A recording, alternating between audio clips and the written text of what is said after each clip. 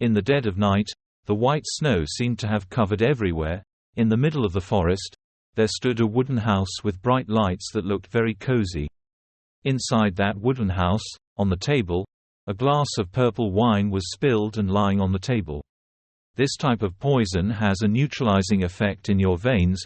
Next to you, he is sitting on his knees with a painful face, his hand covering his mouth to stop the blood from falling. Facing him was his old friend, the king of this kingdom. He looked at him coldly and said every word, even though it only had a temporary effect for a few minutes at most. In the dark house, there was only light from a few oil lamps and a large stove next to her. With his miserable face, his mouth covered in blood as he knelt on the floor, his hands unconsciously leaning down to stand, in front of the person who poisoned me. I looked at him, but he said that's why I mixed another type of poison into it. He looked at him with a cruel face without any emotion of pity or movement. He suddenly whispered and asked why. He felt a bit uncomfortable and pressed his feet against the floor a bit before replying that you should have known the answer, but he continued to say that it was because of your strength. After hearing the first answer, she froze and looked at him in surprise with a lot of blood still flowing from his mouth.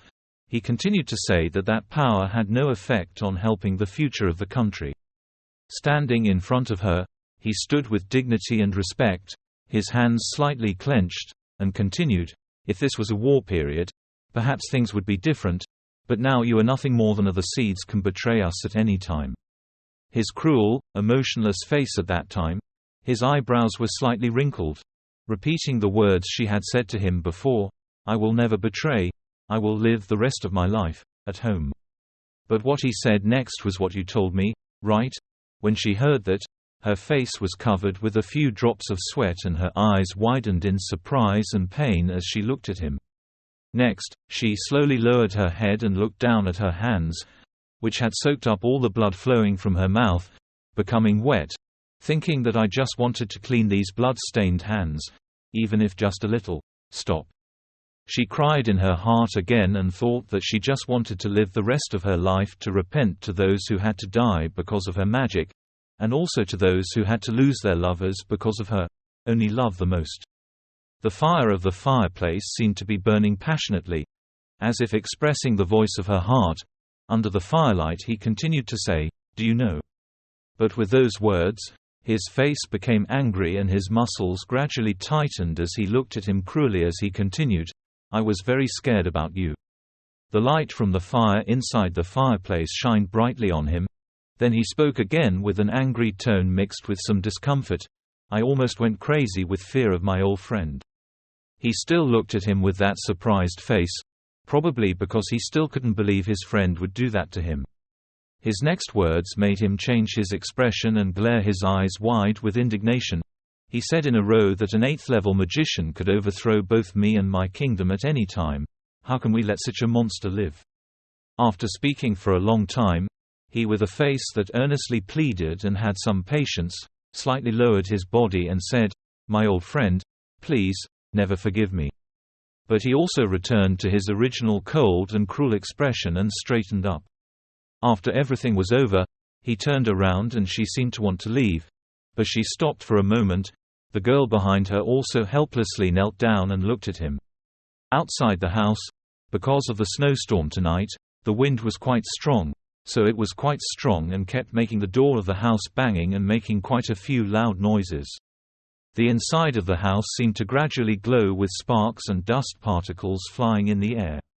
He was still kneeling in the middle of the wooden house, ignoring the fire that quickly spread throughout the house surrounding him. He just sat there in a daze like he had lost his soul. After a while, he gritted his teeth and thought hatefully in his heart about the bastard. He slowly stood up, using his hands to support his chest, gritting his teeth in pain and blaming himself for being too careless. His hand tightened tighter and tighter to his chest, partly because he was indignant, partly because he was too miserable, but continued to speak. After thinking about it, he pulled out a rather long dagger from somewhere inside his body and curled his mouth a bit, thinking Ragnar. With his steady eyes but a few drops of sweat on his cheeks, he thought you were equally careless. After completely pulling out that knife, He held it out in front of him and looked at it, saying in his heart that he had been studying it madly in regret for the life he had lived until now. But he used one hand to hold the knife tightly and raised it high, thinking the dagger was casting a time spell. Then he raised the knife again in front of his chest. His eyes seemed a bit sad, looking at the dagger again, thinking that if he stabbed it into his heart before the poison took over, he would be able to use magic one last time, together. After thinking about it, he didn't have time to hesitate. He pointed the knife straight at his chest and stabbed him. At that moment, the thoughts that had not yet appeared in his head were the atonement he wanted. Quickly, a lot of blood poured out from his chest. Unable to bear the pain, he choked up a few times but bled profusely, his hands leaning down with eyes filled with pain. Suddenly, the knife slowly flew up and a blue stream of power continued to surround the knife in his hand. Seeing that, he immediately opened his mouth and spoke in a loud and resolute voice, reciting the spell Husekiro. Not long after, his position was surrounded by characters followed by circles with ancient characters above. But he used his hands to place on those magic circles and continued reading his spell Ro-Cube Gato. Finally, he used his strength to shout Gen Shuinagas. At this moment, a thought flashed through his mind, which was to return everything to its place. In that magical blue light, his mind seemed to rewind to the past one last time. In the past, he used to go back to visit his mother's grave very often. But then, because of the great ability that the Creator gave him, the king at that time and his son, the king of the current kingdom, admitted him to the royal palace. At that time, Ragnar was very friendly, like a close friend, always extending his hand to help him. At the time of war, flagpoles were placed alone in many places at the same time. Flocks of crows also flew to each other. At that time, he walked step by step holding his stick and approached. The image of him as a talented magician standing in the middle of that chaos seems to be incompatible, but it looks very similar. Suddenly he woke up in the form of a child, but felt like he was constantly coughing and it was hard to stop. After realizing that he was a bit shocked, his hands were covering his mouth, but they relaxed and released their eyes, looking a bit surprised, thinking what had happened. Next, he immediately stood up and used his hands to feel all over his body to find the stab wound he was looking for, thinking that he couldn't find the knife mark and didn't feel any pain at all. Not finding any trace, he raised his head and sweat continued to flow along with worried eyes. A few thoughts also flashed in his mind. Surely something unusual had happened. Suddenly, someone called him from afar. He was startled and turned around, looking a bit surprised. It turned out that his mother was worried and placed her hand on his shoulder and asked what was wrong, what happened. As for him, after seeing his mother alive again in front of him, his cheeks turned pink and he stared at her for a long time, wondering why his deceased mother was here. He suddenly felt moved. His hands gradually raised up as if he wanted to hold his mother's hand. Thinking he had succeeded, his mother found the action quite strange, so she also looked a bit puzzled. After a while, he held his mother's hand and felt the warmth that had disappeared for so many years. Then he thought, nonsense, or was he meeting his mother in hell? His mother still maintained that questioning attitude and looked at him. After holding her hand, he immediately turned around and looked at the strange bustling noise behind him. It turned out that everyone in my cousin's village was bringing their children to be examined and talking excitedly together. There are children everywhere around, even children waiting in line to be tested.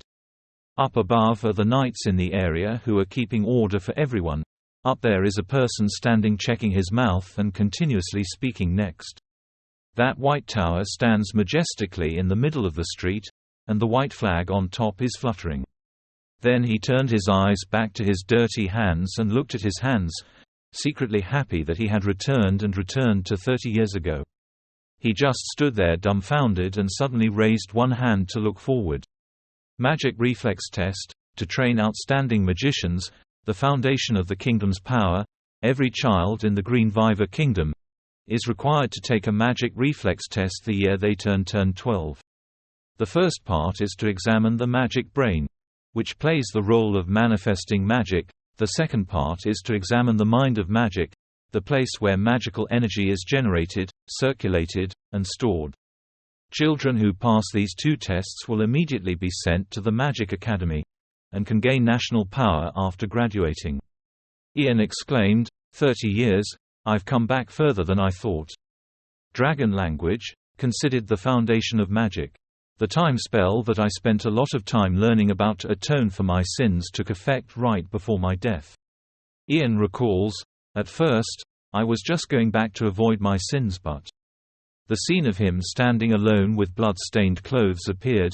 Ian continued to think, and there were also many people who had to die because of blind loyalty. As for himself, a man who had worshipped the promise of loyalty and friendship with Ragnar, all his life he devotedly accepted being used and then killed. Ian's eyes were resilient, he couldn't let things end like that again. In this life, everything will be different. Suddenly a voice from the front rang out. Next, Ian and his mother both heard it. He decided, to do that, I have to find that thing first.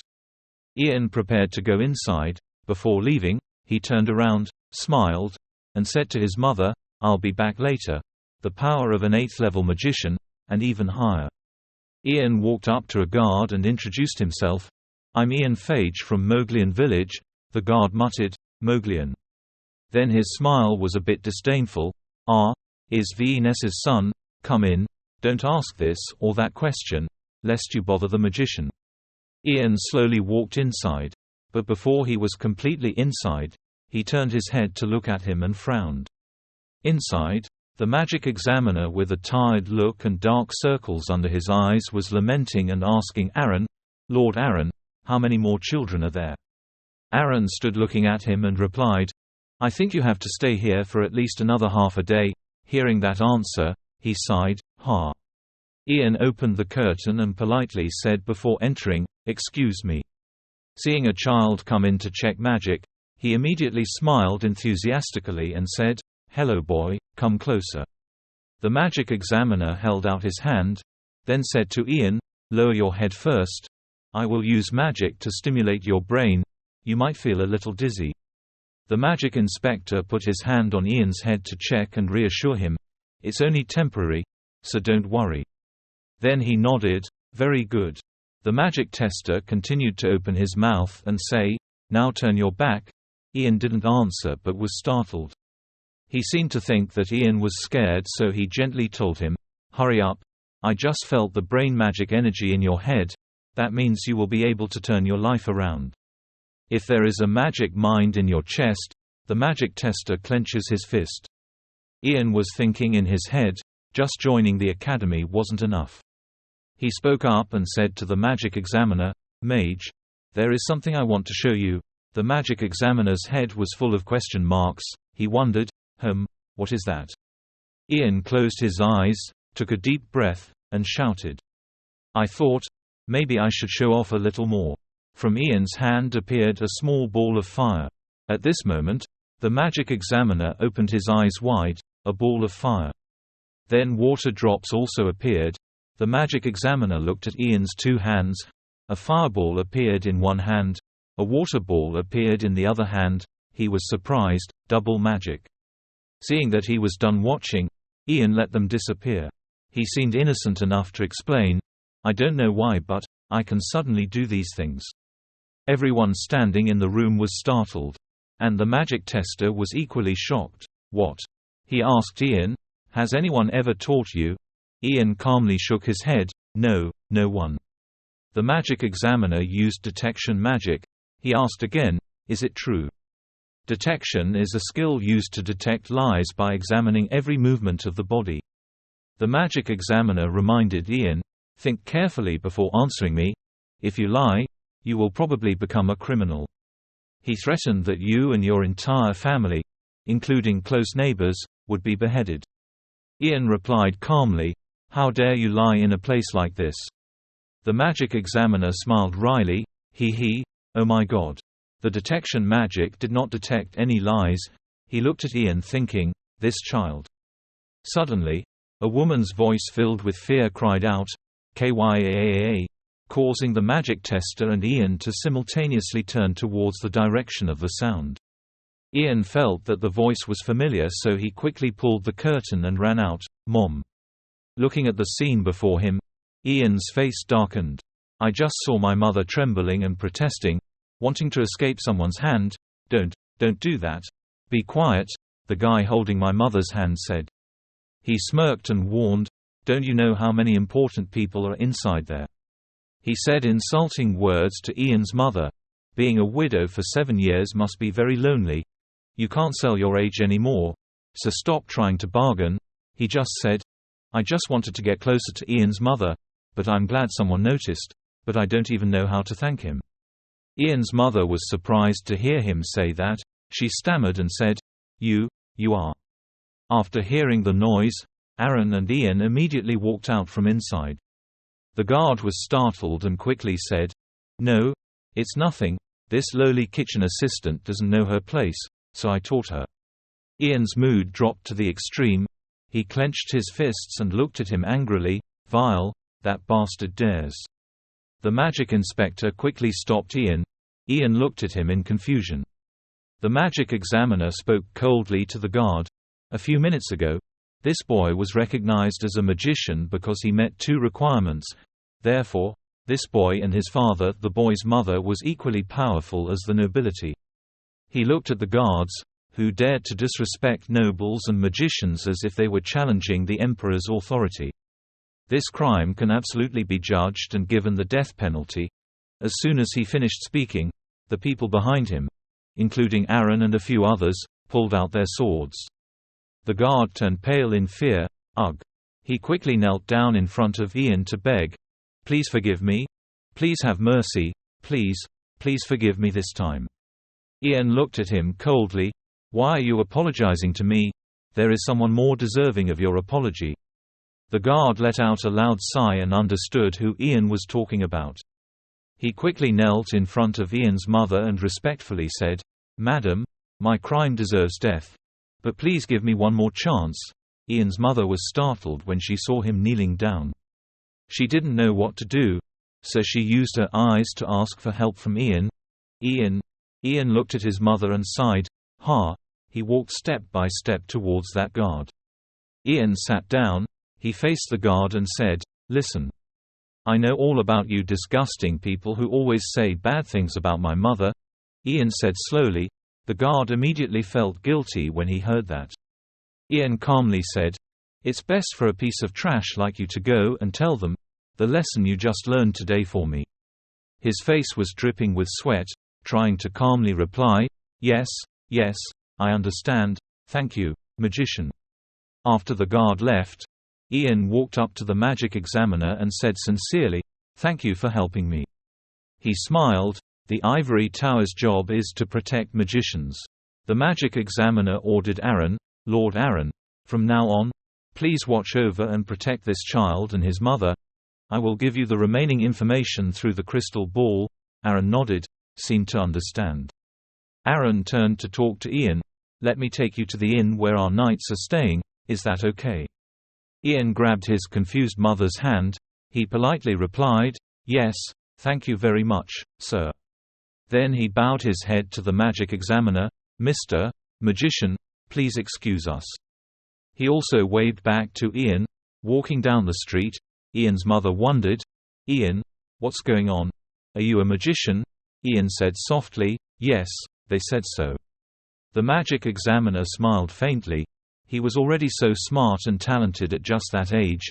It seemed like the palace and the ivory tower were about to be very bustling.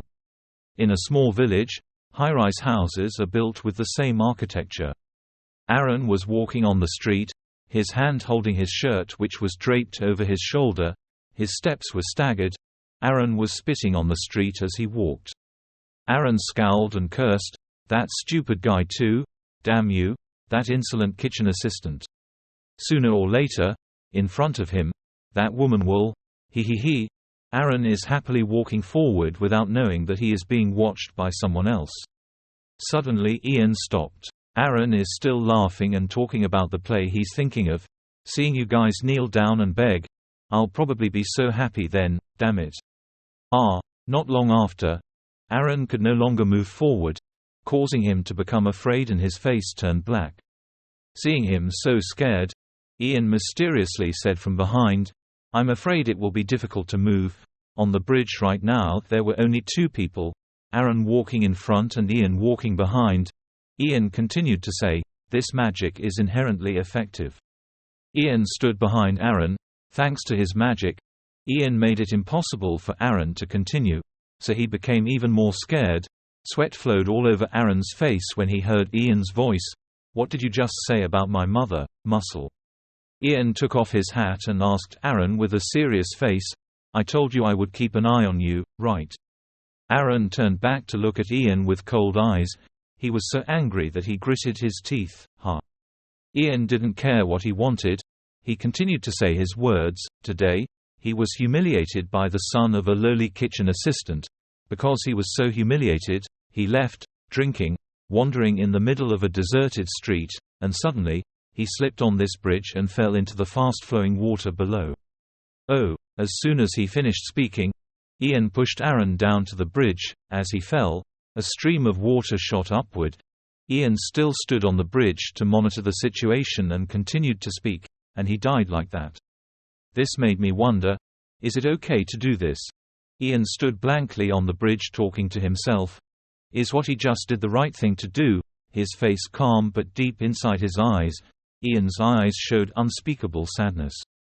Ian stood next to the railing of the bridge, looked down at the rushing water and said to himself, "I have come this far just to learn how to atone for the sins of my past life, to go back in time so I can make the right choice, and get rid of all the bloodstains on your hands. But then I realized that I can't completely erase them. I just want to protect my loved ones, and I will do anything for that, even though I wish I wouldn't let my hands be stained with blood again. I really hope that life Ian's is as bright as the starry sky tonight. I still hate you. I will never forgive you." Aaron was pushed by Ian from the bridge and fell into the water, which emerged after a short period of time. He died. "And also the person who poisoned me. What made Ragnar say those words? It seems like I'm about to understand." After returning from the bridge, Ian was tired and sat with his back against the wall, his eyes closed tightly, feeling like his head was about to explode. It seemed like Ian had lost his strength because he had to deal with it, dealing with things like killing Aaron and the person who poisoned him. "I never thought I would run out of magic after just one paralysis spell like this." Ian raised his hands in front of his chest to observe his magic more closely. She needed to understand her body better after using it. Revived, and hopefully this body will soon develop further. Ian was standing quietly from afar looking at his mother lying on his bed. There was no sound in the space at this time. Her mother, a beautiful mother, was no longer alive, but instead of burying or cremating her, she still put her on the bed, dressed her in beautiful clothes, and her hair was combed neatly like a woman in bed, sleep. After a year of entering the Magic Academy, I was placed in the first-class magician course. My mother, who was left behind in this Moglian land, passed away from an illness. Before even seeing her child, my son became a master magician and lived in wealth and happiness. Mom, in this life, I promised to protect you. Ian came closer and knelt next to his mother's bed. I'll make Mom happy, so please, live long. Ian sadly wishes Mom could hear the words he says. In my previous life, I couldn't even protect my friends and abandoned my family. I couldn't protect anything or anyone, but in this life, it will definitely be different. A magnificent castle appeared. Master Tower, what do you think? The man speaking is the Emperor of the Green River Kingdom.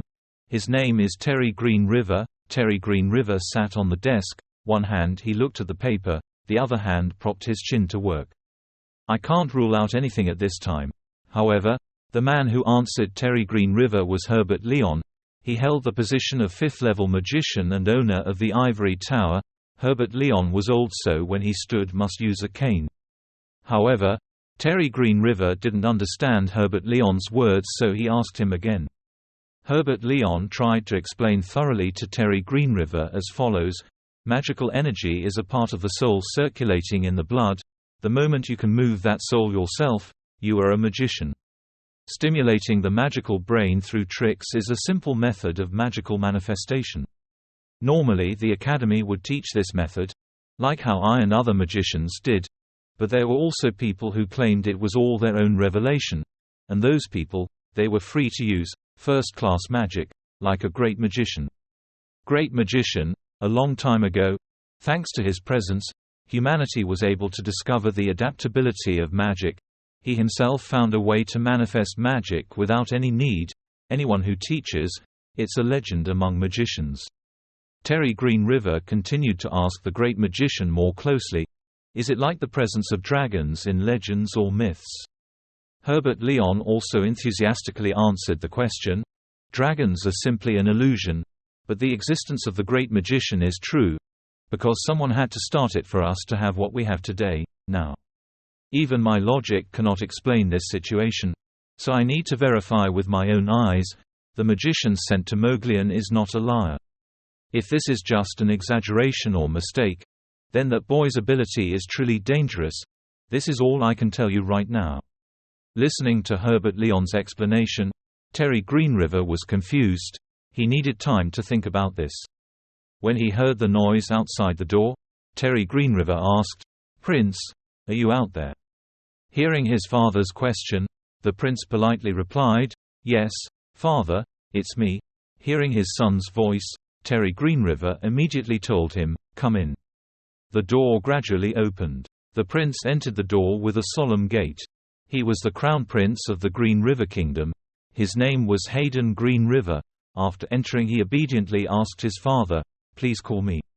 Terry Green River saw his son had entered. He immediately answered his question, "Yes, sorry to keep you waiting." Hayden Green River replied, "Father, it's okay, sir. Looks like something's wrong. The last time you went out of the palace was 5 years ago, when we were on patrol because of the crop failure, right? The Emperor called the Crown Prince to confirm the information with you, then delivered the information, give the Crown Prince a mission. I think you should go out for a bit." The Crown Prince received a mission from his father. In order to understand better, he asked again, what father meant was that the 4 of you travel outside the palace. "Yes, I will send cavalry and 300 more royal soldiers, and 3 third-class magicians with you, so immediately go to the Moglian lands, and bring back the boy named Ian Phi here for me." It can be seen that the Emperor was very concerned about the safety of the Crown Prince, so he sent so many people to accompany him, partly because he wanted to help him quickly complete the mission.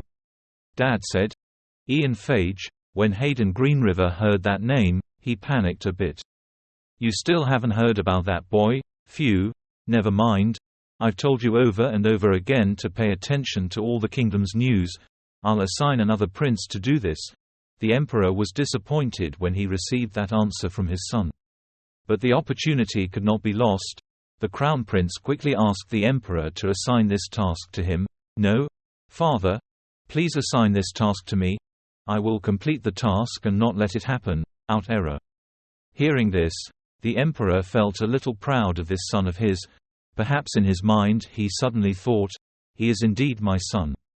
So with all his efforts, the Crown Prince finally convinced the Emperor to give him this mission. "Good, now go prepare. This is going to be a long trip to the north." After receiving the assignment, the Crown Prince immediately left to arrange his belongings and prepare to leave. Then I also asked for permission to retreat to prepare. Herbert Leon also asked for permission to retreat, but received a slap from the Emperor. "Do you have something to prepare?" Herbert Leon also gave a very convincing reason to ask permission to go out. "You also know that we magicians hate going outside. If I don't convince them now, maybe I won't be able to mobilize 3 magicians to accompany the prince tomorrow." "Ha ha ha, you're right. Go." The Emperor laughed a few times and then sent Herbert Leon home to prepare for his mission. Once again the door opened and closed again. Herbert Leon walked out and a servant stood next to him and bowed.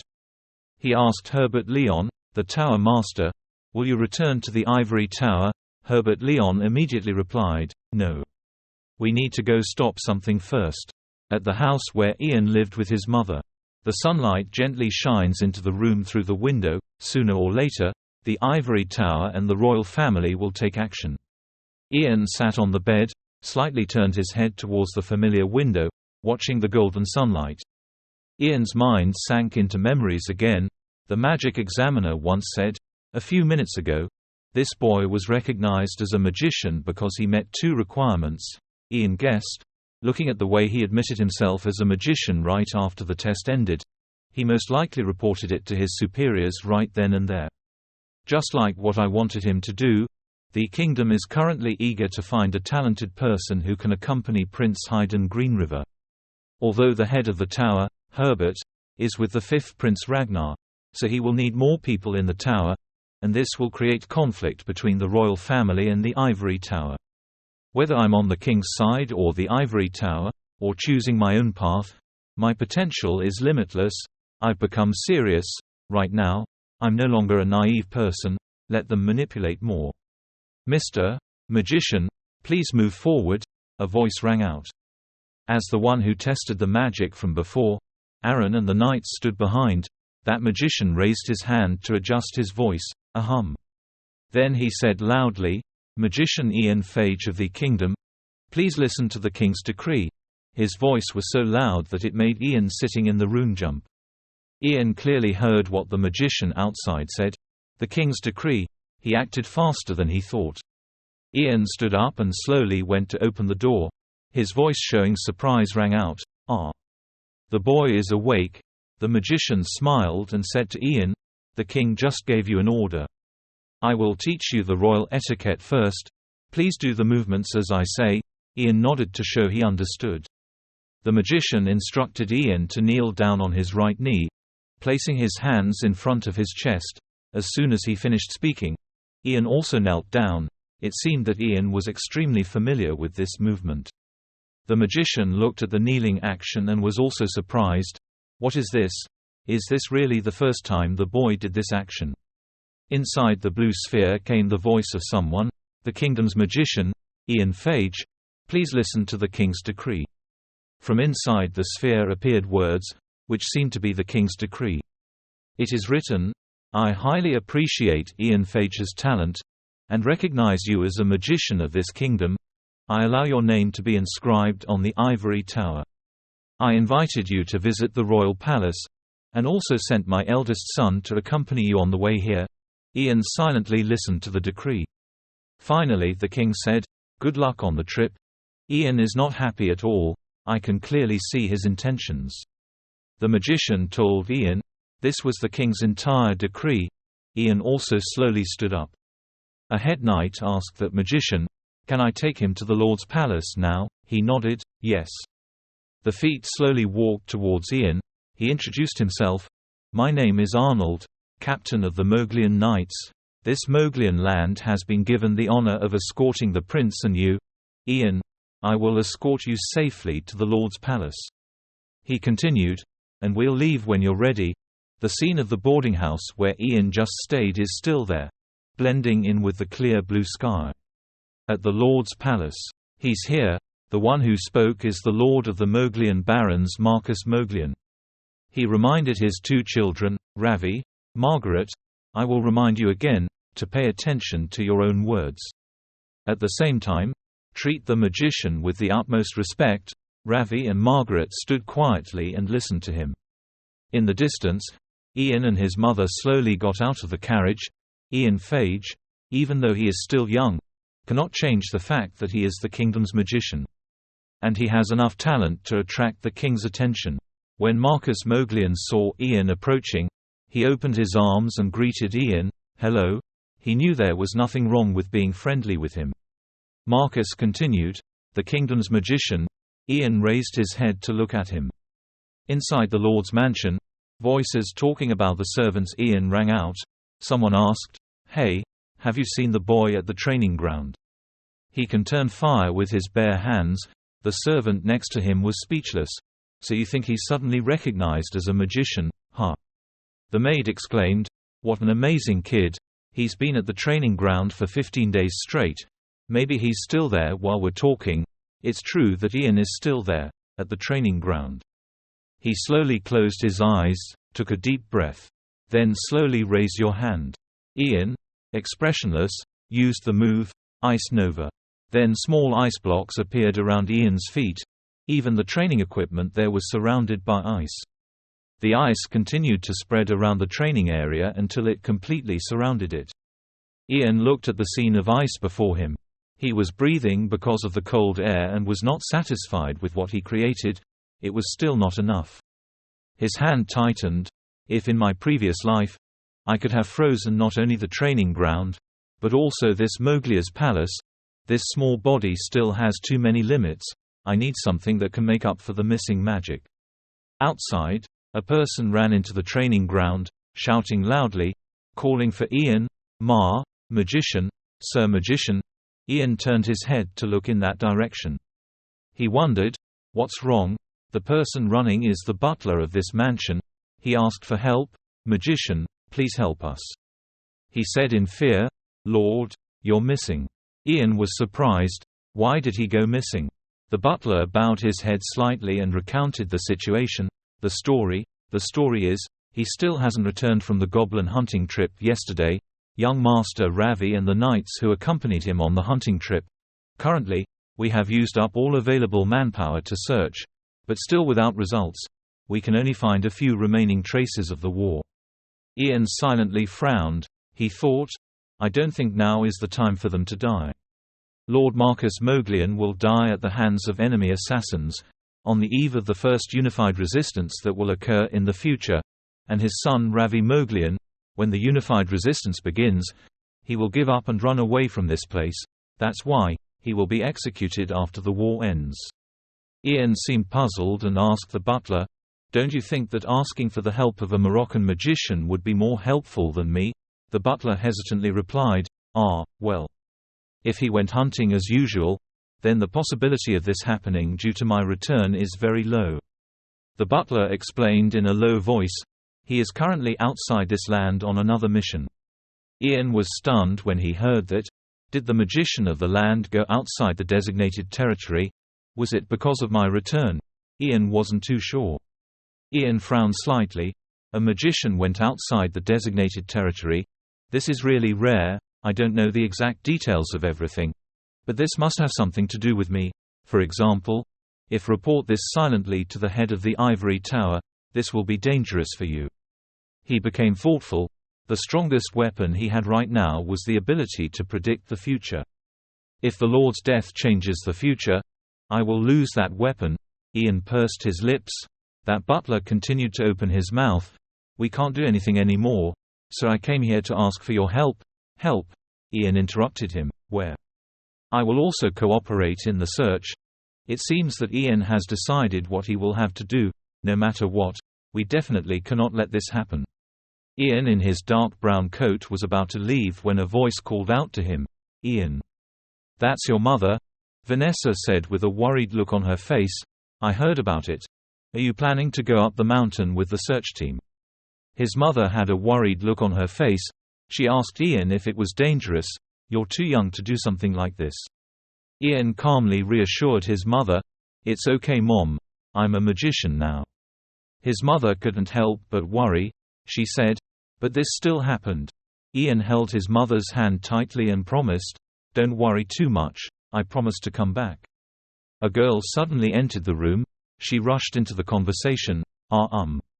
This is Margaret, her face scared, asking Ian, I beg you, please find my father and brother.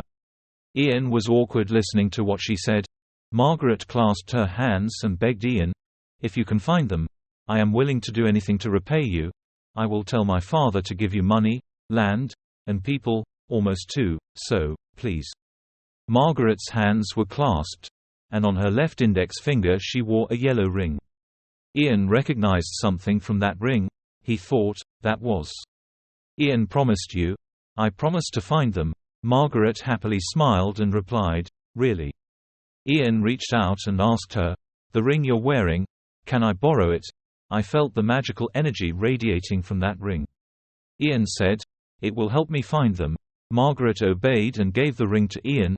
She said, okay. Ian put the ring on his thumb. He seemed to feel the magic power in that ring. He thought about the feeling right now, exactly like in his previous life. It wasn't an ordinary ring that anyone could wear, the Moglian ring, a low-level artifact said to increase the magical energy of its wearer. Ian thought, It seemed that instead he gave it to his daughter. Margaret is worried and counting on you. You must find them. She hesitantly continued, I just let you borrow the ring. This is a family heirloom that my father gave me. Ian replied, I already know. Ian seemed to have found a solution.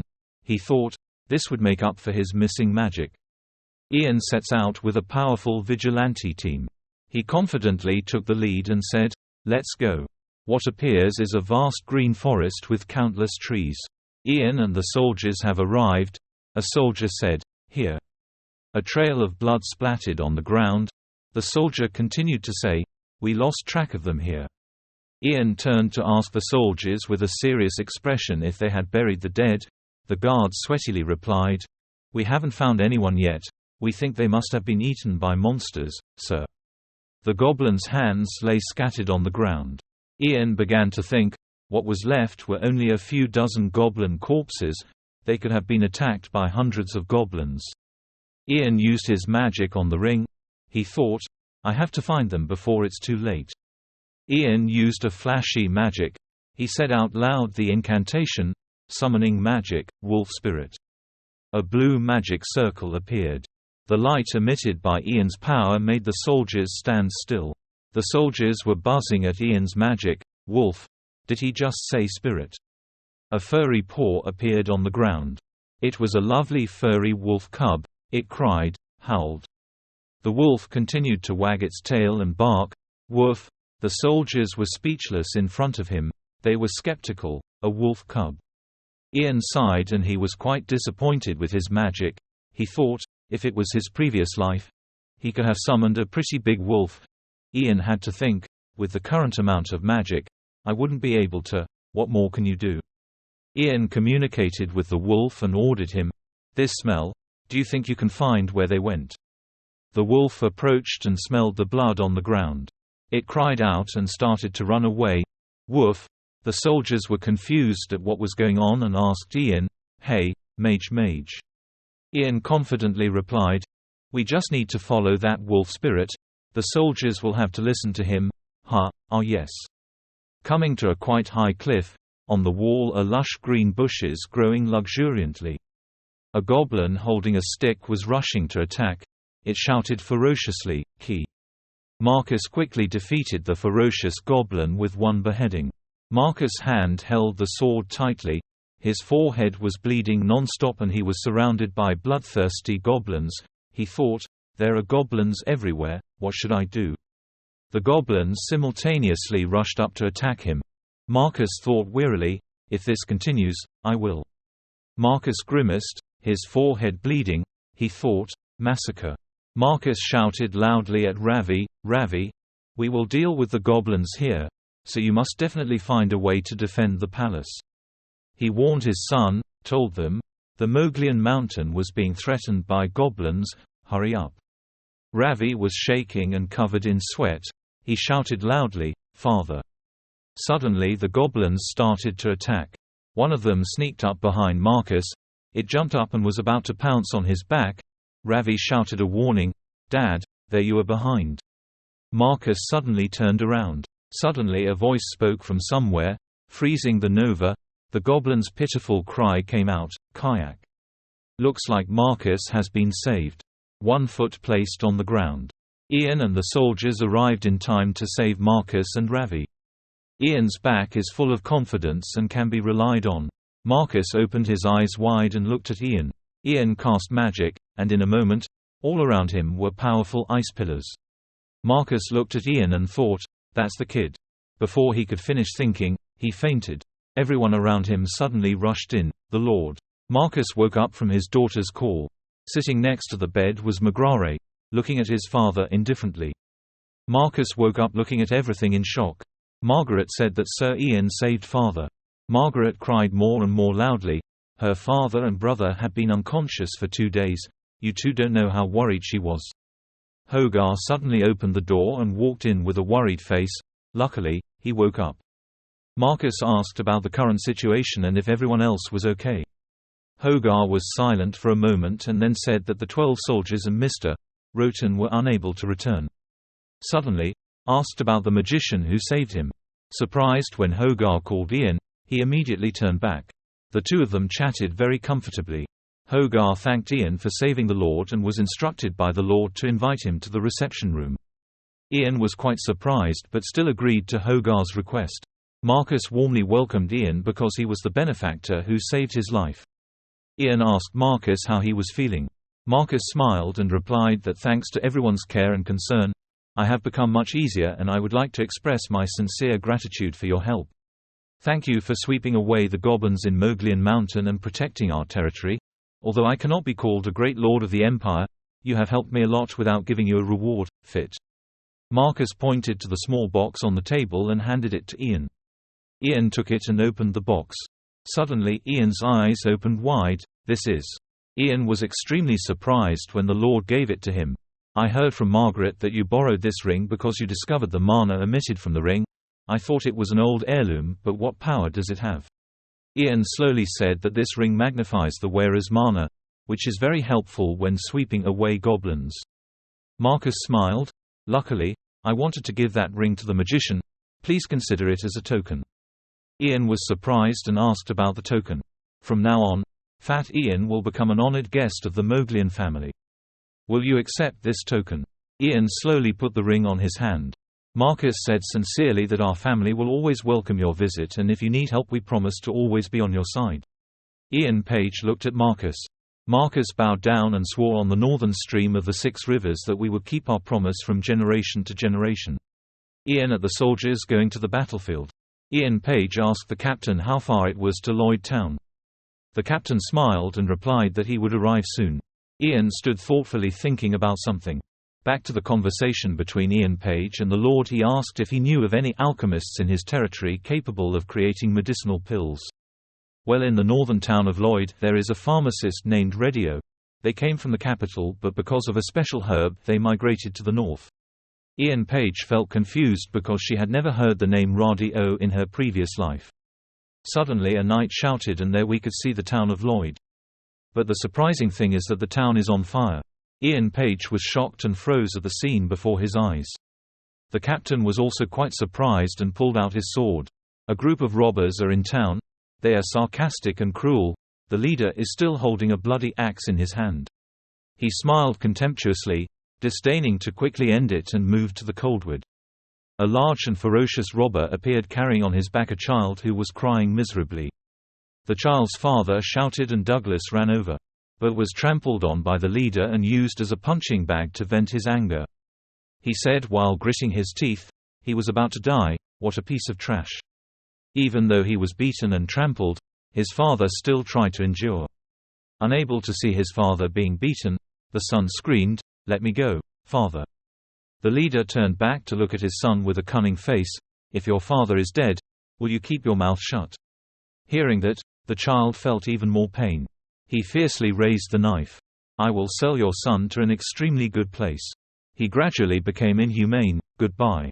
The heartbroken son cried out, tears welling up in his eyes. Suddenly before his face was the image of a sword stuck into the leader's neck. Shocked at the current scene, speechless, Ian stood from afar watching all the activities in the village. A hand slowly fell to the ground. The people in the village were all frightened by what was happening. The first man shouted, What? Then the second man also shouted. The third man was also scared, eyes shaped like a and mouth shaped like an O, said, "Where did that thing come from?" The sharp blue ice fell from somewhere. It flew over Ian's body. The people in the village who saw it all shouted, "Over there, soldiers." Those sharp ribbons pierced the second man. He screamed in pain, and the third man quickly evacuated people out of the danger zone. "Damn it, run away." In the distance, the mountain is smoking. Another scene. Ian standing on a rock. The scene in front of him is so charming. Ian raised his hand with the ring on it. He looked at it and thought, "It works. Thanks to the ring, my mana limit is probably equal to that of a level 3 mage." The yellow ring is worn by Ian on his thumb. After the ice rain, the village was severely devastated. The people in the village also gradually lost their lives due to the ice. Everyone who remained was sad and felt sorry for the deceased. Ian was still monitoring the situation in the village, when someone called him in the distance, "Mr. Mage." Arnold was the one who called Ian. Ian also turned to ask about the situation of the village from Arnold, the captain, if any soldiers were injured. Arnold also politely replied, "Ian, no, thanks to you we were not injured." Hearing the answer, Ian breathed a sigh of relief. "Well, that's good. The soldiers are safe, but there is still no news from the people. I don't know if they're still alive." From far away, a loud voice caught Ian's attention. "Radio, hey." The old man and the boy were trying to wake up his father. "Come on, Dad, Dad." Ian came closer and patted the boy's shoulder, wanting to check the situation. "I'll take a look." Ian looked at the man in shock. His skin was pale without a drop of blood, hair has turned white. The man was in a lot of pain right now, sweat was flowing all over his face. Could it be? It's mana poisoning. An illness is considered a curse from God. If a certain amount of mana enters the body that carries the mana brain without the mana heart, the mana patches will not allow the body to stimulate the brain and bring severe pain. For the rest of my life, I won't have a minute of rest. He couldn't inject mana into himself, so one of the magicians must have done it on purpose. Ian carefully observed the man's situation. He then came to a conclusion based on the knowledge he had learned. Looking at the symptoms, they looked quite bad. Ian thought of some method and hoped to cure the man. He placed his hand on his forehead and transferred some mana from himself to the man. "Wait a minute," the man cried out in pain. "Ha! There is a way to suppress the pain for a moment, which is to infuse pure mana and release the remaining mana in the body." After Ian transferred the mana, the man overcame the critical situation. Gasp. After finishing his work, Ian immediately reminded the two of them, then bowed and left. "Please take care of his wound." The man next to him quickly replied, "Yes, thank you." Douglas quickly ran after him and grabbed the corner of Ian's shirt. He hesitantly asked Ian, "My father, will he be okay?" Thinking for a moment, Ian replied to the boy's words, "For a moment." It was possible to temporarily treat the disease by injecting mana, but this cursed disease could not be cured. Douglas saw that Ian replied and quickly asked him, "So he will have an attack later? Because the mana you inject will also become residual mana. That person will have to make a decision." These were Ian's thoughts that he didn't dare tell Douglas. Continuously infuse mana and endure, or die? Probably. After hearing this, Douglas didn't know what to do. He stood still there. Unable to contain his emotions, Douglas burst into tears as soon as he talked to Ian. I need to find Landior's flowers and make an antidote." Douglas ran quickly up the mountain hoping to find flowers to research medicine for his father. The man saw him and called out to Douglas, "Douglas, where are you going?" Ian was also surprised to hear the boy's name, Douglas. It was those words that helped Ian remember Douglas from his previous life. At that time, I remembered the name of the greatest alchemist in history, palace pharmacist Douglas Hammond. A man who was once very poor now stands next to Emperor Ragnar thanks to his genius ability. When I saw him in my previous life, he was always hostile towards magicians. An alchemist was poisoned by mana from a mage, an herb he sought in the north. I must find Landior's flowers and make an antidote. A herb with the ability to neutralize mana in the body, if that were true. It is a poison that nullifies the mana in your blood. Ian pieced together what happened in his previous life and what just happened. Accelerating, Ian used his power. Quickly he approached Douglas. There are still bandits outside the village. Going into the forest is very dangerous. Ian is trying to stop Douglas from going to the mountain to find flowers, because if he finds flowers to research medicine, then Ian will fall into danger like in his previous life. Douglas tearfully expressed his wishes, "But I can't wait any longer. If I don't find that flower and create an antidote soon, Father will. My father will." Before Douglas could finish speaking, Ian used magic to make Ian unconscious on the spot. "Go to sleep." Douglas was gradually losing consciousness. His body was struggling to fall. "I must." Ian helped Douglas lean on his shoulder. Douglas was still talking and raving. "The flower." Ian laid Douglas down on the ground. He stared intently at the current Douglas and compared it with the Douglas of his previous life. "Now that I look closely, I can see that if my previous face wasn't so menacing, then my current face looks will be exactly the same as before. If I don't go to the Royd village, his father is dead and he has been sold into slavery by bandits." Ian remembered when he was harmed in his previous life. The poison he drank in his previous life must have been made by him. He must have followed orders and created that poison even though he knew Ragnar's plan. Should I eliminate him? No, Such hasty action could be very dangerous. Ian thought of 7, or 9 scenarios, then found himself doing something wrong. He covered his face with his hands in a helpless mood. He has the talent to become the greatest alchemist in history.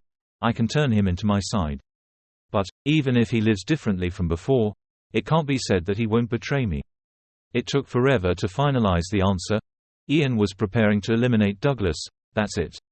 Then someone came from afar and called Ian, "Mr. Magician. What's going on?" The person calling Ian was Arnold. He chased Ian from the village to here. Arnold stood panting and explained to Ian, "Suddenly you ran away, so I chased you." Arnold saw Douglas and curiously asked Ian, "Who is that child?"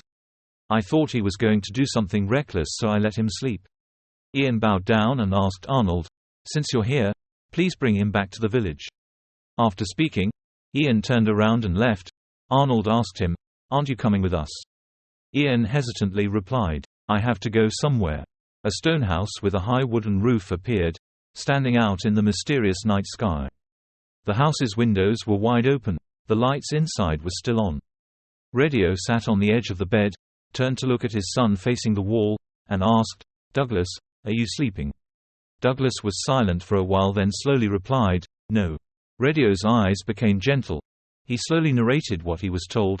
Barton told his father, "A certain magician came to the village and saved us. And I heard you tried to do something reckless again, you little brat. But what he got in return was Douglas's frown and stubborn voice. You were just trying to find a flower." Radio's expression turned serious. He scolded his son. There might still be bandits near the village. "So what should I do?" Douglas jumped up from the bed, his hands clenched into fists. "That magician said he wouldn't be in pain." Radio closed his eyes and relaxed, calmly saying, "Dad, it's okay. If you can find Landior's flower." Before you can finish your sentence, Douglas interrupts Radio in anger. "It's been a year since you found it. Does that flower even exist?" A mysterious voice suddenly rang out. It did exist. That voice made father and son both stiffen at the same time, eyes wide open, beads of sweat running down the cheeks. Radio looked towards the door, tremblingly asked, Who? Someone. Ian stood outside the door. Even though he heard a confused question coming from inside the house, he didn't care. He continued to talk. "I heard he was looking for Landior's flowers."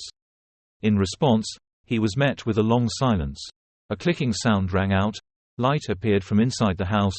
Radio opened the door skeptically after hearing the name of the flower he was looking for. Ian took off his hood and cloak, his face cold. He said politely, apologizing. Douglas suddenly opened his mouth. Yes, it was that magician. Hearing his son's words, Radio also widened his eyes in surprise. What? Only Ian maintained a blank expression from beginning to end. He placed a sparkling green object on the table and introduced himself. "I am Ian Phage." Radio looked at the blue ice block under Ian's hand. He wondered what that was. Suddenly his eyes widened.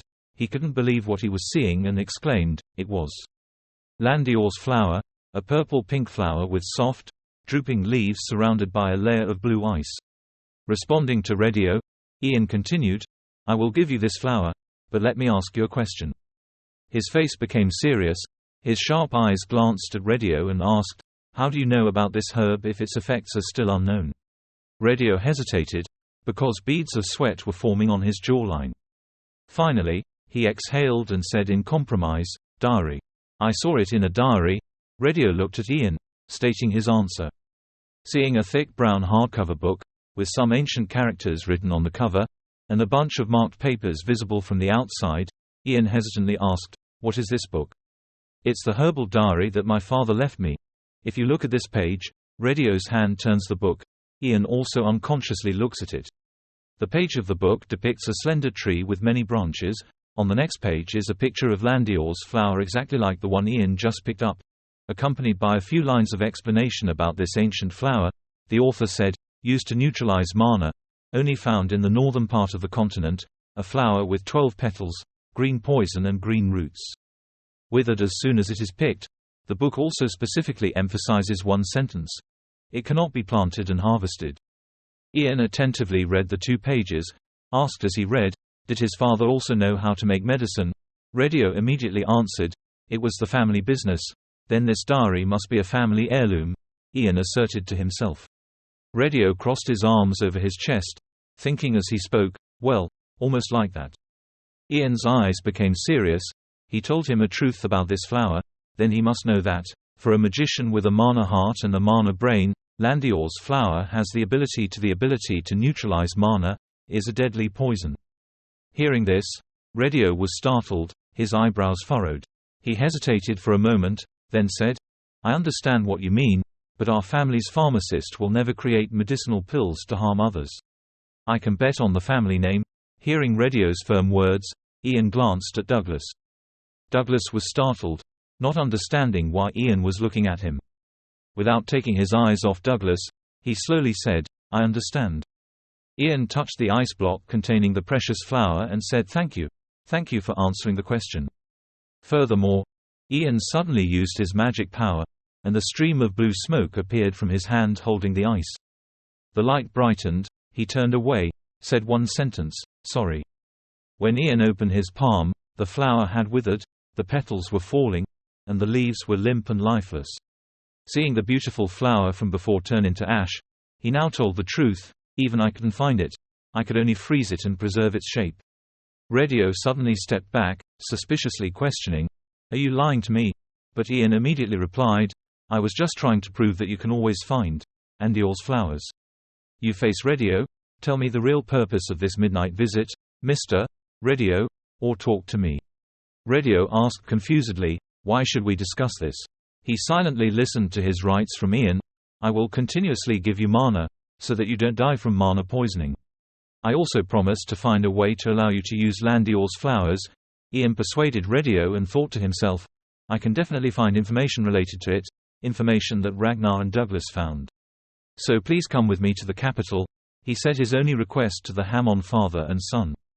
Radio wondered, the capital, why do I have to go there? The image of a thick red potion appeared. Ian said, please create a mana elixir for my lack of mana, and then learn how to make an antidote for my mother's illness. Radio felt confused and asked, couldn't he ask a famous alchemist?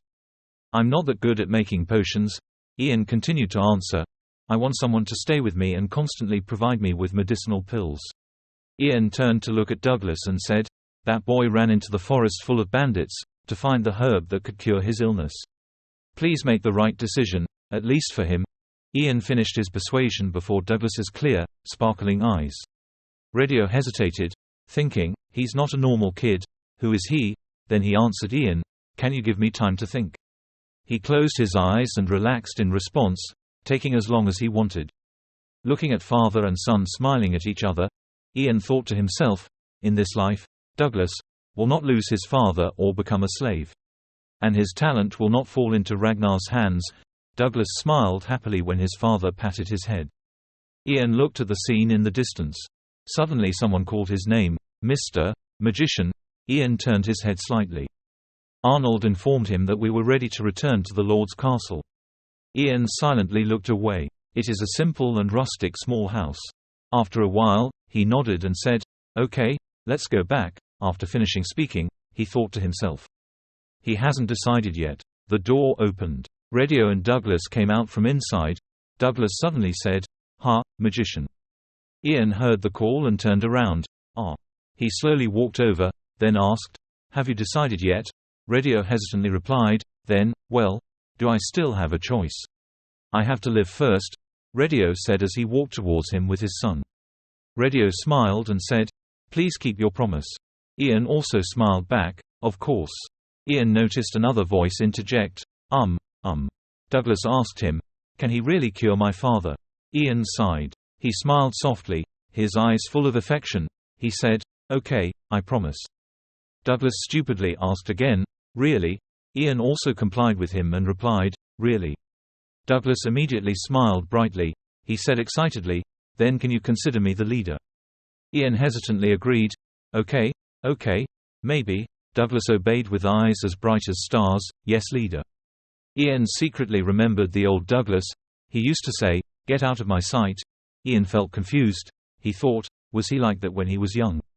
The sound of galloping horses echoed throughout the yard. The voice of the commander stopping the horse rang out from behind Ian, "WOA, WOA." A soldier dismounted from his horse. He said, "Mage, We must quickly return to the castle." Ian asked, "Did something happen?" The soldier nervously replied, "I heard that the prince has crossed the Garmas River." Ian was surprised. He raised his voice to confirm, "Garmas River, is it over?" The soldiers hummed and said, "Yes, well, this news was reported this morning." Ian frowned in confusion. Why did they announce it now?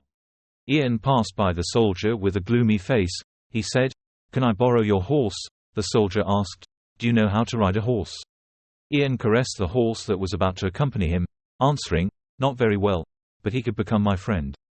Ian silently cast magic in his mind, taming it, a light shining from his hand.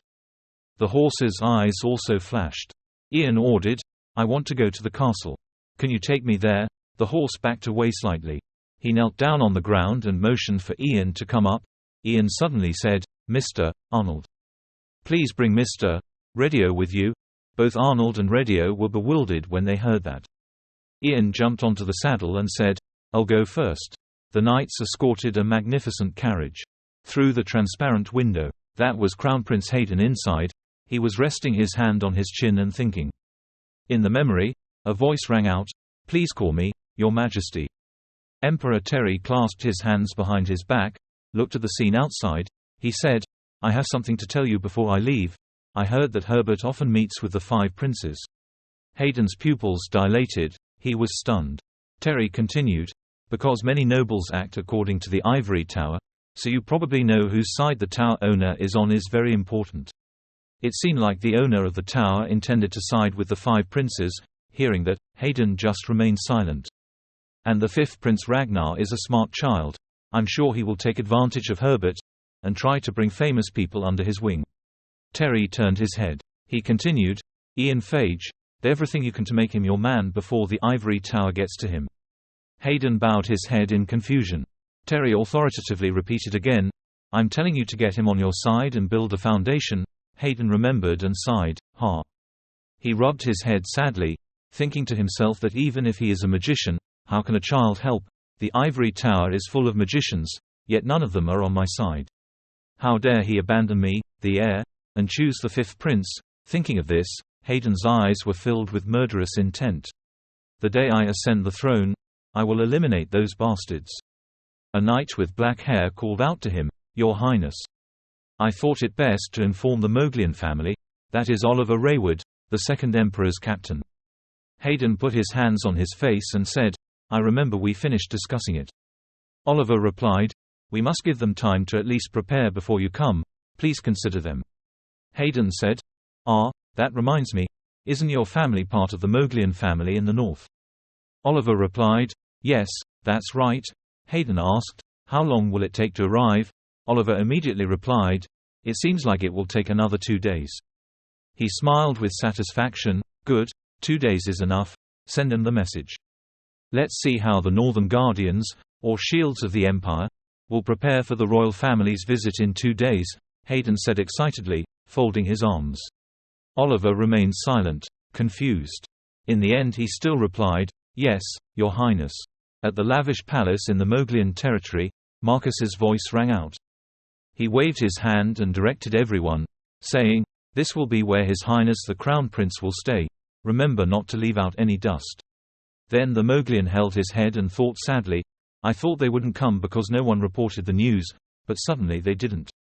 Then the butler walked up to him. The Moglian asked, "Hogar, have the other families arrived?" Hogar respectfully replied, "Then sir." Hogar continued speaking. All the families had arrived except the McFarden family and the Rayward family. They had announced that they would arrive soon. Marcus thoughtfully asked, "What about the magician? Is there still no news?" Hogar hesitantly said, "No, not yet." Marcus held his face awkwardly and said, "The situation is too difficult. Let's just go out for now." A soldier shouted loudly, "His Highness the Crown Prince bid." Next was a group of people with 2 soldiers leading the way. The wheel clattered to a stop. Stepping down from the carriage was Hayden with a stunningly handsome appearance. In the welcoming group, someone quietly asked Marcus, "Sir, where is the magician?" Marcus hesitantly spoke. The magician suddenly heard a loud voice from far away, stopping. The sound of horses clucking stopped. On horseback was a boy with brown hair. It turned out that it was Ian. He raised his face and said to everyone, "Sorry I was late." Everyone around saw that and started talking loudly. That kid was the rumored magician, that kid couldn't even ride a horse. Seeing that, Marcus quickly went up to pick him up. He said, "You've arrived. Okay then, please come this way." He put his arm around Ian's shoulder and said, "The magician has been summoned by royal order. He must stand in the highest position according to the Empire's law." Marcus brought the orchid in front of Crown Prince Hayden. He saw the orchid and asked, "Are you a phage orchid?" He was deep in thought, seeing a face he hadn't seen for a long time. He looked at a group of people in the distance and thought, and over there. Suddenly a girl inside noticed his eyes. She was Cecilia. She turned and smiled gently at him. Seeing that, he politely smiled back, but in his mind, he thought, spy from the Coldwood Empire. In the magnificent royal palace, Oliver said to Crown Prince Hayden, "Your Highness." He reminded in a gentle voice, "Don't get too drunk." Seeing that, Hayden turned away and sighed, still holding a glass of wine in his hand. "There's nothing else good to drink besides this wine." Hayden held his glass of wine thoughtfully and said, "I can't believe I have to hang out with these obnoxious nobles after traveling such a long way. This party is not fun at all, and neither am I. Love that kid." Next to Oliver, he didn't know what to say. Hayden lamented, "I want to go back and rest early." In the distance is Cecilia standing in a corner with a glass of wine in her hand.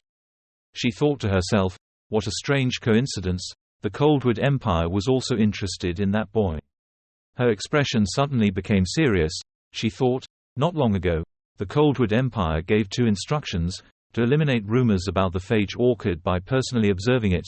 If true, then to capture it. Both the boy mage and his mother then returned to the Empire. She looked towards the nobles and thought, what kind of person is he causing such a ruckus? I'll probably go find him. In a corner of the palace, Ian was standing there when Cecilia came over. She thought, there it is. She raised her hand to create a mana ball and smiled, thinking, should I test its rumored ability? Let's start with something light. She launched the mana balls towards the orchid and thought, something equivalent to a blow, magic arrow. Mana arrows flew, exploding the surrounding land. Cecilia widened her eyes in surprise. Ian raised his hand to create a shield to block Cecilia's attacks. She thought in disbelief, a shield. Ian's eyes turned cold. He asked, "Who are you?" Cecilia didn't flinch at all. She put her hands on her hips and smiled, looking at my magic without knowing why. "It's your senior from the ivory tower, I'm just saying hello." Ian's expression was cold. He said, "You greet others like that?" Cecilia said sarcastically, "Oh my god. Look at this kid talking. Seniors can have fun with juniors." "You don't have to make me feel bad," Ian said darkly, "Cecilia." She was suddenly a bit surprised by his attitude. Ian said, "Cecilia Coldwalker." She couldn't help but be surprised. Her eyes widened. She couldn't believe it and asked Lan again, "You? Who are you? How do you know that name?" Lan was still very calm. "I knew her very well." Ian thought to himself, "I don't know. I wiped out the Coldwalkers that crept into the kingdom in my previous life. But you said it out loud.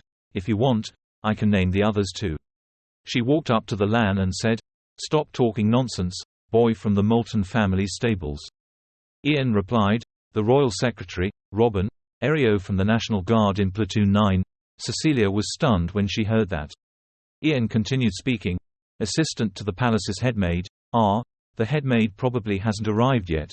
Do you know what the general expressions of these people are? I think I know." Cecilia doesn't know what to say, kid. Suddenly her eyes were cold, sparks radiated around. She said, "I don't know how you know these names." At the same time, a red energy ball formed in her hand. She continued talking, but it was better for him to pretend he didn't know them. Then the fireball flew towards the balcony. The front was engulfed in flames with Cecilia's back. A puff of smoke emitted. Cecilia was surprised to see Lan walk out of the fire. In his hand was a white energy ball. He said, "I already knew that you were a Coldwalker." Seeing that, she laughed out of worry and said, "Then why are you here alone if you already knew?" She thought to herself, "Did it really avoid my attack magic just now? It's something. What's up?" Suddenly Lan raised her hand and lifted the ball high. He said, "And that she would come find me at the training ground." Cecilia looked up confused. Her pupils dilated in shock. Ice spears were formed. On top of the orchid are hundreds of ice spears. He said, I already guessed. Ian reached out. He cast magic, Ice Spear, and as soon as he finished speaking, tens of thousands of frost spears pierced through at extremely high speed. Cecilia on the other side paused, her expression stunned. But fortunately, she still had time to cast self-defense magic, mana barrier, and a huge magic shield appeared right in front of her. However, a moment later the mana barrier cracked. Cecilia gritted her teeth nervously. She blurted out a curse, "Damn it." Ian continued to use his magic to create a giant fireball. He held it in his hand. His eyes were cold. He said, "Fire, violence." Immediately afterwards the fireball hit the ground, rushing towards Cecilia's barrier. Cecilia was about to give up. She thought to herself, "I can't move with the mana barrier, I'll die." Immediately afterwards, the mana barrier shattered. Each ice spear grazed Cecilia's body, from her legs and thighs. Up to the waist and upper body, there were bloody wounds everywhere. An ice spear grazed her beautiful face, and she ran while breathing heavily. And then bang, the fireball exploded right behind her. Cecilia fell to the ground in surprise. She widened her eyes and thought, "I'm still alive." Cecilia fell to the ground, she clutched her stomach and continued to think, "That guy, because he used fire, must have run out of mana, other people will start coming." Cecilia looked up at the sky and speculated, "There's no proof that I'm a spy, and they won't suspect me just because of the child, the tower's mages will believe me too." There were footsteps approaching. "If I recover and deal with it later." Cecilia was still thinking when Ian's voice suddenly interrupted, "I have a plan to make a name for myself. By selling her." Cecilia smiled contemptuously. She said, "Do you think it will work?" Ian smirked. "Of course, there's proof that you guys don't even know about it." Cecilia was also confused. She asked, "What are you talking about?" Then there were loud footsteps again. The incoming knights stopped in shock. Oliver asked what happened, but before he could finish his sentence, one of the group ran quickly and shouted, "Cecilia." He helped Cecilia sit up and asked kindly, "What's wrong with you? What are these injuries?" "I did." Ian boldly stepped forward to confess. Oliver asked in a serious tone, "Please explain. What happened?" Ian replied, pretending to be timid, "I saw it by accident, that woman." Having talked to a masked person, Cecilia was extremely shocked. She asked in confusion, "What?" Ian didn't care at all and continued to justify. "Then suddenly she tried to kill me." Oliver continued his sentence. "So you made her like that?" Ian replied, "Because I need to live." Oliver continued asking, "Can you prove it?" Ian said, "I appeared as if they were checking something." A mark appeared on their bodies. Oliver's face immediately darkened. He ordered and examined the person's body. Cecilia panicked and didn't have time to react. The guy just ran out to ask about Cecilia and another person helped her. "Hey, Captain, don't you think it's too much? You forgot that we are magicians of the Ivory Tower." Oliver drew his sword. He pointed his sword firmly at their faces, and they were also very hesitant. He said solemnly, "The person with the highest authority is here, and this happened for that reason. Whether the tower mages are involved or not, it is our responsibility to find out the truth." The other guy said confused, "So at least let me heal her first." "You can do it after a general inspection," Oliver said, raising his hand to order the knights behind him to check. Cecilia's eyes were filled with murderous intent. Oliver asked if there was anything suspicious. The knights stammered and said, We didn't find anything." The other guy and the other person immediately turned to question, "What did I say? How could you doubt her? We immediately healed her, urgently." Oliver glanced at Ian and asked, "Is that a lie?" Ian calmly shook his head, "Of course not." He gently walked towards Cecilia. She was also shaking. He touched Cecilia's back and said, "Excuse me." Cecilia huffed and asked, "What are you doing?" A light appeared on Ian's finger. He was using magic. The guy and the other person were stunned, not knowing what he was going to do. A mark suddenly appeared on the back of Cecilia's neck, and the observers immediately guessed, 1. Sealing Mama. Cecilia turned her head angrily. "Kid, what did you do?" Ian smirked again. "I wondered what the two of them were doing. It seemed like they were checking for this." Cold Walker was sent to a training school with a mark. They didn't know about it because only the manager knew, although I found out only after interrogating a manager for a year. Oliver asked the other two men if anyone knew what this sign meant. That guy confusedly replied, "This "This is the first time I've seen it." Oliver asked Ian, "What about you, Ian?" he replied. "It's also the first time." Oliver mused, Even if no one knows what it means, it's still proof." Oliver ordered, "Heal her, then we will interrogate." Cecilia was silent. She didn't know what to say in this situation. He continued, "Please prepare a Mana prison." The others unanimously replied, "Yes, yes." Oliver suddenly turned to call, "Ian." He said, "If all is true, the Emperor will give you a reward." Hayden's face showed surprise. He said somewhat doubtfully, "That kid defeated the level 3 magician of the Ivory Tower." Captain Oliver reported the situation to Hayden. After listening, he replied, "Yes."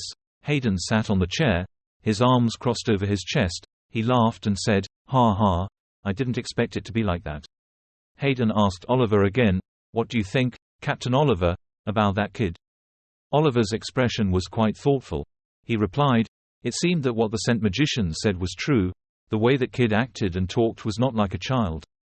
Hearing this, Hayden started thinking, He thought and said, "I think I should meet that kid and talk before drawing conclusions. Captain, bring that kid here." Ian was taken to Hayden's office. He bowed to Hayden and said, "Why did you call me?" Hayden replied, "Yes. From what I've heard, one of the magicians sent to the Ivory Tower is a spy from Coldwood, and I've also heard that she's a talented magician. I think his achievements in defeating and capturing are very admirable." Ian heard that. His expression did not change.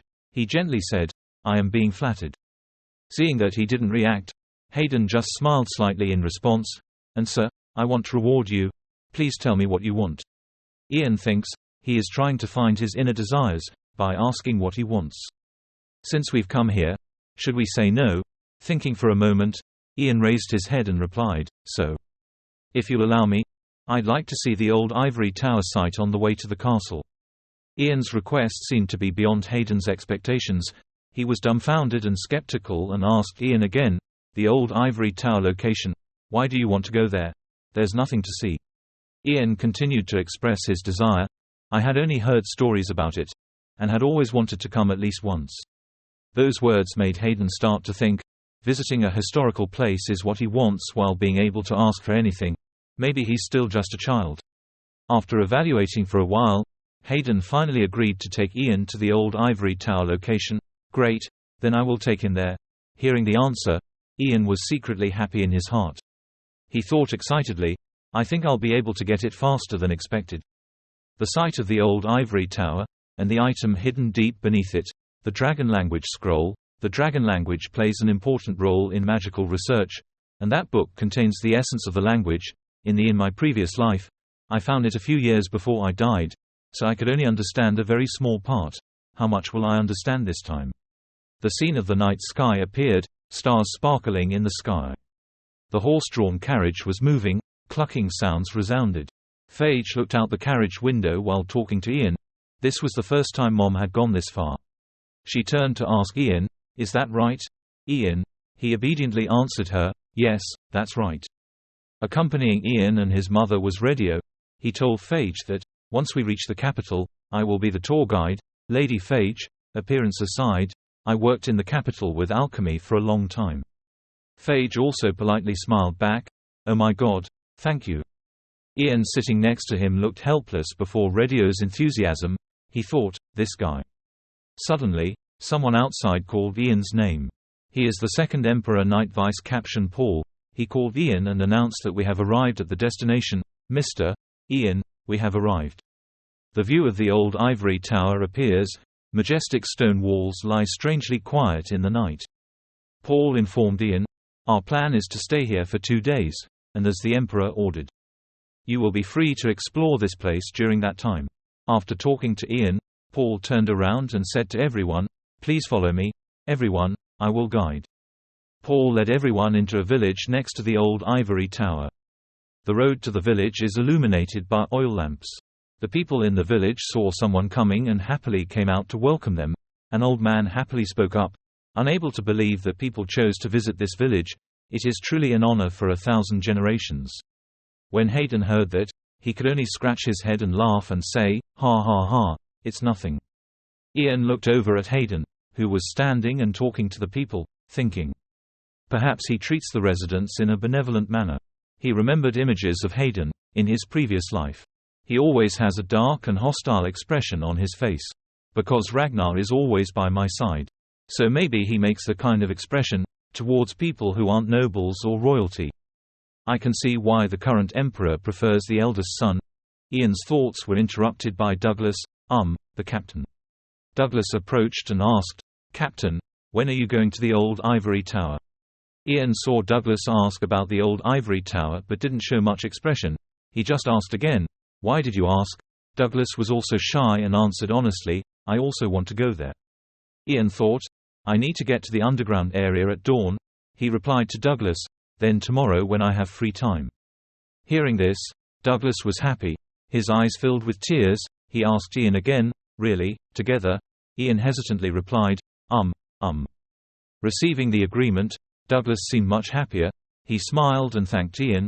"Wow, yay, thank you." Douglas seems to like Ian, a voice said. At this time in a corner of the village, Radio was standing with Ian's mother. He asked her, Lady Phage, there is something I want to ask. Is Ian always this mature? I don't see that kid looking like he's 12 years old at all." Hearing such words, Phage also sadly replied that he had grown up too early. "He's very kind and caring, just like his father. I know he won't say it, but he's definitely trying to fill his father's shoes and I feel so sorry." Hearing those words, Radio thought, "So that kid is similar to his father." He asked Phage again, "Then her husband is also a magician?" Phage replied, "No, Fran is a normal person. He, who disappeared before Ian was born, went to work as usual, only his belongings were returned home 5 years later." Phage lowered his eyes and continued, "And now, Ian had." She suddenly fell silent for a moment. Seeing that he had said too much, Phage lost his temper with Radio, so let it go. "It's nothing." Radio thought he shouldn't ask too much, so he didn't ask any more. It's a journey following the wind and the path of the stars, feet walking on the fluttering grass. An endless journey, after the Unification War, and away from the Ivory Tower and the Empire. Was it simply a coincidence that I entered the Ivory Tower? Then no, as if I was guided by something. Standing in front of the old Ivory Tower, Ian remembered his previous life. He had been in the Ivory Tower like that. He also discovered many things, but it seemed it was too late. Now, after being resurrected, I stand in front of the Ivory Tower again. This place still looks the same, Ian thought. Ian recalls the history of the old Ivory Tower. 300 years ago, there was a war between the Ivory Tower mages and the Dragonians, descendants of dragons. The Gargoyle army and the Dragonians' black magic were powerful enough to destroy the Empire, but the Emperor and high-ranking magician Michel Greenriver, leading other high-ranking magicians, took down the Dragonians and caused the Gargoyles to become extinct. Preserving peace, the Empire's peacemaker, Michel Greenriver, who had led him to victory, refused the position of emperor, and instead became the owner of the tower, creating the capital Greenriverdium. And this place was ruined, abandoned. Ian started walking around and looking for the object. This was his main purpose when he came to this place. Ian remembered the location of that item. It was around here. Ian looked forward and saw a stone. According to his old memories, he pressed his hand down. The ground shook and split in two. Immediately a staircase leading underground appeared before his eyes. Ian thought, here it is. He went down the stairs. Inside was covered in darkness, without any light. Ian cast mana, lit it. A ball emitting aura floated in his hand. The ball of energy flew high and illuminated the surroundings. Suddenly, something fierce appeared. In front of him was a statue with fierce purple eyes. Remembering the first time he saw that statue, Ian thought, I was really surprised when I first saw that statue. The stone monster moved, the stone gradually peeling away from its body. It opened its big mouth and howled. Ian thought, I never thought it was a gargoyle. Something that went extinct 300 years ago is hidden here. He was looking towards the statue and thinking when the gargoyle suddenly rushed out. It flew aggressively towards Ian. Ian calmly performed his magic, praying for water, each stream of water rotating around the large ball. He launched a move towards the gargoyle. Hit by the attack, gargoyle flew away. It hit the back wall hard. Even though he managed to land a hit on the enemy, Ian was not aggressive at all. He was still thinking clearly. In his previous life, it was very simple to kill it, but now he needed to put in more effort. After the first attack, the gargoyle appeared unharmed. It continued to spread its wings, making growling sounds. It flew towards Ian, its purple eyes filled with murderous intent. Ian kneeled down. He created a magic circle and cast magic ice spear. Countless ice spears pierced straight towards gargoyle. Before he could react, the gargoyle was hit by flying ice bars that pierced its chest. Not stopping there, to completely defeat his opponent, Ian continued to use a move, this time with lightning. His eyes were extremely cold. He cast magic, lightning flashed in the air and hit the gargoyle straight, continuously fending off incoming attacks. Gargoyle no longer had the strength to resist. It screamed and was officially defeated. Battle finished. Gargoyle. After defeating gargoyle, Ian continued to search for the object. Now it was only a matter of time. At this moment, suddenly the ground shook. The two sides of the ground parted and revealed a deep, dark tunnel. Ian smiled and thought, just like last time. Feathers landed. Ian followed the feathers. He went to a room. In the room there was a table and a book on it. Ian walked up to the table and smiled thoughtfully. See you sooner than I thought. Dragon language scroll. The book on the table is quite simple and mysterious. Ian thought, wondering who hid it here. A dragon, or the first mage. Dragon language, a mysterious language I couldn't even understand in my previous life, if possible this time. Ian opened the book and was startled to think, it's blank.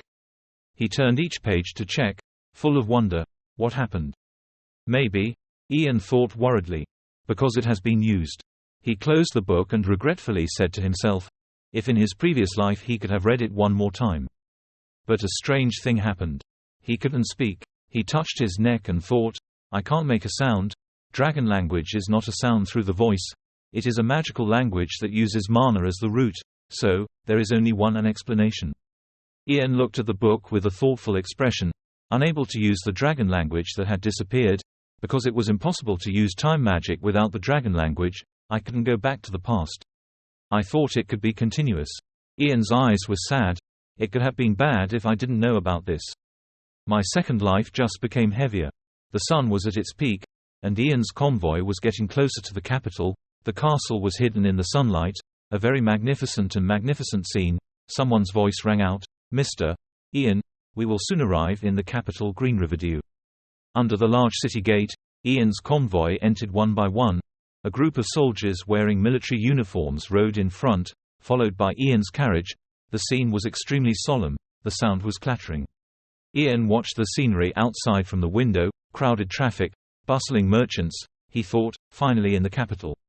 He noticed the convoy escorting Cecilia below. Although the soldiers were guarding extremely strictly, Ian still told himself to be more alert if Cecilia ran away and contacted another Coldwalker. In the car was Cecilia covered in mud, her hands hugging her knees, her face thoughtful, not saying a word despite the gossip outside. Ian told himself that the Coldwalker Empire would begin to follow me. Ian thought, Cecilia would definitely talk about me, who knew all about the existence of Coldwalkers. Ian's train of thought continues, and things get annoying, in more ways than one. Suddenly something attracted Ian's attention. He turned around to observe. The convoy escorting Cecilia and Ian's car stopped. Captain Oliver moved forward. Tower Master Herbert said. Pausing, he raised one hand forward. Behind him was a group of cloaked people standing silently at attention. Captain Oliver held the reins tightly, his face completely gloomy. Facing the serious face of Tower Master Herbert, Oliver asked the tower leader. Oliver got off his horse. He approached with an annoyed face and said, What right do you have to get in the way? Herbert spoke up. I had received the order. Oliver frowned, pursed his lips to show his displeasure. Herbert brought out the scroll first and spoke, which said that all authority to interrogate Cecilia and related things would belong to the ivory tower. Perhaps he was in a bit of a hurry.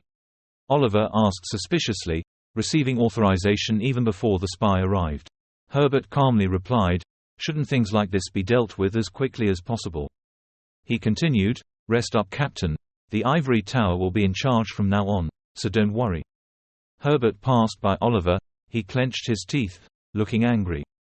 He ordered Deputy to stay behind. handing over the guilty person to the ivory tower leader. Herbert spoke in a low voice, "Captain, she is still not a guilty person. Before the truth is revealed, she is still a magician of the ivory tower. Please pay attention to your words." Having finished speaking, he walked towards the convoy holding her. Oliver clenched his fists, so angry that he was shaking. The knights outside the carriage were disgruntled among themselves. One of them said, "We are the ones who came to arrest her. So why did they gain such power?" The one next to them replied, "Captain, it's not fair. No matter what, even if it's an order from the Emperor, I still cannot accept it." Inside the carriage, Ian put his hand on his chin and pondered. He thought, I can see what they're trying to do. They weren't trying to protect her. As a magician of the ivory tower, they just didn't want a common knight to interrogate a magician. Now, they would lock her up in the deepest prison level of the tower, and try to find a way to make this go more smoothly. Ian continued to think, even if she were a spy from Coldwood, it wouldn't work. Escape. In the carriage, Lady Phage looked outside and asked, "Why is there so much commotion out there?" Ian replied, "It's nothing, don't worry, Mom."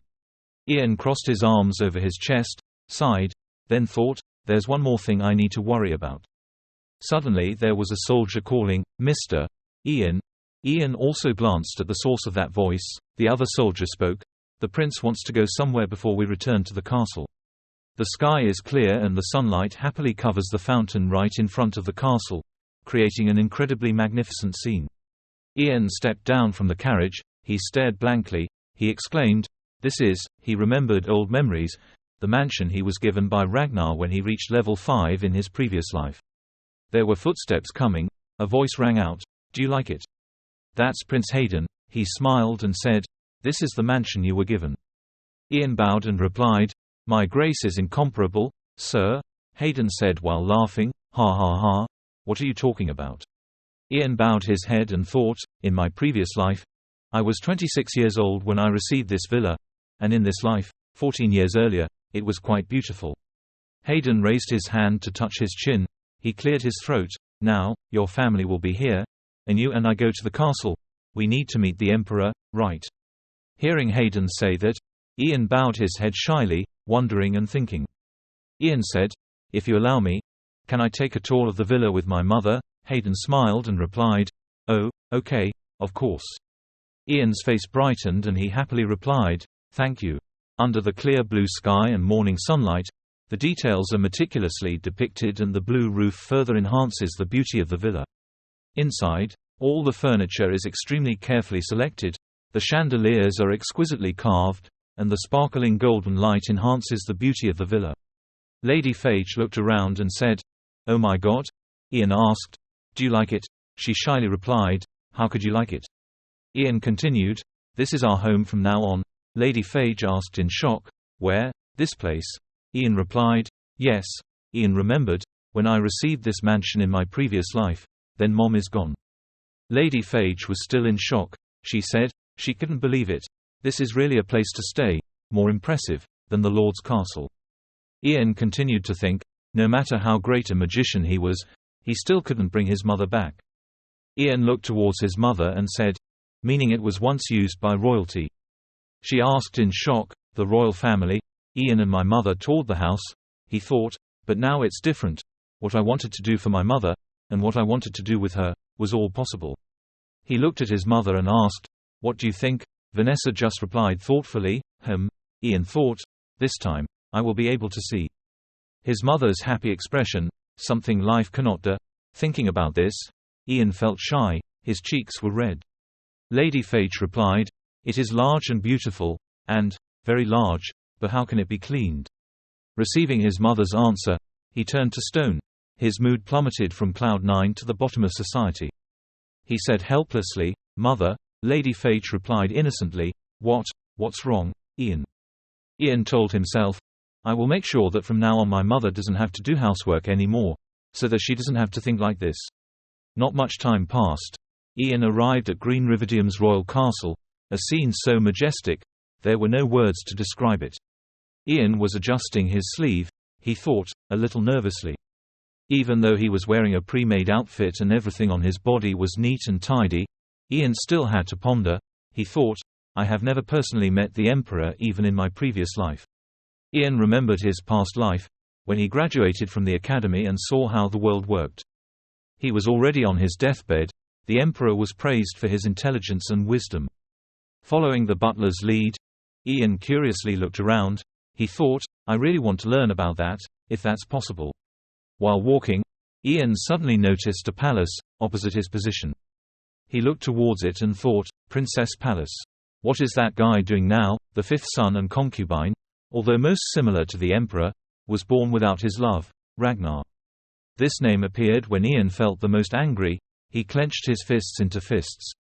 That name made a deep impression on Ian.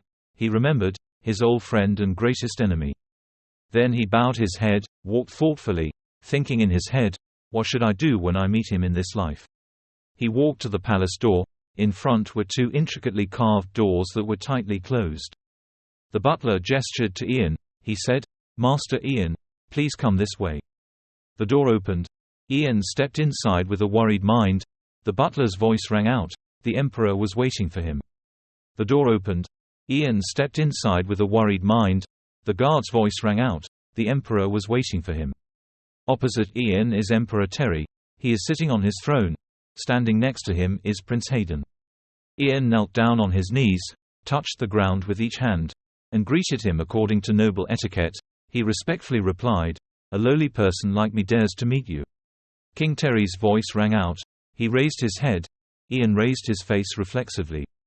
He continued, Hero of the North, Ian Phage, you've achieved a lot in just a short amount of time. Ian calmly replied, Thank you. King Terry continued to speak. His face did not show any sadness or sadness. There was no need to try too hard. He must have never been taught manners. Now that's enough, so stand up. The king's voice ended. Ian immediately stood up, bowed his head, and put his hands out in front to show his respect. He remembered old memories. He had never been taught manners, so he didn't need to try too hard. He thought even when he first met Ragnar, he said that to me. King Terry sat on his majestic throne and spoke, cutting off Ian's memories. The boy had come a long way. Do you like the mansion? I gave you one of my royal houses. Now Prince Hayden turns his attention to Ian. He raised his hand to wave, smiling at Ian. Ian replied, It's a very big place that I can't even imagine. In his heart he was secretly helpless when he saw Hayden. He thought, what is he doing in front of the emperor? King Terry asked in a colder tone, Do you like it or not? Ian's face showed no emotion and he replied, I like it. My mother is also very happy. King Terry spoke up in a rather surprised voice, Oh, is that so? So are you on your guard? He continued, The reason why I sent an heir to bring you here, and gave you a villa upon arrival. Ian pondered silently, should I be more direct? Looking up at Emperor Terry he continued to think, Ragnar likes to speak frankly without hiding anything, because he resembles the emperor, so it seems he does too. His hands clasped tightly together, wondering, no not yet. Until he got everything he wanted, he was just a 12-year-old kid, he needed to behave properly. He thought, it would be best to act like a child. Then he apologetically replied, Isn't it because I'm more talented than everyone else? According to what they said, it seems my magic is better. So, Ian said. King Terry seemed interested in your answer. He crossed his arms and said, You're more talented than the others. In the middle of a large palace, the majestic Terry voice rang out, Do you think so? Ian bowed in silence, thinking. On the side, Prince Hayden also noticed him. His expression also darkened, not knowing what to think. Suddenly he turned around and made a noise that broke the tense atmosphere. He called him, Father. Hayden said, What does a child know? The king looked towards Hayden, his face thoughtful. This was the first time I saw him protecting someone. He thought, it would be best to help the inheritance. His face calmly replied, Yes. King Terry's voice rang out in the vast palace, Your talent, I called because of your talent. Even the magicians who saw that talent had to praise it. He continued, I heard that you helped a lot in detecting that spy. For a citizen who has made an achievement, then being rewarded is completely deserved. Now tell me, King Terry said. He asked Ian, Do you want anything? Ian stood thinking. Finally, there is a chance. The power of the current emperor. I have thought about it a lot. He continued to think, I am a child. Hayden spoke up. He once said he wanted to visit the old ivory tower. He was very curious. All kids this age are like that. I think Dad should allow it. Hayden finished speaking, Ian secretly smiled in his heart. The king said thoughtfully, "Okay, I will give you the seal. As long as you stay here, you can move around on that land." The king's voice ended and the guard came in and respectfully gave the order to Ian. Ian held the yellow token in his hand. The smallest details were also meticulously depicted. King Terry continued, "You can also give it to someone and ask for directions." King Terry asked, "That's what you want?" Ian with a satisfied face replied, "Is there anything more?" King Terry continued, his face looking more relaxed and approachable, "Then I will reward you myself." "Hey, bring it in." The king finished speaking. A group of maids came in from outside the door, attracting Ian's attention. A chest of gold coins was opened in front of Ian. King Terry continued, "This is your reward. And these servants will clean the villa every day." When the king finished speaking, a group of maids bowed their heads to pay respects to Ian.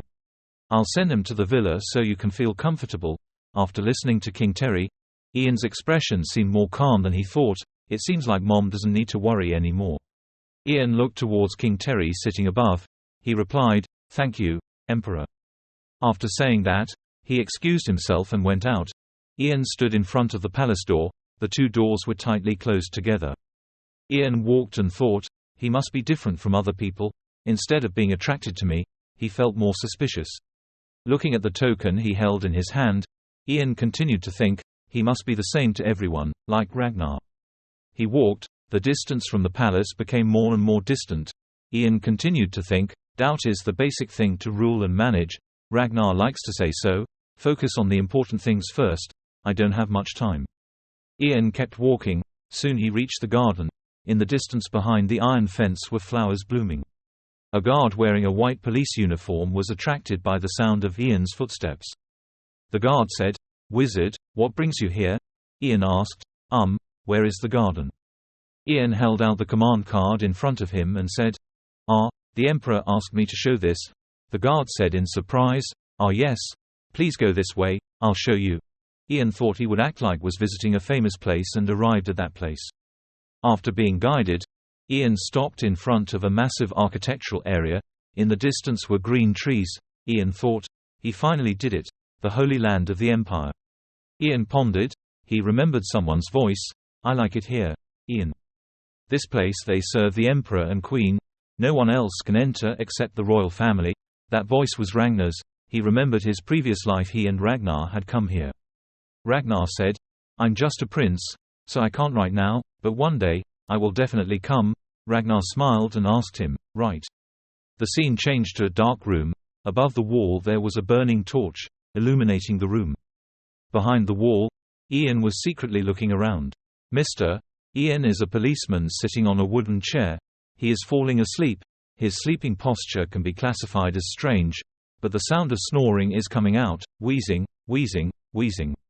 Ian used magic to point at the guard's forehead. He thought the other guards were always alert, but never knew, so slept. Ian went inside. He used magic to summon a small light in his hand, enough to illuminate his path. Ian thought it was near the Emperor's coffin, right? Looking at the coffins stacked around, I silently wondered, it must be around here. Suddenly there was something in the dark corner, attracting Ian's attention. He turned his eyes to that location. His eyes widened. He let out a cry. He found it. The magic light in his hand illuminated the dark space. Ian's attention was drawn to a corner of the room. His eyes opened wide. Ian happily exclaimed that he had found it.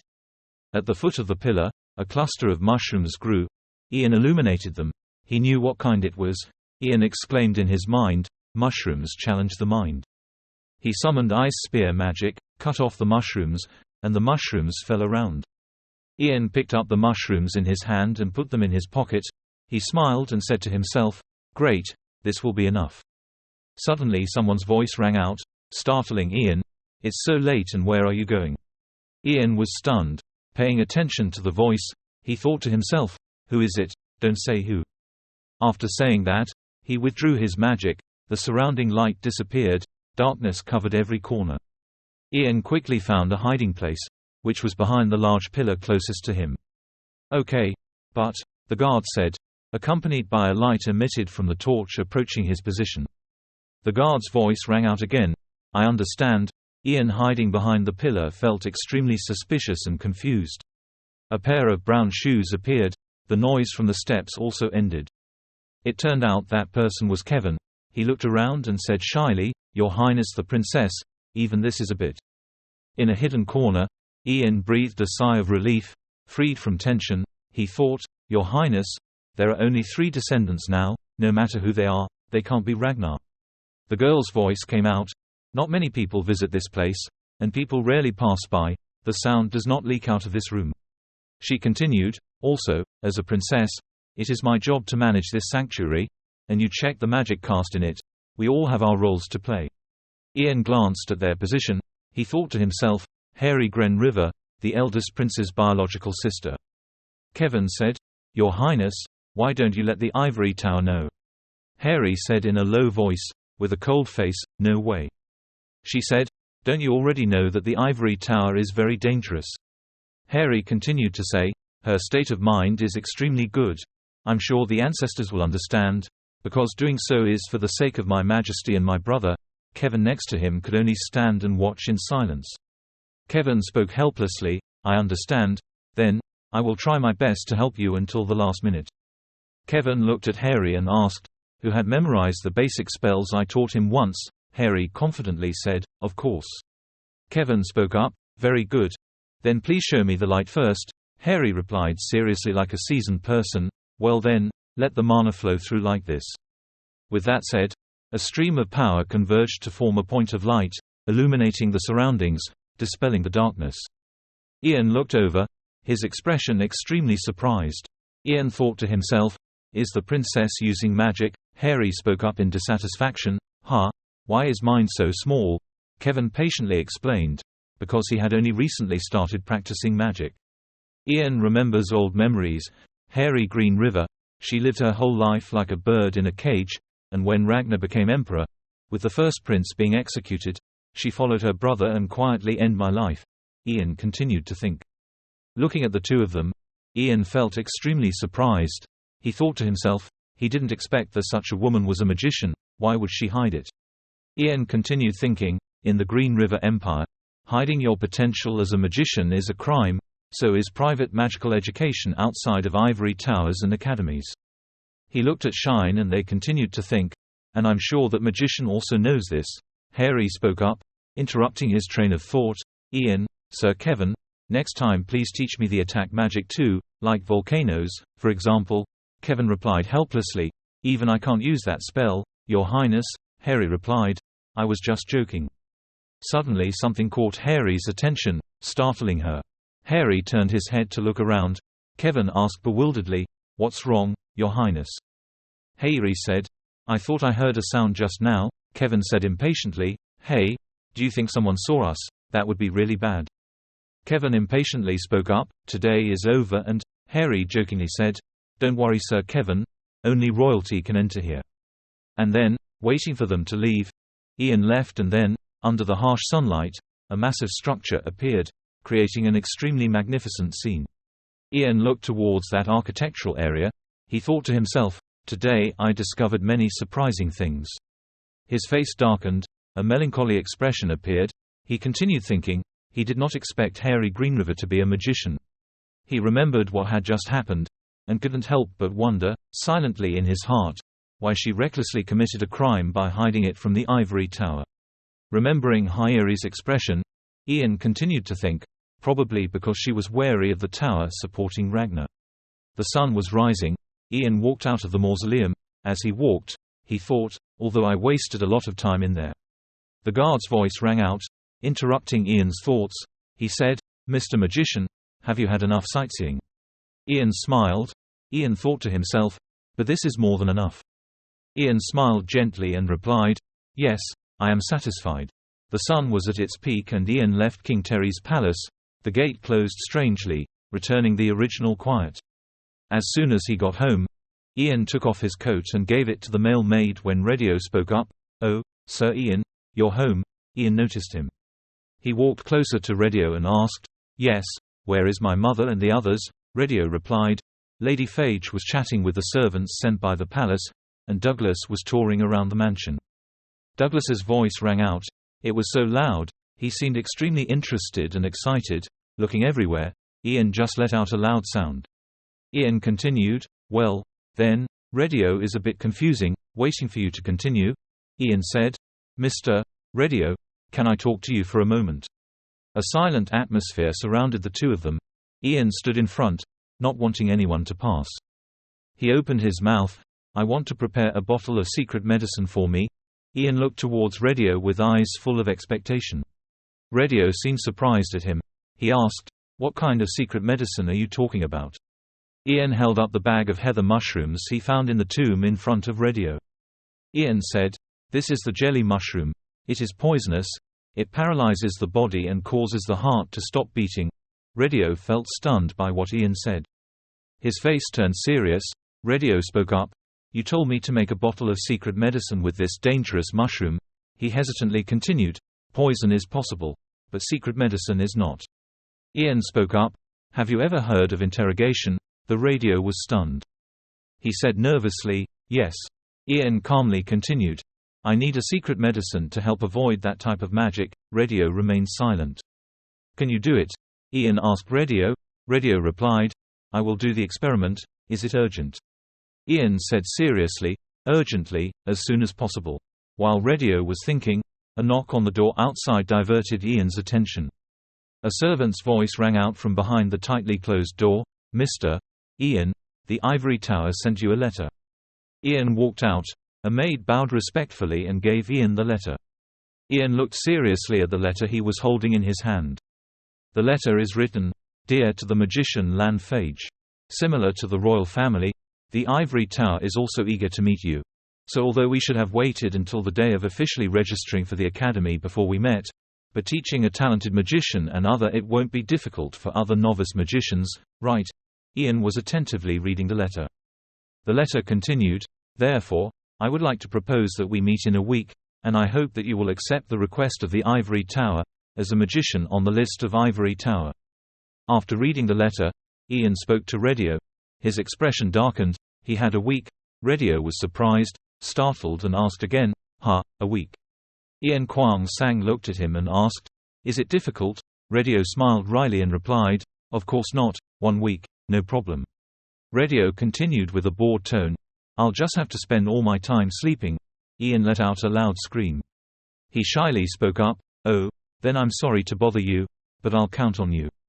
Time passed quickly, and in just a moment the day of meeting had arrived. Ian was sitting in a carriage heading to the ivory tower. Inside the carriage, Ian was looking for something on his person. Looking at the bottle of medicine in his hand, Ian thought, "Radio medicine is made from heather mushrooms. Drinking it will make my heart beat steadily for 2 hours." He looked at the medicine bottle in his hand, his expression thoughtful. Ian thought in his head, 2 hours.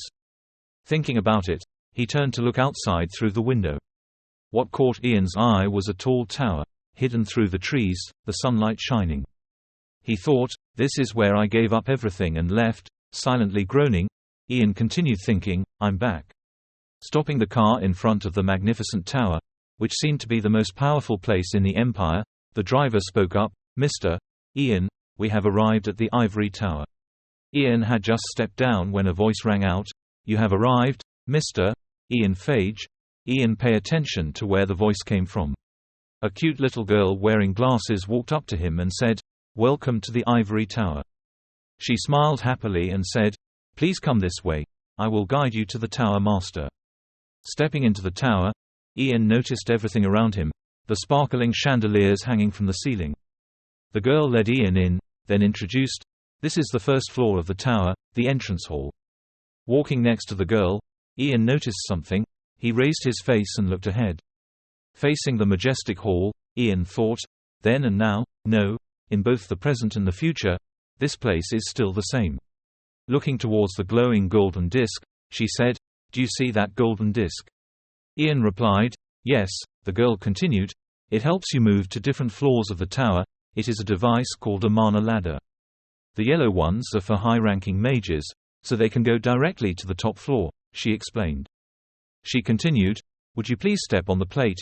Ian walked towards it. "The senior mages are waiting for you in the tower master's room, on the top floor." Ian said, "Then, goodbye." Having said that, a beam of light emanated from under Ian's feet, and the totem of symbols appeared. A strong stream of yellow light shined straight onto the high ceiling. Ian's body gradually faded. Inside the mana ladder, Ian looked at the potion in his hand, thinking. Ian removed the lid and drank the entire bottle. When he reached the top floor, the light dimmed. Ian was standing in the center of the disc. Ian raised his face and looked forward, his face showing no emotions. In front of Ian was a tall, closed door, carved with exquisite details on the outside. Light gradually emitted, the door opened slightly. Ian walked in, the sound of his steps was loud. As soon as Ian entered, someone's voice rang out, welcoming Ian Phage. Tower Master Herbert sat on a chair, looked at you. He smiled and said, "Thank you for accepting the invitation to our tower." The Tower Master gestured to him and said, "Don't just stand like that, please sit." Everyone in the room turned to look at him. Master Herbert continued, "You must be quite surprised." But there was no need to be afraid. Herbert continued. Under everyone's gaze, Ian walked away. Ian walked to the empty chair. He put on his cloak and sat down. Herbert continued, "This is just a small request, that every wizard who joins the tower must go through." He thought, "From the air there was you can see they want to make sure you listen to them." Herbert used magic to create a series of information. He said, "I already know about your talents, but without considering them, you are quite amazing." Looking at the information in front of him, Herbert continued, "To be honest, I was still a bit skeptical." Looking down at Ian sitting on the chair, Herbert continued, "But, aren't we mana brothers with a bond stronger than blood? If we can eliminate doubts, then we should do it now." Ian laughed and asked, "Do you mean you will torture me?" Herbert smiled and replied, "Oh my God, how could we do that? There is no room for barbaric acts in this entire tower." His voice suddenly changed. "We just asked a few questions, and you just need to answer them." Herbert channeled his energy. His eyes changed to emerald green. A tense atmosphere surrounded the Master Tower's room. Herbert said in a low voice, "Now, let's begin." He looked at the information that appeared and said, Ian Phage was born in the year 488. His zodiac sign is Rose. His father Fran Phage was a wandering adventurer, and his mother Vanessa Phage was a servant in the castle. Herbert asked, "Was there any wrong information?" Ian closed his eyes and bowed his head and said, "No, they were all true." A bald old man asked Ian, "I want to know more about your relationship with the alchemist Radio." Ian replied, "My mother was very weak. I needed an alchemist who could provide medicinal energy regularly, and the Lord recommended him to me." Another person asked, "Why did you visit the old ivory tower?" Ian replied, "I saw it in books a lot. I always wanted to go there." A man in a blue vest asked, "Do you remember the magician Cecilia?" Ian replied, "Of course." The man continued asking, "You saw her and a masked person chatting, and Cecilia was caught trying to kill you. Do you swear that this information is true?"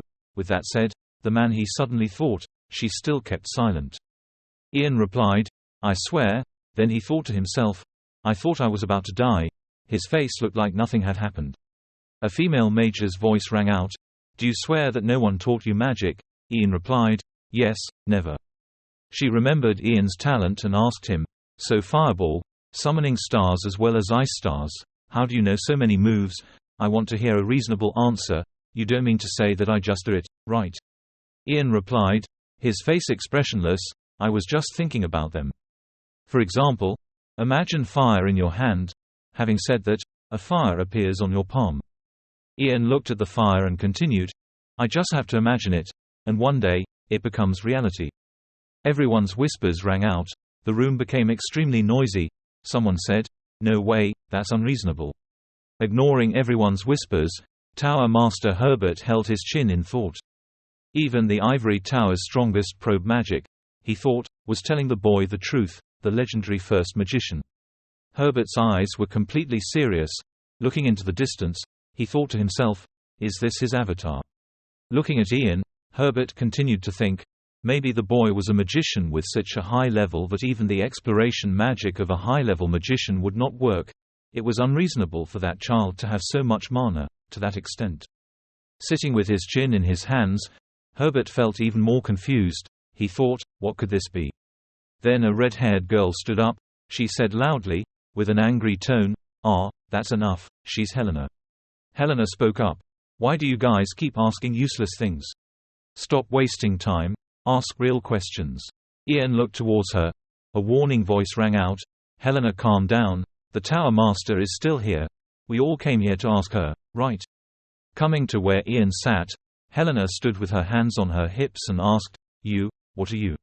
Helena put her hands on her hips and questioned Ian, using that mouth to tell us, What are you?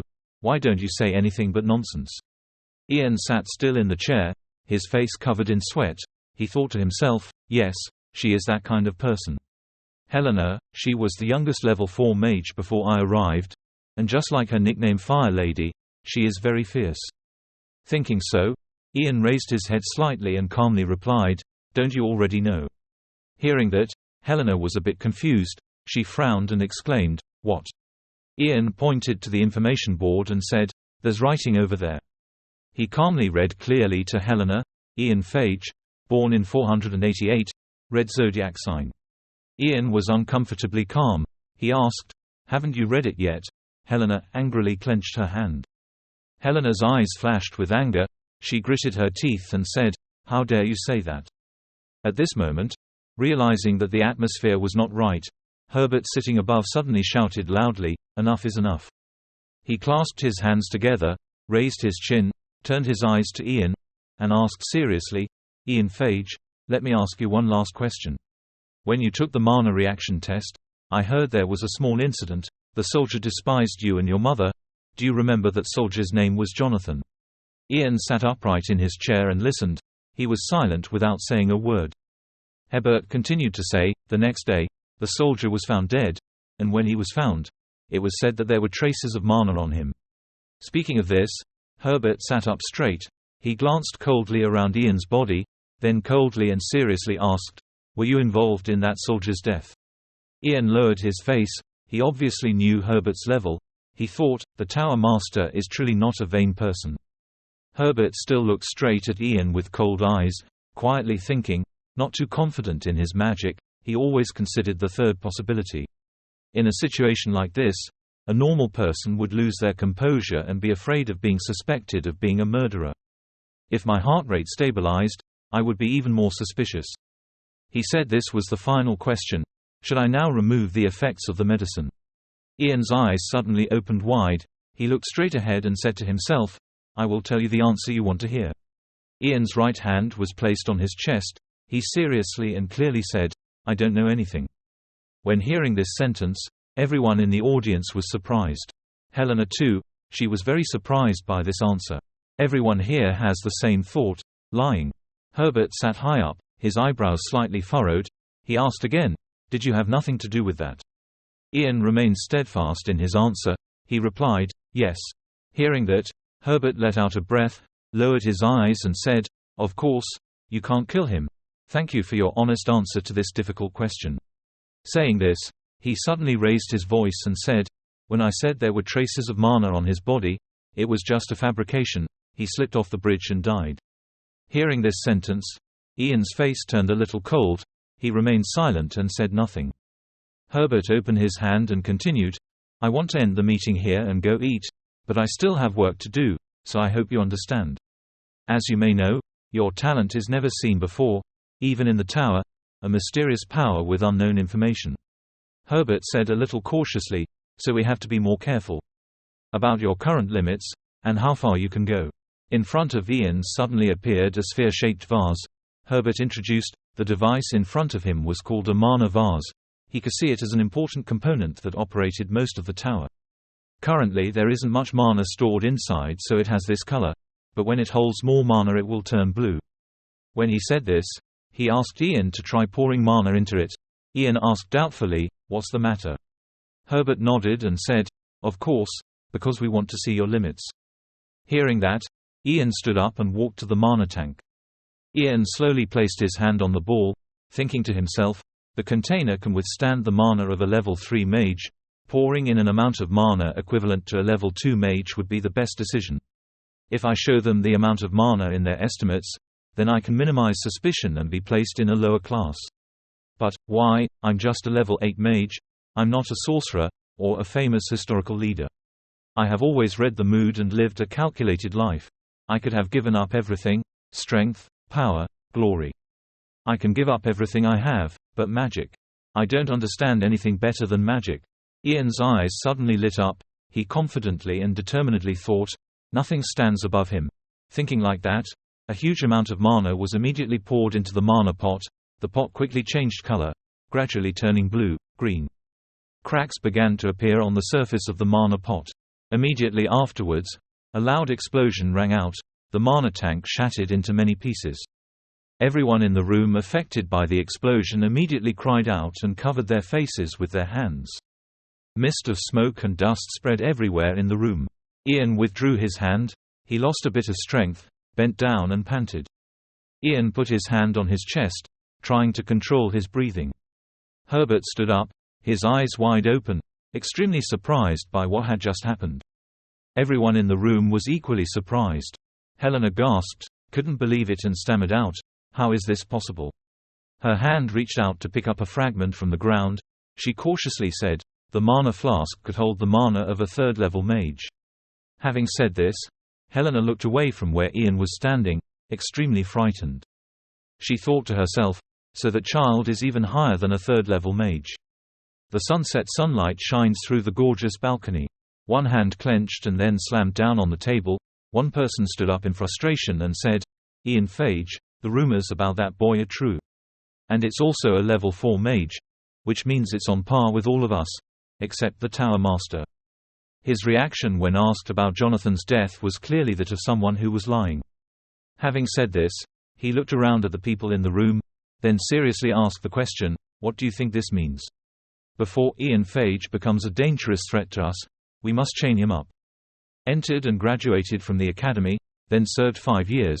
Do you think we have to cancel those and tame him right away?" Herbert heard that and crossed his arms awkwardly, saying that would be a bit difficult. "But you're right. Ian Phage's time at the academy is just a waste. Instead, he was a threat to other students. Senior magicians like us already feel uncomfortable. How will newbies and young magicians feel? Whether Ian Phage killed a soldier or prevented death or not, is immaterial. The important thing is that although there is nothing wrong with the probe, we will never know if his lies have any effect on us or not." Herbert stopped for a moment, put his hands on his chin, then continued to say, "Everyone probably already knows, but our highest priority is the value of this tower. The more powerful mages it has, the higher the tower's status. So why not take Ian Phage in as the 12th most senior mage, and then officially reign in the birth of a 4th-level mage? But due to his talent and age, I think it's best to let a special high-level magician teach him. What do you think?" Hearing this suggestion, almost everyone in the association agreed with his opinion. Herbert nodded and said with peace of mind, "Good." He raised one arm and said slowly, "Education Officer Ian Phage, I will do it." Outside, looking at the magnificent tower in front of him, Ian thought to himself, he didn't expect to be recognized as a high-class magician so quickly. I had already guessed it, but it happened so fast. While thinking, in the distance suddenly a girl called out, "Sir Ian." Ian was startled and turned his head to see that it was the girl in charge of the ivory tower. He immediately walked over and said hello. "Oh, we met again." The girl nodded slightly, then hesitantly said, "Well, I believe, that he is a level 4 magician." Ian replied a little shyly, "Yes, that's how it happened." The girl's eyes lit up when she heard that, and she said with admiration, "That's amazing, she's a high-ranking magician at the age of 12, those terrible rumors are true." Hearing the words rumor, Ian stood opposite and sweated, thinking, what kind of rumor is spreading like this? At this moment, the girl in charge of the ivory tower suddenly burst into laughter. She said, "Ah, you must have heard the news, but I have been assigned to be your support magician for a year. Please help me." Hearing that, Ian smiled lightly and replied, "You can talk freely, you are my senior." Senior, these 2 words made the girl extremely surprised and mixed with a bit of joy. Immediately the girl stood up straight and spoke, "Then since I am your senior, I will take you to visit the ivory tower." A magnificent structure appeared before Ian's eyes. The girl in charge of the ivory tower began to introduce. That was the Magic Academy of the ivory tower. You would have been registered there today, but you will have received special training from high-ranking magicians. As he followed the girl, Ian pondered, do they call that special training? Just a plan to turn me into a loyal dog, Sure enough, it was Herbert. At that moment, Ian saw something. His eyes opened wide and he let out a cry. Only in the distance could he see his friends in the academy studying. Ian stood and looked for a while, silently admiring that he had also stood there. They were all assassinated by Coldwood's spies during the First Unification War, so I never thought I'd see them again. Maybe it will be difficult to become close friends, but I should come and say hello soon. While thinking about this, the girl in charge of the ivory tower suddenly turned around and happily introduced, "This is your private laboratory." She walked to the door of the room and said, "I heard you were going to use it, so I used cleaning magic to clean it up." The door to the room opened. Inside the room is full of experimental equipment. As soon as he stepped in, Ian felt extremely familiar. Looking around the room, he thought to himself, "This was also my room in my previous life." The girl in charge of the ivory tower continued, "When this tower was created 3,000 years ago, there were 24 high-ranking magicians, but now there are less than half left, so there are plenty of spare rooms. The tower owner wants you to use this room for personal purposes." Having said this, she turned around and walked out. "So please wait here, I will go call the magician in charge of you." The door to the room was closed and the girl left. Ian raised his eyes and looked around the room. He touched the items in here. A feeling of nostalgia arose in his heart. Ian thought to himself, "It's been a while since I last entered this room. I got this room 7 years earlier than in my previous life. Now I have the powers of a high-level mage. There's something I have to do. That is creating a new force in the ivory tower." Ian raised his eyes steadily and looked up. He silently calculated, within 6 years from now, around the time Ragnar begins to act under the protection of the tower, I must create it before then, a force that can oppose Ragnar, who protected by Herbert. It's hard to say that power here is based on loyalty to the Tower Master. Fear of overwhelming and high-level power. So if I reach the same level, no, higher than the Tower Master, then the time will come when I will take full control of this tower. Ian let out a long breath, silently exclaiming, "It's best to act like a polite child until then, even I can't pass level 5 with this small body."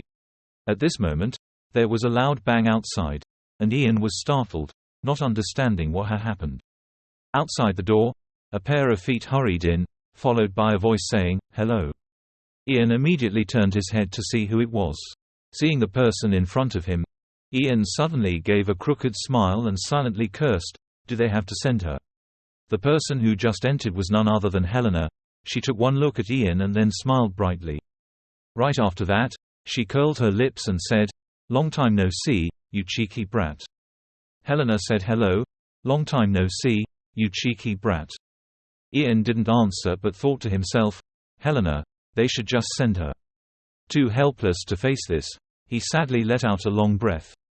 "She was the one who cleaned up the broken vase," Ian said. Hearing this sentence, Helena's mood seemed to plummet. She spoke helplessly. It seemed that he was more than impertinent. Then, Helena decisively lifted her foot and walked towards Ian. As she walked, she said, "Okay, you probably heard the news. Proper manners, court history, magic theory, those are the things you will learn at the academy, but the Tower Master wants to teach you in the tower. He says something that will make other children lose confidence, if a monster like you studied with me." Hearing this sentence, Ian's face darkened slightly. He remained silent and said nothing. But the problem is, Helena stopped talking here. She snapped her fingers, and a resounding click came out. At the same time, a series of books on the shelf seemed to receive orders, immediately escaped and flew into the air. Helena held a book in her hand, looked at Ian and then finished the last half of the sentence. What would be the point of doing that? As soon as this sentence was uttered, all the books immediately fell to the ground. Throwing away the book in her hand, Helena continued leisurely, "Such boring things are not my department and those old women teach much better than me." Stepping closer to Ian, Helena bent down and asked Ian, "Cecilia, you defeated her, right?" "I had high hopes for Cecilia. She is also quite good in the field of combat magic. If she had continued, she could have followed in my footsteps, and she was a spy." Having said this, Helena suddenly became serious. Her eyes were as deep as a bottomless abyss. She looked straight into Ian's eyes and continued in a cold voice, "But you can defeat Cecilia." Hearing these accusations, Ian remained silent without speaking up. Turning around, Helena continued to monologue to herself, "Well, since I have become your teacher, I will teach you something. There are different types of magicians. Magicians are trained for combat. Shamans are trained to assist others. And magicians spend their lives studying alchemy. The others are just leftovers." Having said this, Helena stopped for a moment. She turned her head slightly to look at Ian, then continued, "What kind of person do you think I am?" Ian didn't bother to think and replied, "The first type." Helena smiled happily. She happily spoke up, "Exactly. I bet no one can beat me in that field. I am different from magicians who only care about the elegance of a high-class magician. I will teach you my way, so follow me." Helena lifted her feet and walked first. When passing by Ian, she did not forget to remind him that of course he had no right to refuse. Ian, standing behind, frowned slightly as if thinking about something, but he still obediently followed Helena. They left the room, headed to an outdoor location.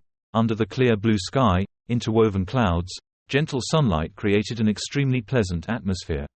Helena spoke up, "Now do you understand what you have to do here? Attack me, make me want to teach you." Ian had been standing still, looking at the person in front of him. He thought to himself, "She is no different from her previous life. Even then, she annoyed me by challenging me, but this time I won't let her initiate it." Ian's eyes cooled a bit. He applied the truth. His eye color naturally changed to sky blue. Ian thought in his head with great determination, "I will cut off that thought." Ian and Helena's conversation attracted the students studying nearby. Everyone started talking. "What's the challenge? This kid, I mean Ian, let him fight with her. Must be a bit dangerous." Helena looked around, her face full of satisfaction, and said, "It seems like there are enough people watching. Let's start. You go first. I'm the delivery person, so I'll wait for you." Hearing Helena's words, Ian calmly took off his cloak and put it on. His expression was extremely calm but also full of provocation. "Are you sure?" Helena smirked and replied, "Who cares for whom?" Hearing that, Ian immediately extended one hand forward. He looked straight into Helena's eyes. Ian's expression was extremely confident and he spoke, "Then I won't be polite." Ian closed his eyes and felt the source of magic hidden within him, a blue light gradually covering his body. Helena also began to use her power. Her magic had the orange-red color of the fire, exactly like her hot temper. She said faintly, "It seemed he has seen many things. He intended to set up a barrier in front of you. No matter what barrier it is, we can break it right away, kid." As soon as her voice ended, perfect fireballs were created behind her, ready to rush forward at any moment. Ian opened his eyes and looked towards Helena. His eyes were extremely calm and without the slightest fear. He shouted an ice block. Saying that, blocks of ice began to appear from under his feet, gradually surrounding his body. In just a blink of an eye, Ian's whole body was covered in that block of ice. On the opposite side, Helena was extremely surprised by this action. She was sweating and said, "Ha, are you kidding me?" She hurriedly approached and knocked on the ice block created by Ian, and quickly shouted, "The best thing you can think of is just a block of ice. Are you planning to sleep in there until you run out of mana?" Ice block is the strongest defensive spell that protects the user, but when the ice block is activated, the user will fall asleep so they cannot use other spells. Helena spoke helplessly, "Oh my God, I don't know what you're thinking. I was a fool to hope that."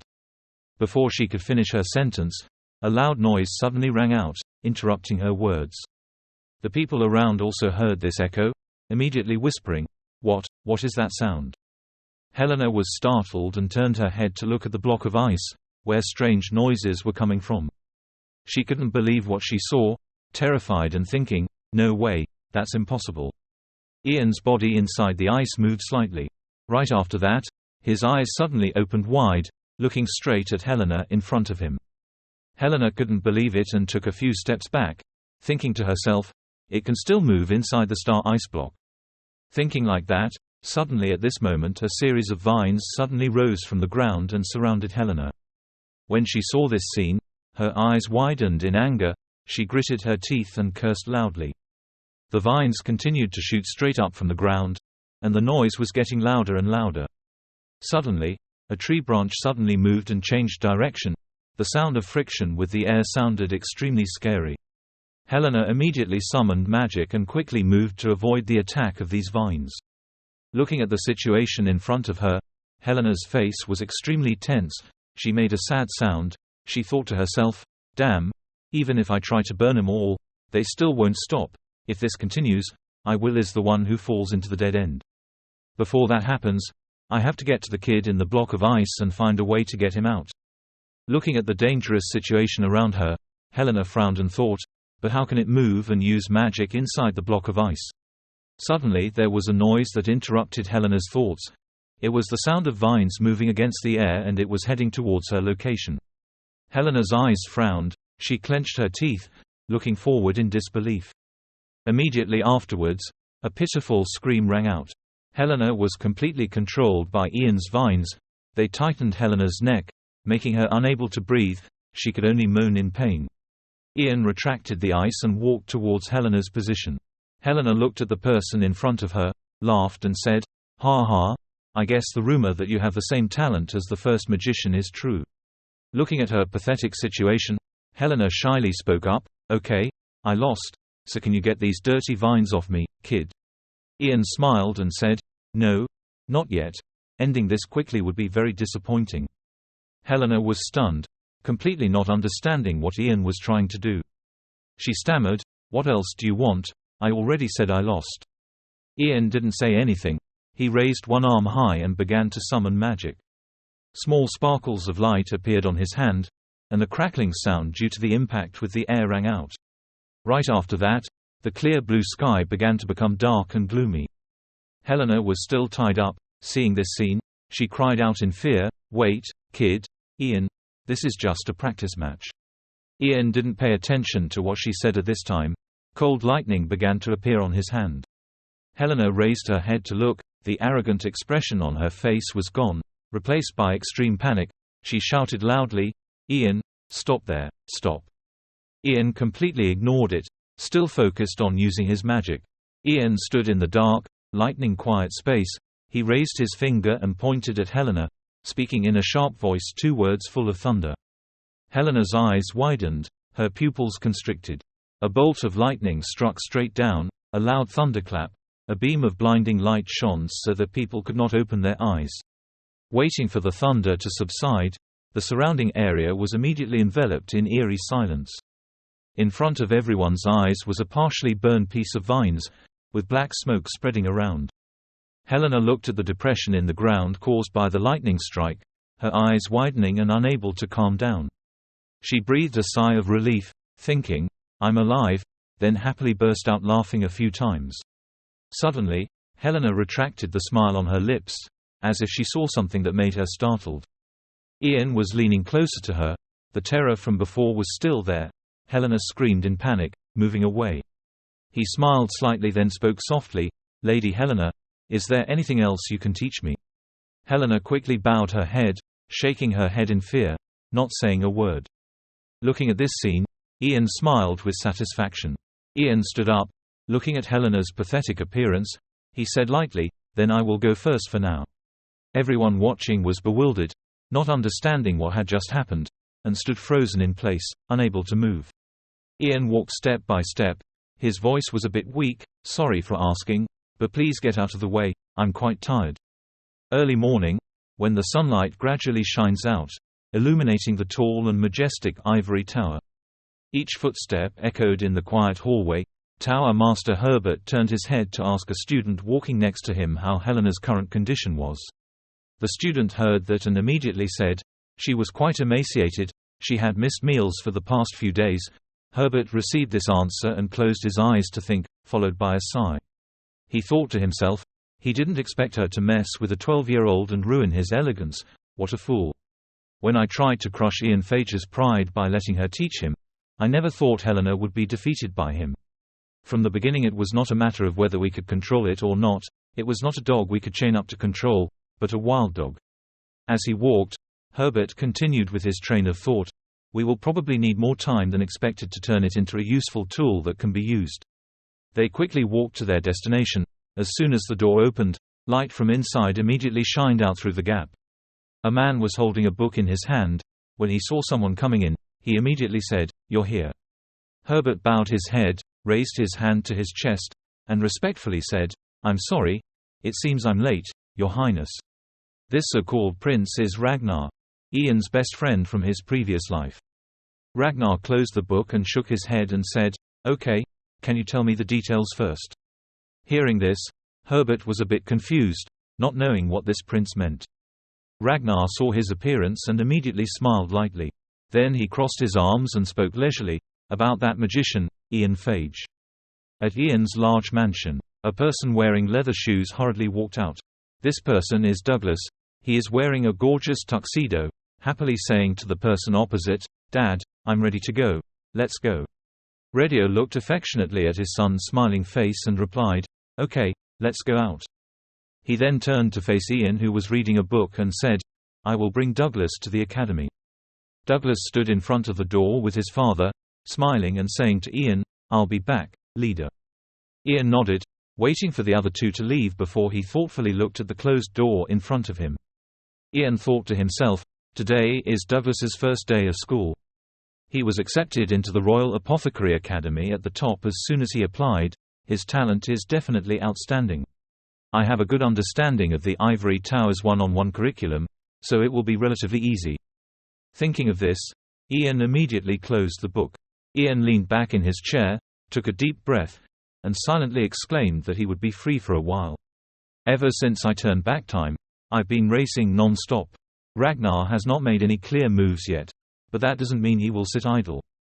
Ian came to look at himself in front of the glass window.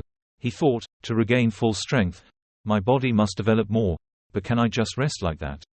Suddenly there was a knock on the door, interrupting Ian's thoughts. Ian glanced towards the door. Seeing a maid entering with a letter in her hand, she respectfully called, "Sir Ian." She said respectfully, "Sir Ian, an invitation has arrived from the palace."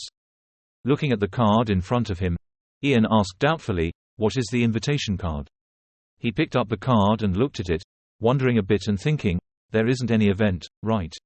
Looking at the seal on the card, Ian frowned, slightly confused. This seal seems to belong to the first prince. In the evening, at a magnificent castle, the lights were as bright as day. A carriage stopped in front of the castle gate. Ian quickly stepped down from the carriage, thinking to himself, he really invited me to a place like this. There is an unwritten rule that states that witches who are not from aristocratic backgrounds cannot be invited to such parties. Ian put one hand on his waist, looked at the castle in front of him, confused, and thought, what is this guy thinking? And I also didn't expect that the party would be organized by the eldest prince himself. The prince I remember from his previous life was very reserved when interacting with other nobles and had never held a social event with any nobles. His attitude caused him to lose the opportunity to debut with the political world. As a result, the entire aristocracy turned their backs on him. Unlike the first prince, fifth Prince Ragnar was an outstanding social figure who had gone about building trusting relationships with other nobles. As a result, he stole most of the political power of the first prince. It can't be helped that the first prince often ignores the emperor's advice. Because of his impulsive and lazy personality, I thought about it and sighed in boredom.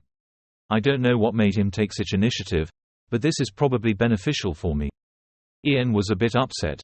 He had never been near places like this in his previous life. He immediately decided he would just sit quietly in a corner.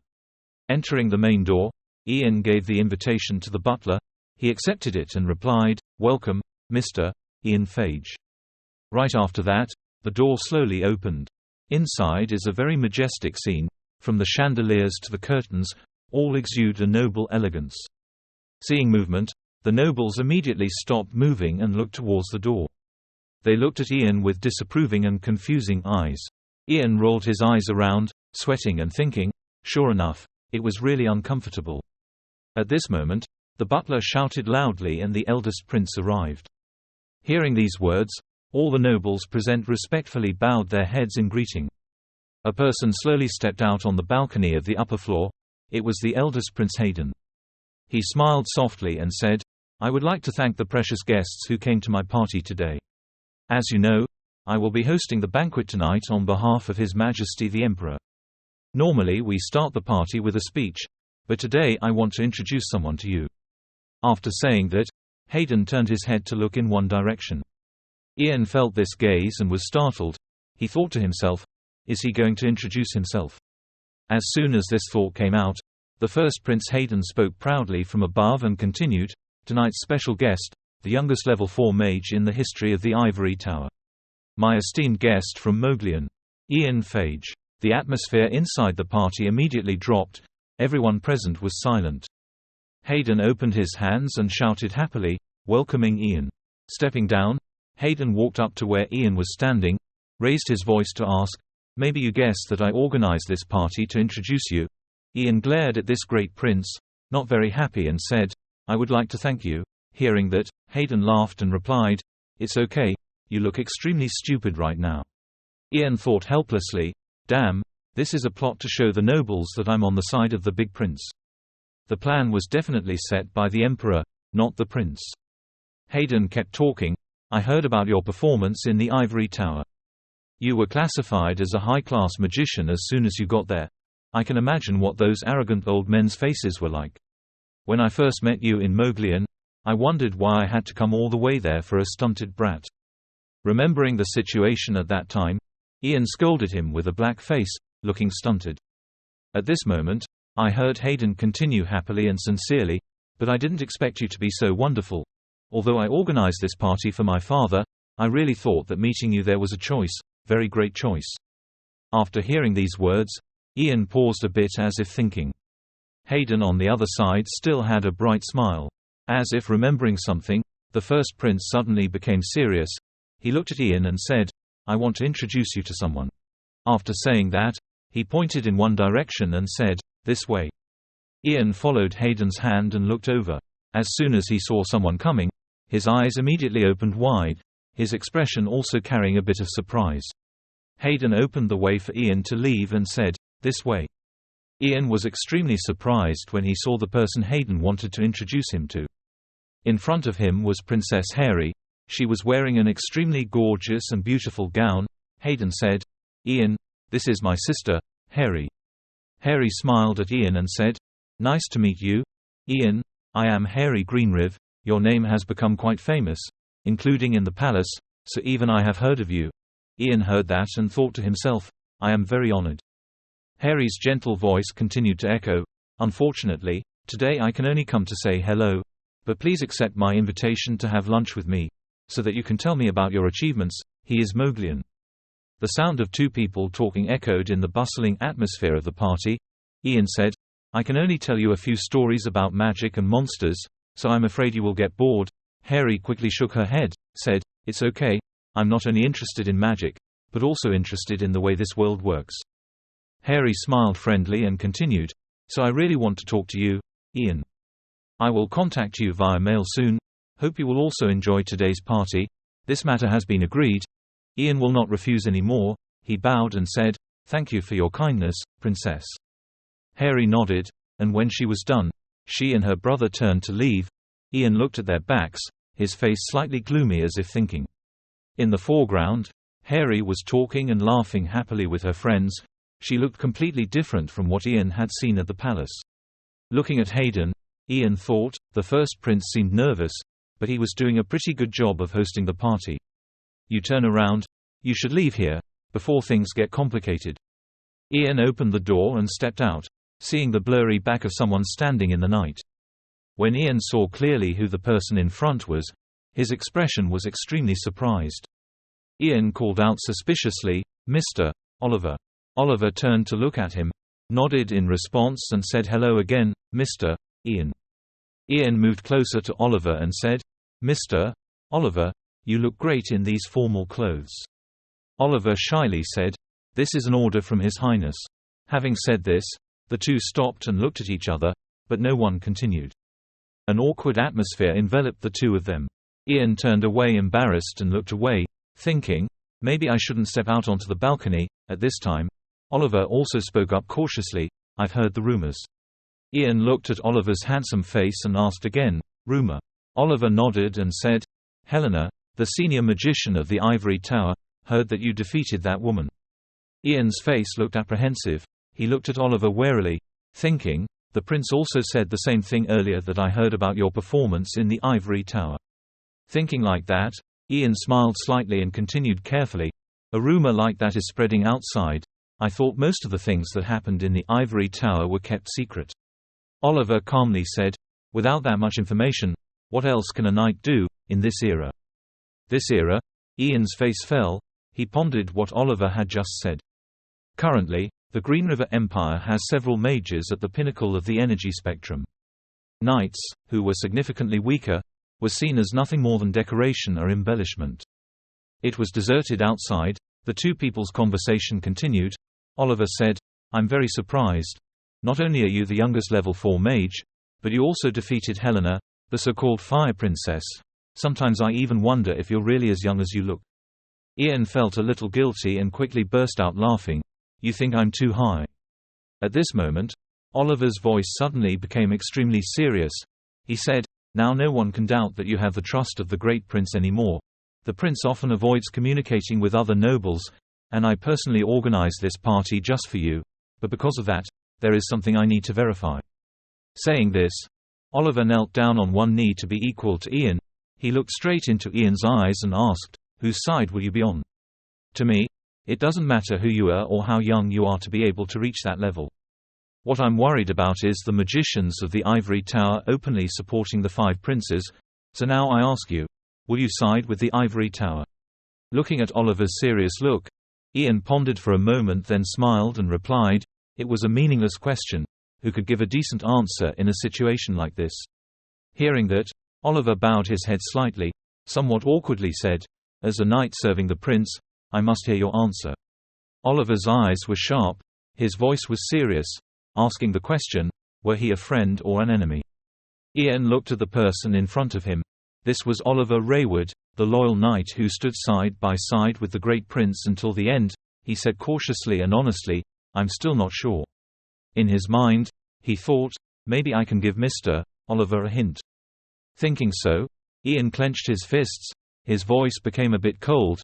He firmly said, "However, I will never side with the 5th prince."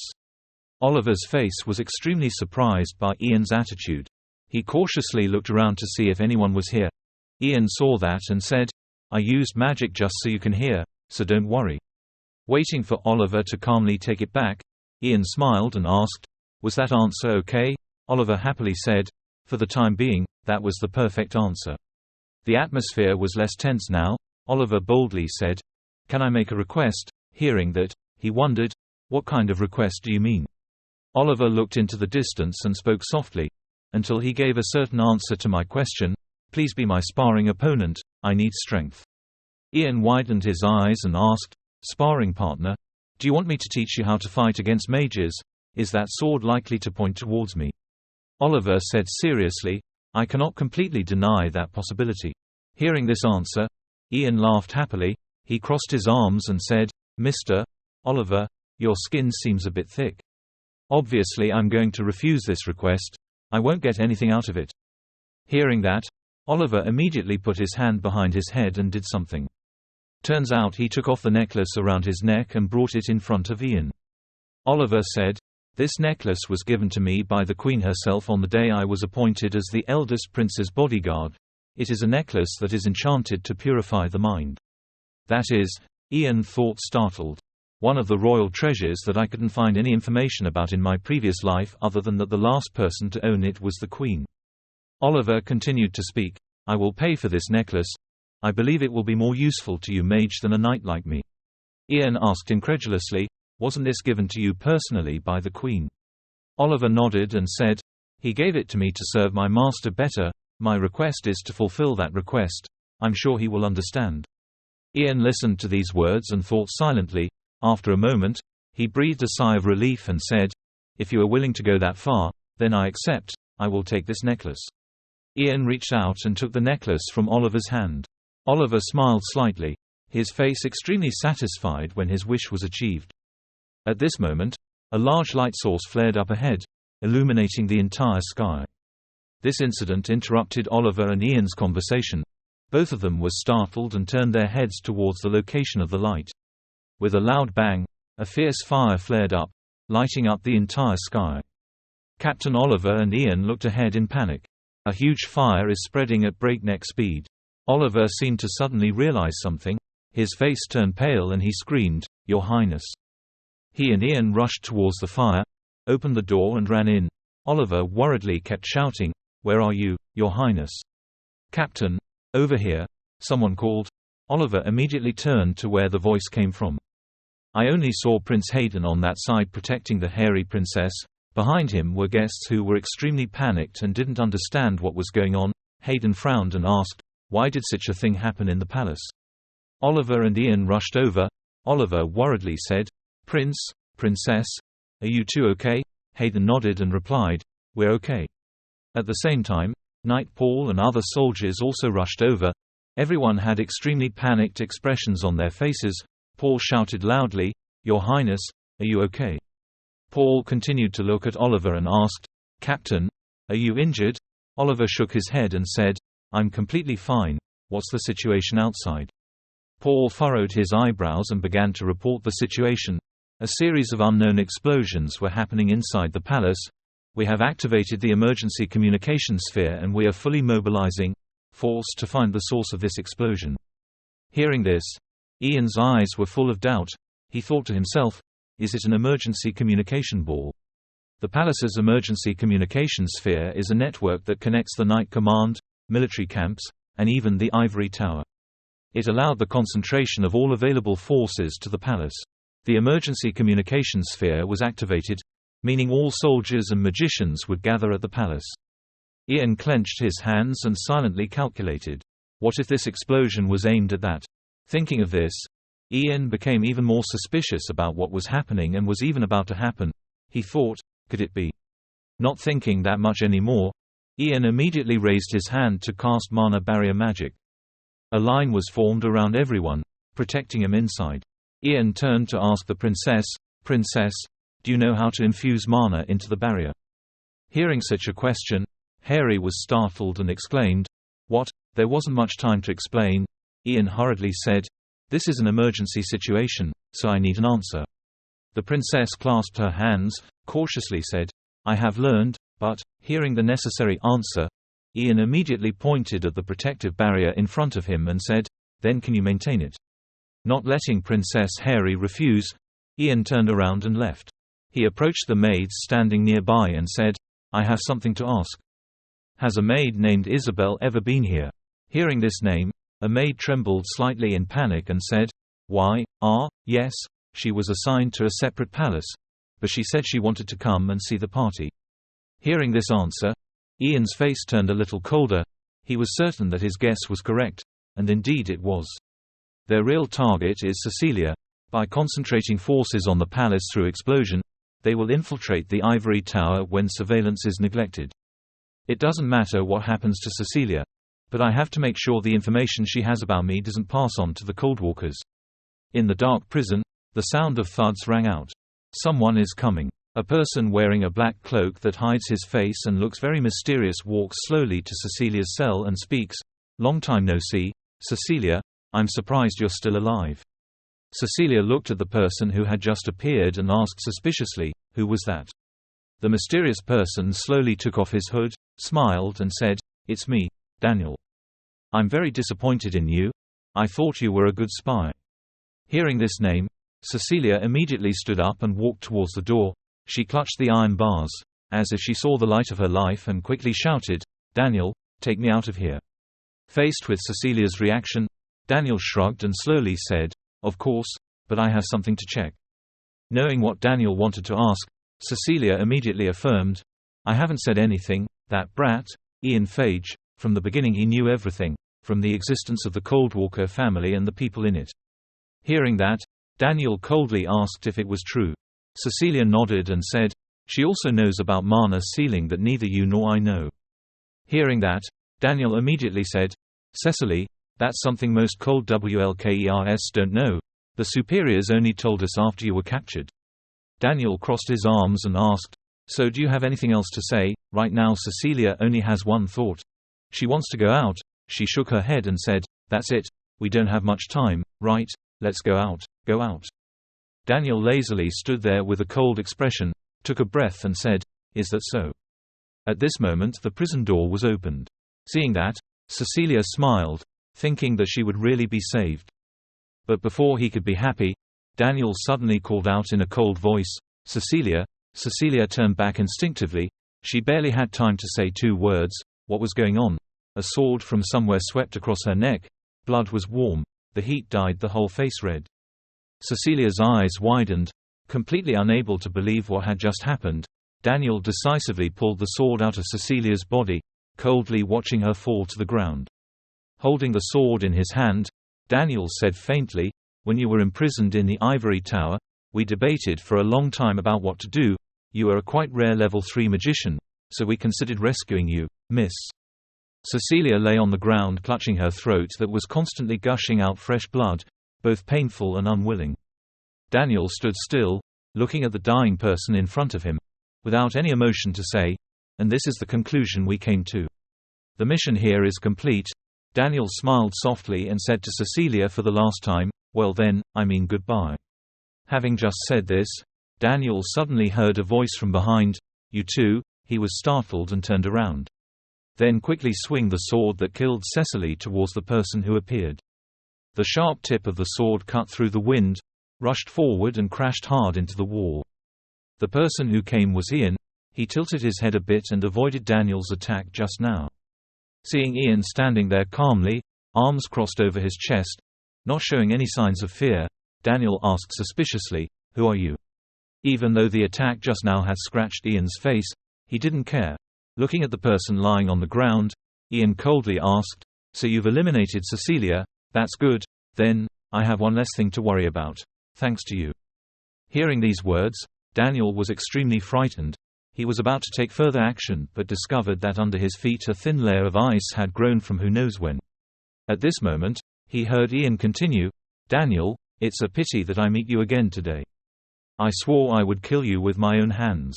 Feeling the murderous aura pouring out of Ian's body, the ice had now spread to Daniel's stomach. He quickly raised his hands in surrender. Wait, wouldn't it be better for you to let me live?" Despite Daniel's pleas, Ian had no intention of sparing him. He cast freezing magic and said in a low voice, "I can finally respond to the suffering of my comrades. Listen to these words." Daniel exclaimed in confusion, "You? What are you talking about? I never killed your friend." Ian coldly interrupted him. He calmly said, "Clearly not yet. There are still 10 years before that happens." Hearing this, Daniel didn't understand anything at all, but at this moment he could only cry out in pain, being covered by Ian's magic up to his neck and face. Ian continued to speak slowly, promising himself that when I came back, I would put everything back in its original position. As he spoke, he raised his hand to touch the frozen Daniel block of ice. In an instant, the block of ice shattered, and Daniel also left with those fragments. Ian witnessed everything, his face completely devoid of any emotion. He slowly lifted his foot towards Daniel's body. Ian bent down to find the position of his neck and opened his shirt. A blue symbol on it lit up. Seeing this symbol, Ian thought to himself, "I have confirmed the mana seal on his neck, so that's it, enough." At this moment, Ian's movement slightly stopped. He heard movement outside the door. A group of people led by Marcus came forward. Looking at the scene in front of him, Marcus asked suspiciously, "Ian Phage, what the hell happened?" Ian stood silently without answering. The mana seal on Daniel's neck suddenly flashed slightly. In the palace, the Emperor of the kingdom sat on the throne full of anger, his hands curled into fists. He punched the throne and shouted loudly. 2 people were missing inside the palace. From a maid to a royal scribe, what is the ivory tower doing while criminals are rampant in the palace? Tower Master, please answer me. Didn't you promise to remove all the evil roots inside the kingdom? That's why you asked to give all the authority to hunt down spies to the ivory tower. I can't trust the ivory tower anymore, so I will withdraw all relevant authority of the ivory tower. From now on, the Tower Master must communicate any information obtained from the search so far to the knights and soldiers. Do you understand?" Tower Master Herbert sadly bowed his head and replied, "I will obey you, Your Majesty." The Emperor seemed very tired. He raised his hand to rub his temple and said, "You can go now. There will be a lot of things to do from now on." Tower Master Herbert bent down to receive the order. Everyone present around was still discussing what had just happened and His Majesty's decision. At this moment, a servant came and commanded the magician Ian Phage to come forward and pay homage to His Majesty.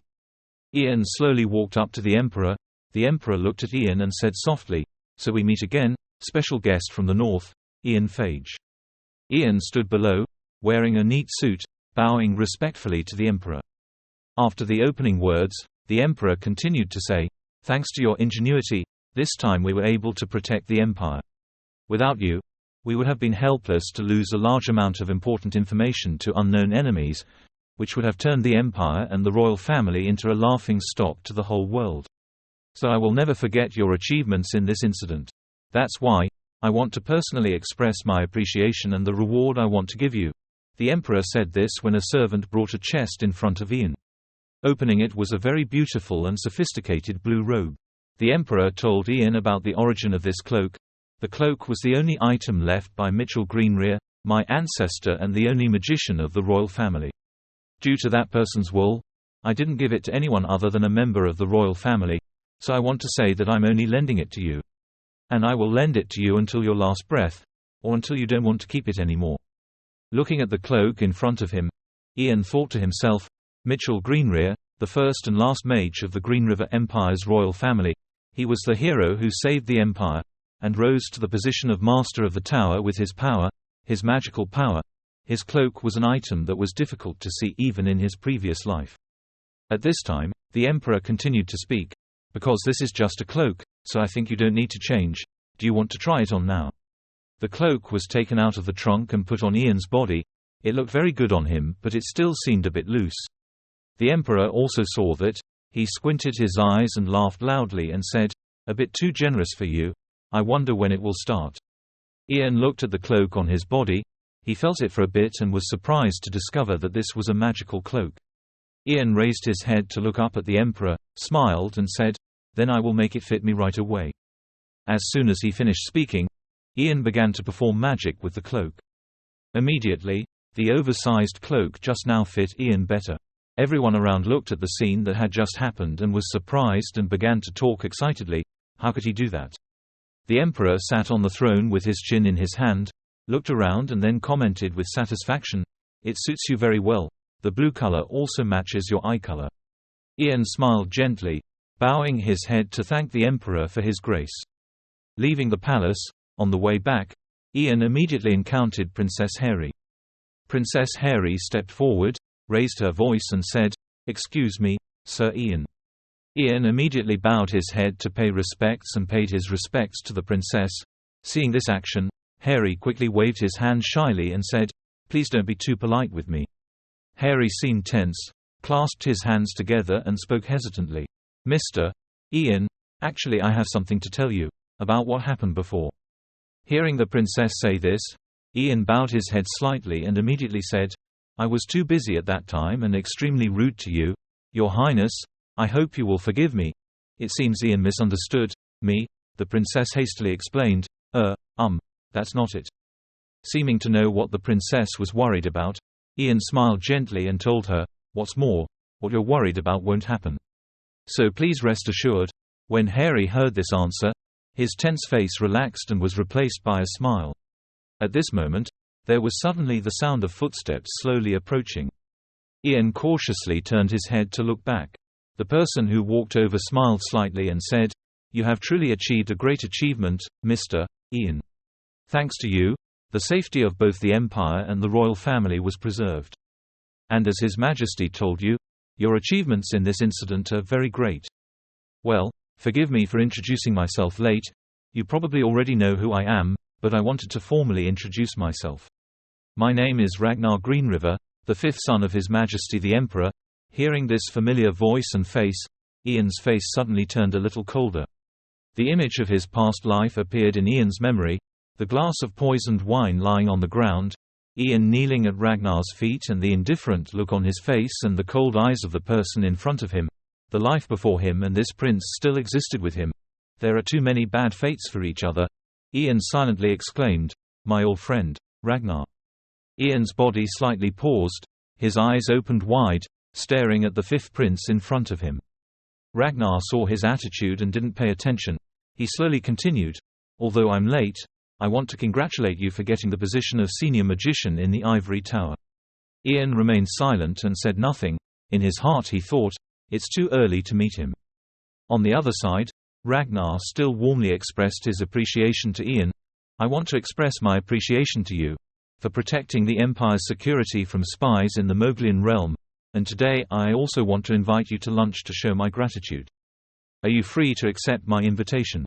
Hearing that, Ian clenched his hands into fists, trying to control his trembling, and for a moment couldn't say a word.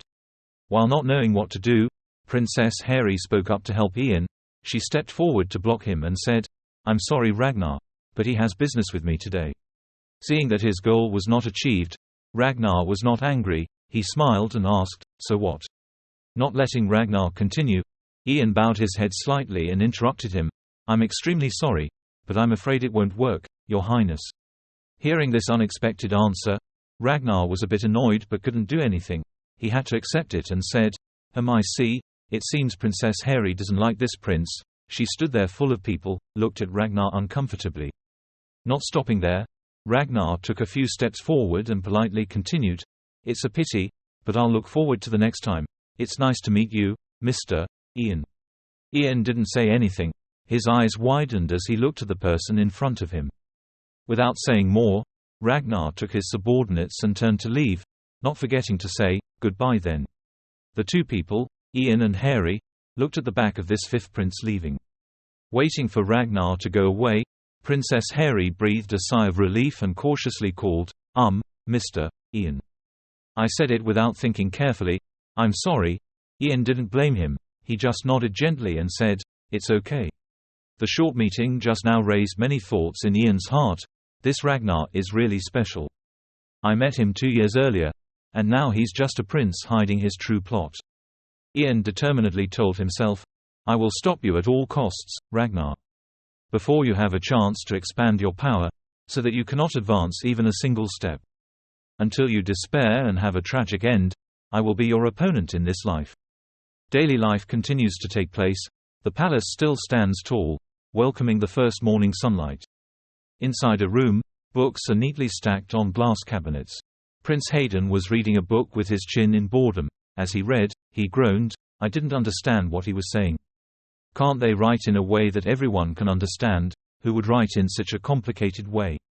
A middle-aged man carrying a stack of books came forward and spoke up, "Your Highness, the book was written by the first King Greeniver, detailing how to become a good ruler, explaining the methods and how to rule. As the eldest prince inheriting the throne, you should learn these things." Hayden looked at the 2 tall stacks of his boss's books on the table, crying inwardly, thinking, "Is this all there?" The man took out some more books and placed them in front of Hayden. He continued to speak, "Moreover, you also have to study history, philosophy, political economy and etiquette. These are all your books, need to read." Looking at the pile of boring books in front of him, Hayden was so sad that he couldn't say a word. "Can't stand it anymore," Hayden shouted angrily. "I don't care anymore. Today is not according to feng shui, Professor." Hearing this sentence, the man cried and said, "Your Highness, if you don't read it now, your father will scold me." Hayden didn't care. He looked up at Paul and asked, "And Vice Captain, today is the last day of the captain's practice match with Mr. Ian, right?" Hearing that, Paul respectfully replied, "Yes." Hayden looked out through the glass window, silently saying, "They must be fighting." Saying so, he immediately stood up, excited and shouted, "Let's go. I haven't seen him practice for a long time." Very soon, Hayden and Paul approached the Royal Knight Squad 2, the headquarters, the main training ground. At that time, the sun was already high, the silhouettes of the knights on the field were much less. Someone's sigh rang out in the quiet space. It turned out that person was Oliver. He held the sword tightly in his hand, thinking resolutely, "Until the last minute, I swear." At this moment, a barrage of arrows made of ice suddenly appeared to attack Oliver. He opened his eyes wide and looked forward warily. Very soon, Oliver moved his steps, avoiding a series of sharp ice arrows. Ice arrows stabbed deep into the ground right behind Oliver's heels. His footsteps suddenly stopped and he turned around to look forward. In front of Oliver are now a series of wooden stakes sticking out from the ground. If not carefully sharpened at the top, can be life-threatening. Oliver's face has never relaxed for a moment. He moved forward with all his might. Then Oliver used his strength to jump up high. He moves quickly on difficult terrain. Just then a noise rang in Oliver's ears. A streak of light passed through his body in the blink of an eye. Oliver successfully attacked the target and landed safely. He turned his head to observe the surrounding situation, thinking warily, followed by. Up ahead, a huge ball of fire roared forward. Oliver tightly grasped his sword facing this fireball directly. His eyes opened wide, seriously observing the situation, and then the moment he had been waiting for came. Oliver raised his sword and shouted loudly. He used all his strength to slash forward. A sharp arc followed his movements towards the fireball in front of him. Taking back his sword, Oliver thought to himself, I can reach him, the limit of a magician. Looking at Ian's blurry figure in the dust and smoke, Oliver was determined to fight. He grasped the sword tightly, moving quickly towards the target. The sword rushed forward at lightning speed, stabbing straight into Ian's chest. Time seemed to stop at that moment. Oliver successfully attacked a magician. At this moment, his eyes opened wide and stared in front of him. A hand reached out from behind, gently touched Oliver's back and praised him for doing a good job. I don't know when Ian appeared behind Oliver, his body completely intact, without any damage. Oliver sadly bowed his head sadly. Then he turned his head and said cautiously, So I can't even scratch you. Ian stood there and smiled, looking towards Oliver. He spoke softly, talking scratches while he aimed at the heart. If I was injured, I would definitely die. The two shook hands to show their closeness. Oliver spoke up, Thank you for helping me over the past few years. Ian politely said, It was just a waste of the necklace. Hearing that, Oliver shook his head and said, I have received help far beyond its value. Ian looked helplessly, thinking about the time that had passed, then coughed a few times and praised, Wow, you really have improved significantly compared to 5 years ago. You cut the fire in half with an iron sword. Standing on the opposite side, Oliver seriously asked, Ian, can I ask you something? Ian nodded and said, Of course. With permission, Oliver asked, How strong are you now? Ian avoided this question. He looked away and said, Not as strongly as he thought. Ian was now a level 5 mage. Looking up at the clear sky, he thought to himself, Even though in my previous life I only became level 5 when I was 26 or so, which was relatively fast, but I was hoping that at least I have to get to level 6. But I can't increase the growth of my body and heart mana, so level 5 is my limit. I hope my body will develop completely as soon as possible. While thinking, suddenly a voice rang out from far away, Wow, he is truly the greatest magician in the Empire. The person who spoke was Prince Hayden. He walked closer and continued to speak. I heard that today is the last training match between the two of you. Seeing that it was done, Hayden happily clapped his hands and said, Okay, let's go have breakfast together. To increase the strength of my right and left arms, I will give you the most wonderful meal. When Ian heard this, he shook his head a little, said softly, I'm sorry, but today is the day I completed my studies in the ivory tower, and I was given the duty to become stronger as a magician, so I must go see the tower master immediately. Hearing him say that, Hayden immediately lost interest and said sadly, Ah, I see, then it can't be helped. Hayden waved his hand and said, Go ahead, let's eat together next time. Ian bowed his head and replied, I will arrange a time as soon as possible. Ian bowed down and said, Immediately after that a cloud of smoke gradually gathered around his body. In the blink of an eye, Ian was gone. Ian appeared in the air, lowering his head to look at the three people below. He smiled and said, I will be back, and then completely left the training field. On the ground, Hayden and his two guardians all looked in the direction Ian left. Hayden said softly, The cloak my father gave me has a flight spell. I don't know what else is going on, but I feel so jealous. When Hayden said this, he looked at Oliver and called out, Captain. Oliver immediately bowed and replied, Asking for your orders. Hayden asked, I see you're evenly matched with Ian. What do you think? Can you now confront the magician? Oliver heard this but spoke up a bit worriedly, My answer has two parts. First, I cannot scratch Ian. The gap between us will continue to grow. Pausing for a moment, Oliver raised his head and looked straight into Hayden's eyes. He said confidently, But with other magicians, I can handle it. After leaving the training area, Ian immediately went to the ivory tower. The scene was still the same. The tower was still standing there for many years. The door opened a crack. A creaking sound rang out. Ian entered the tower. A greeting immediately rang out. Oh, you're here. Ian bowed to Tower Master Herbert. He looked at him and said, Feeling quite strange. It seems like just yesterday. I heard news about a special boy in the north. Yet that boy became a man. Surely that means I'm old. Hearing these words, Ian replied softly, at least you will be healthy for a few more decades. Herbert looked at the pile of documents in his hand and said, Great, I have nothing to say but praise. You are truly a great fortune to the Empire and the Ivory Tower. Every lady wants to meet you. Aren't you the role model for every magician to follow? Ian calmly replied, You're exaggerating. Herbert shook his head and continued softly, We will soon know whether I have said too much or not. You know, today is the last day. If you were a normal student at the academy, you would be sent to the surrounding areas, but your case is special. The last day was all about talking to this old man. Did you feel depressed because of that? Ian shook his head and said, No, it was actually an honor. Herbert didn't show any reaction to this statement.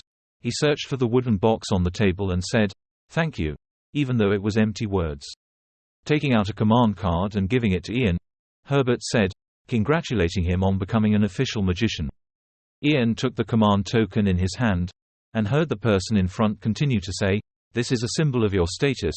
It will help you mobilize the soldiers and people of the Empire as you wish. You will have many chance to use it. Ian asked curiously, Are there many places that need high-level magicians? Herbert heard that and immediately replied, The problem is not just the need. Currently there are very few high-level magicians. Since Helena has already settled down, what do you expect? I don't want to pressure you, but your help is really important. Hearing these words, Ian let out a long breath, half joking and half serious, and said, So there are many things waiting for me. Herbert continued to speak, You are the strongest and most important force in the Ivory Tower, so you will soon be bound with responsibility. But because this was the first time, he stopped for a moment, opened his hand, and then 3 information panels appeared. Herbert gave Ian 3 choices. Ian raised his face and began reading the information on it. These will be the locations that Ian will choose to take over.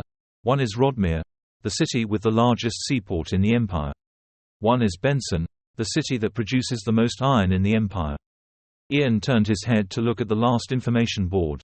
The 3rd place is Firewick, the northeastern land, where he was assigned in his previous life. Ian's eyes were deep. He thought about what happened in his previous life. The previous magician died in an accident, so he was sent to replace him. Ian stood at the 3rd information board for a long time, then said seriously, I'm interested in Firewick. Hearing this, Herbert immediately said, That's where help is most needed. We've dispatched 2 level 3 majors and a few soldiers from the army, but it's still not enough. Monsters from the Great Plains seem to be causing trouble. Herbert gave Ian a piece of paper and told him, The details are written in here, read it. Do you think you can answer them today? If you refuse, I will have to find.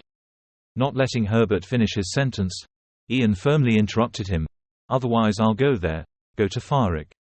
The sun gradually leans west, the red sunset shines on Ian's mansion. Douglas just picked up a piece of meat, but before he could put it in his mouth, he heard the shocking news that Ian announced. He widened his eyes in horror and said, Are you planning to go to Firewick on your first trip? That place is famous, full of monsters.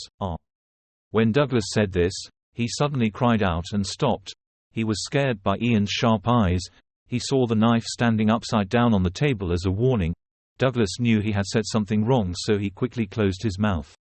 Sitting next to her, realizing that something was wrong, Vanessa quickly put down the knife and fork in her hand. She turned to look at Ian and asked worriedly, Ian, isn't that a dangerous place? Ian shook his head slightly. He didn't want his mother to worry about him, so he gently reassured her, No, it's not that dangerous, it's only temporary, so I'll come back after a few months. Vanessa heard that but was still very worried. She absolutely did not want to leave her son but had no other choice. She said a little sadly, I understand, you just said you would leave next week, right? The mansion is large, this place will be very empty. Ian also saw his mother's worry and said softly, I will finish the work as soon as possible and return, Mother. Douglas has regained his composure here. He excitedly shows off to Ian, Leader, can you check out the potions I made in the lab before I go? I've made some pretty good stuff, so they can help you on your mission. Radio sitting next to him heard his son talk to Ian and immediately turned to correct him. Douglas, you're already grown up, shouldn't you change the way you call Ian? Douglas didn't know what was wrong with his way of addressing himself, so he bewilderedly asked his father, What's wrong with calling the leader? In a difficult situation, Douglas suddenly thought of another way to address him. Ian sat opposite, drinking water and waiting for Douglas's answer. Douglas calmly said, "What about brother?" As soon as these words came out, the mouthful of water in Ian's mouth was immediately spit out by him. Vanessa and Radio were also surprised by this answer. Douglas was stared at by everyone, completely panicked, not understanding what he said wrong. Ian was silent, unable to utter a word. I saw the boy in front of me smiling brightly at me. Then he narrowed his eyes and called out again, "Big brother Ian." Ian was still in shock at what had just happened, silently screaming in his heart, "Are you really the Douglas I knew in my previous life?" Vanessa suddenly burst out laughing and said, "It's great that you have another cute little brother. Mom has another son." Ian couldn't stand his mother's excitement, but he couldn't stop it and could only scream inside. Radio heard these words, his face turned red and he shouted, "Mus, Phage, what do you mean? Can't let this situation continue to happen." Radio quickly spoke up to correct Douglas. "I have to call him Sir Ian." Douglas heard that confused and exclaimed, "We are family now." Sir, it sounded so distant. Radio helplessly grabbed his son, rolled his eyes and scolded him. "Why are you being so picky?" Douglas said dissatisfiedly. "What do you mean? My genius mind is very beneficial to the family." Radio reluctantly said, "Genius, whatever, you're a genius." Vanessa sat to the side and listened to this father and daughter talk and laughed happily.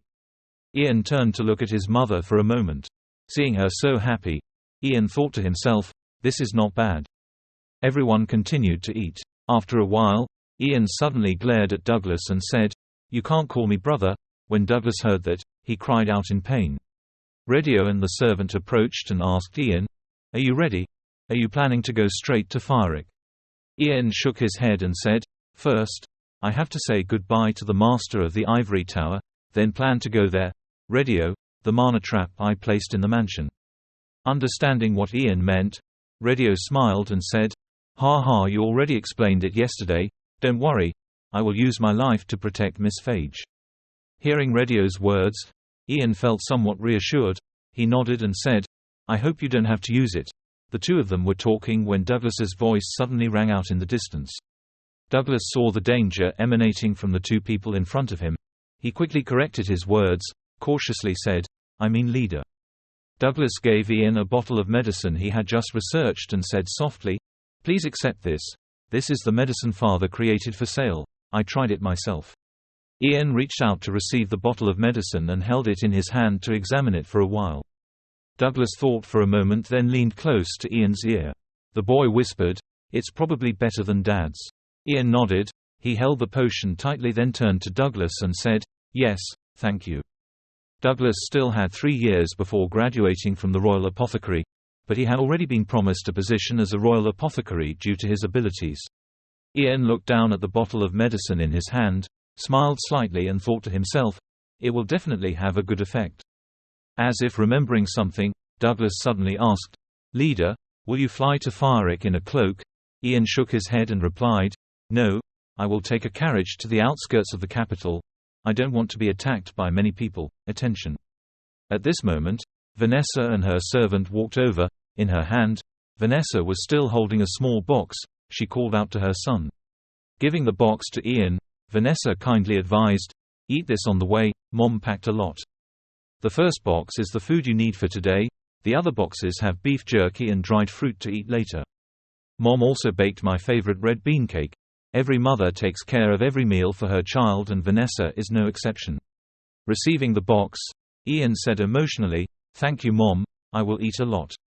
Vanessa pulled her son into her arms and hugged her, again warning her to be careful, "Don't get hurt, don't skip meals." Ian felt his mother's hug and remained silent without speaking. A moment later, he suddenly smiled brightly, raised his hand to hug his mother, and gently replied yes. "The time has come." Ian looked at Mom and said, "I'll be back soon, so don't worry too much, so I'm going." Ian said goodbye to Vanessa and everyone in the mansion, then got into the carriage.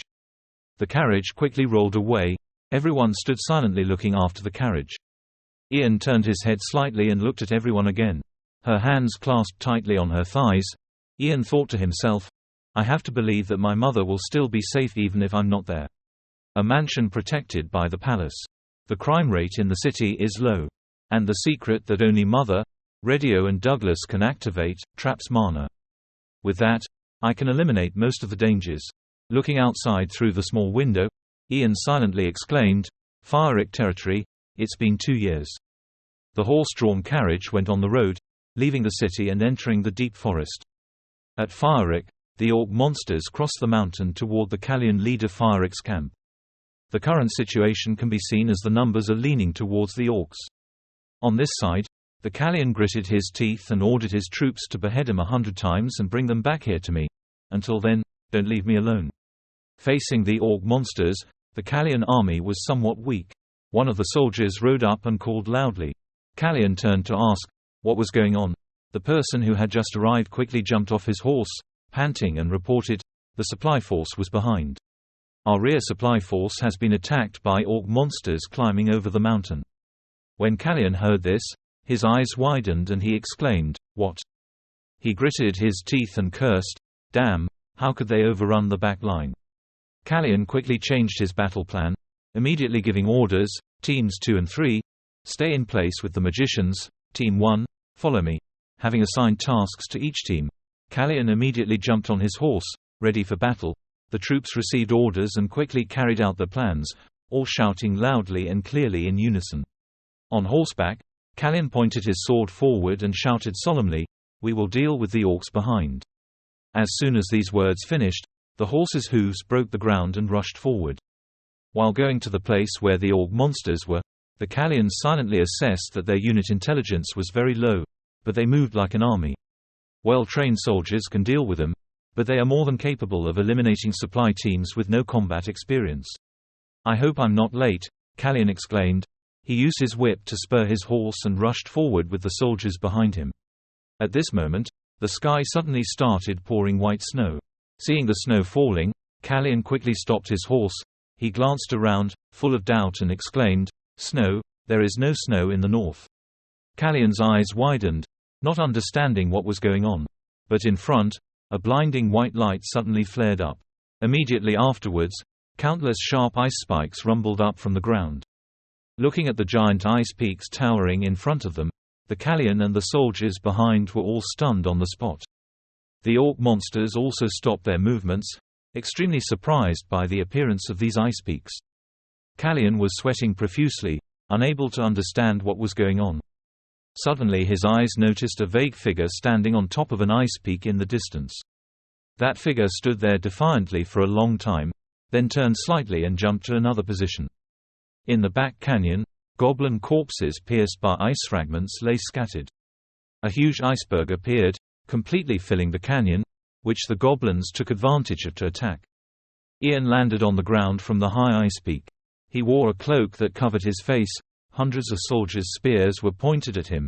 The soldiers were somewhat frightened. "Show yourself." Ian was not afraid at all. Somewhat coldly, calmly said, "I heard you guys need help." Kallian, wearing armor covered in dirt from the battle, suddenly looked at Ian speechless.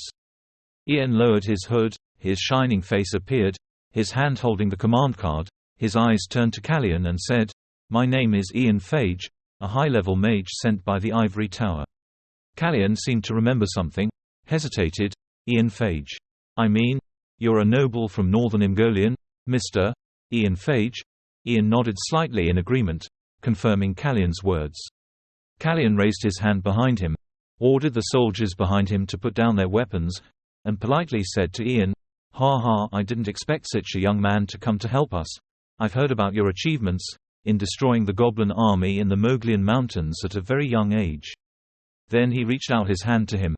"Happy to meet you." Ian looked happy, shook his hand, and replied admiringly, "I am also honored to meet General Kallian Pierrick, the greatest warrior in this side." The two shook hands and talked. He must have been very tired after his long journey. Kallian was serious, his eyebrows furrowed, but could you spare a moment? He looked at the ice wall that covered the ravine and said heavily, "We have a lot of things to discuss." Firewick Citadel appeared in the afternoon scene. Everything was peaceful again. The scene changes back to the meeting room. Kallian with a tired face from the battle tells Ian, "I didn't know they would appear in such large numbers." The two stood facing each other. Kallian continued, "No, I had guessed, but not to that extent. Lately, they seemed quite determined. It seemed like there was trouble on the Great Plains. Otherwise, Ian silently listened to Callion. It seemed like he was thinking about something. Callion is still talking. You know, Mr. Ian, we have sent a request to the palace and removed the tusks. First, he requested supplies and aid, to continue fighting. Secondly, he requested a high-ranking mage. It seemed the situation was extremely urgent. Firerik needed a magician skilled enough to overcome the current situation. Ian remained silent thinking. Callion was extremely surprised by Ian's ability to destroy an army of monsters in an instant as well as erect an ice wall. It was a rescue and an amazing debut for him. Even though the canyon was fenced, we certainly have more time, but that is only a temporary solution. We are about to have a war with monsters on the Great Plains. Because monsters have continuously invaded for many years, the army is gradually tired and our food is gradually running out. This must be a great danger, for the East, especially Firerik. Callion suspects that if only reinforcements and food arrive, we can continue to fight the monsters. But it seems like the Empire has delayed that. Callion frowned. He seemed very angry. And it seems like you came to replace the reinforcements, so I suggest we think of a more permanent solution for this problem. After listening to Callion talk about all the problems that needed to be resolved, Ian finally spoke up. I understand. Even though the situation was extremely dangerous, he was still very calm and came up with a solution. The ice blockage could last up to 10 days. If we monitored the actions of the invading monsters infiltrating from the mountains, maybe we will be temporarily safe. In these 10 days, we can reach the Great Plains. Callion looked at Ian suspiciously. Mr. Ian, are you going on your own? Ian said frankly and firmly, we have to find the cause of this, and perhaps a solution to completely solve it. Listening to Ian's words, Callion seems to have calmed down. Haha, I'm very happy because he seems extremely confident. But it seems he is still a bit worried. In the past he has sent countless armies to the Great Plains in the past few months and brought no results. The only thing he discovered was that the monsters of different types had stopped attacking each other, as if they had joined forces. And they only attack humans. It's terrible that they can penetrate into the city and attack people. But the monsters not only attacked the Green River Empire, Callion said, pointing at the map, they also attacked the northern border of the Great Plains, the Coldwood Empire, the Ro Principality on the western border. They invaded those borders at the same time. There are some others, but those countries have few roads leading to them, so they suffer less damage. He continued to analyze the roads on the map for Ian. Among them is the Great Serpent Canyon, a small but extremely important canyon. This is the main reason why the monsters focused on attacking the Pierrick estate. But the strange thing here is, on the southern border of the Great Plains, the Aboriginal tribe had not been invaded by monsters. He pointed to the settlement symbols on the map. It was like there was something preventing them from accessing this area. Ian listened attentively to his analysis. We suspect that that thing is related to the trouble in the southern Great Plains, but we cannot raid the monsters in the canyon, so we can send an army to the southern Aboriginal tribe to investigate the matter. More specifically, if we discover this reason, we can solve the monsters. Ian put his hands up and thought about his past life. The trouble on the Great Plains, this was something he did not know in advance. There were many attacks coming from the Great Plain, but this was the first one on a large scale. His eyes looked far away. Coming out of his thoughts, Ian said we should go to the southern border to see the Aboriginal tribe. Callion continued, yes, if the Aboriginal tribe, the king of magicians, I'm sure he would know something about this issue. Callion asked Ian suspiciously, do you think we can meet and talk to him? Ian smiled, his eyes affirming, of course he did. Night falls at Firerik Citadel, thousands of stars shine brightly in the night sky. A peaceful scene awaits the upcoming battles. Ian stood alone in a familiar scene from the past, the Great Plain. He looked at the sky, silently, thinking back. Maybe that thing was still there, the artifact passed down to the king of magicians, the leader of the Aboriginal tribe. The scepter of the Great Plains, a simple stick, not glittering with diamonds but holding terrible power. Thoughts of appropriation appeared in him. I quite like that staff. Staff made from birch wood is also rare, but unfortunately you can't have it. Haha. In his previous life 3 years from now, Green River Empire, Coldwood Empire, Ro Principality, these 3 countries will establish an alliance to fight against monsters in the Great Plains to completely destroy them. Most monsters will be destroyed in the Great Plain, and the three countries will divide the Great Plain filled with natural resources. During that period, the king of magicians disappeared and the aboriginal tribe in Dai Bin Liu was turned into slaves. Thinking about the past, his hands unconsciously grasped the city wall. Something that didn't happen in his previous life happened, causing him a bit of worry. His face was full of sadness. Perhaps this change was because I came back. There was a problem in the Great Plains that he didn't know about, but he would look forward to it and solve it. The next morning, it was also the day Ian left for the Great Plains. Before he left, he told Callian, "In 10 days the ice will melt and break. By then we will definitely find the cause and solution about this situation. In case I don't come back within 10 days, without finishing my sentence, Callian looked at him and said confidently that I believe you will come back in 10 days. Good luck, Mr. Ian." The scene changes to a barren land where dogs eat, cockfights, and gravel. There is no sign of any life here. After a long journey, our male protagonist landed on a promontory. He stopped to think, looked around and determined his current location. This was a neighborhood adjacent to the Aboriginal land. Strangely quiet. The scene before my eyes is of dead trees due to lack of water, with only a few cacti remaining.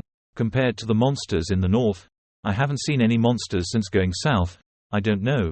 Is this place the cause of the change Mr. Firewick speaks of? He moved towards the Aboriginal tribe.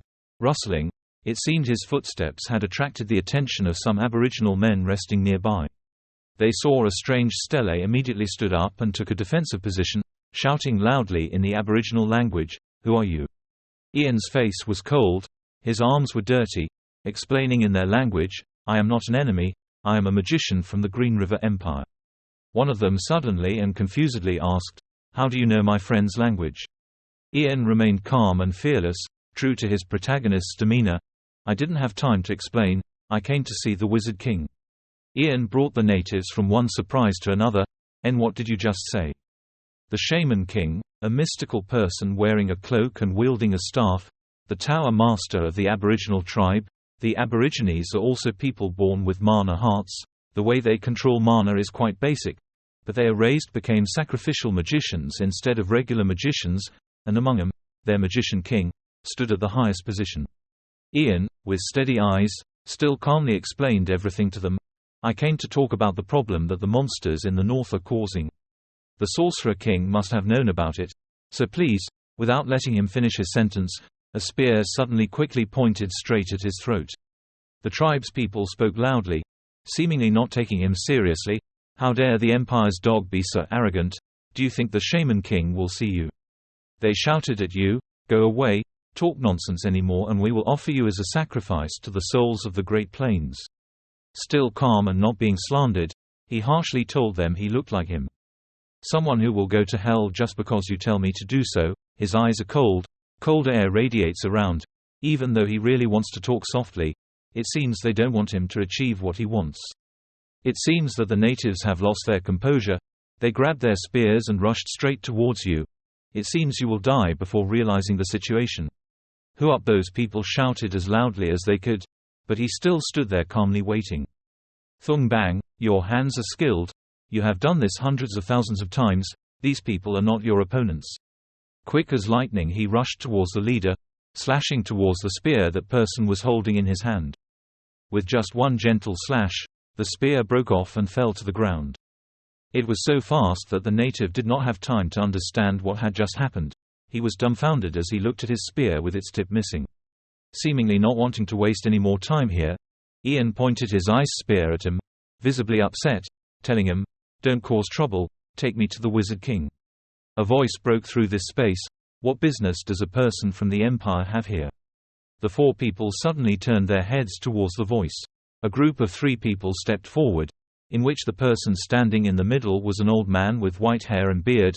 The 2 people next to him seemed to be following to protect him. Ian looked at the old man. That staff was. He calmed down, didn't care about the people blocking his way, and said to the old man, "Are you the Wizard King?"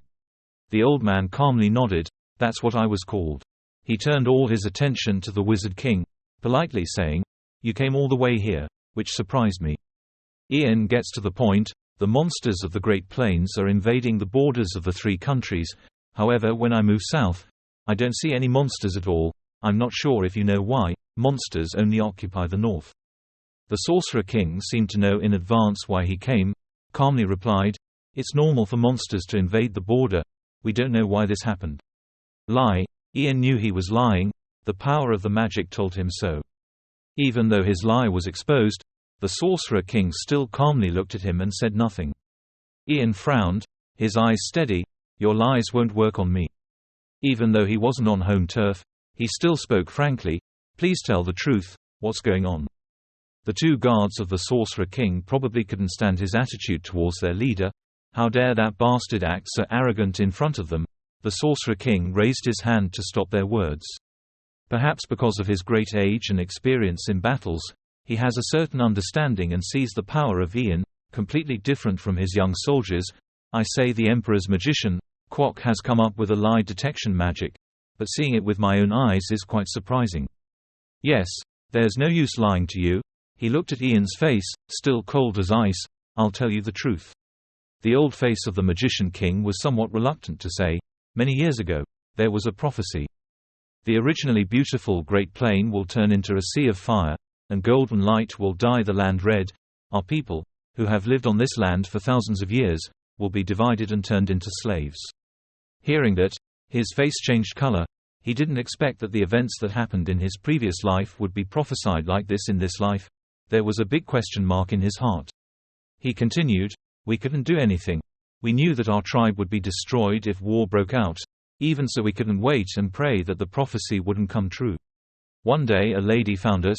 The image appeared of a mysterious lady, wearing a cloak surrounded by streaks of gloomy black smoke and dying red. That lady cast a few spells on this staff, shared her power with us and then disappeared. A somewhat dangerous red light emitted from the staff." His eyes changed, they frowned. "What a lady." The Magician King held the staff and slammed it on the ground, making a thumping sound.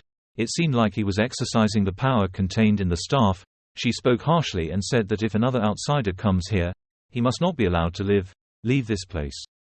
A huge, powerful wall of fire enveloped Ian. Even though he was surprised by the hospitality of his family, he still calmly observed his surroundings. Hundreds of zombies on the Wizard King's side rose from their graves due to the power of the staff. Their bodies were dry, slowly moving towards him to listen to the instructions. It seemed that this was the reason why he himself came here, to welcome him. It turns out they had prepared in advance to kill him right here, according to that mysterious lady's words. Those zombies looked towards him with blood-red eyes glowing in the fiery space. Those zombies seemed to be people who died on the Great Plain. The Wizard King continued, "I'm sorry, but you had to die here." He was extremely confident and did not know who he was facing. "Turns out that's it. I see." Ian secretly thought it was black magic. "I thought it stopped existing 300 years ago, but I didn't expect the future to be so skewed." He smiled contemptuously. They were looking down on him. Extremely confident, he gently said, "I'm sorry, but I don't intend to die without a fight. Even if I have to use force, I will still take that staff that is imbued with black magic." Ha. It seems our male protagonist still has a strong attachment to the staff from his previous life to this life. Ian started performing magic transfer. "What you just said. There's no taking it back." Each word was spoken firmly, his face confident. It seemed like this time he would use his true power. Scene change, back to Firewick, at the canyon where Ian built the ice wall to block the monsters. Now the ice has melted more than half. Callion looked towards the ice wall, his eyes somewhat worried, thinking, "Is something wrong? It's been 10 days since the mage set out for the vast plains, and the ice wall blocking the canyon has quickly melted away. The speed of melting ice is getting faster and faster. Each wind carries cold air and snowflakes blowing in like a storm. If so." Callion lowered his head to think. The wound stretching from his chin to his cheek was exposed. Perhaps he was thinking about the battle with the monster when the ice melted, but he still hadn't returned in time. Unable to delay any more, he spoke up, breaking the silent atmosphere, calling, "Adol." A brown-haired guy wearing armor behind him bent down to answer, "Sir." Callion held his sword tightly in his hand, turned half his face back and said calmly, "Prepare for the battle in the canyon as planned. Send all the soldiers and catapults into the territory, and order the soldiers awaiting in ambush around the mountain to gather." Hearing that, Adol respectfully put his hands in front of his chest and obeyed. but his face showed concern for the upcoming battle. Clang is the sound of the armor and sword that Kalyan is carrying. The situation is very dangerous.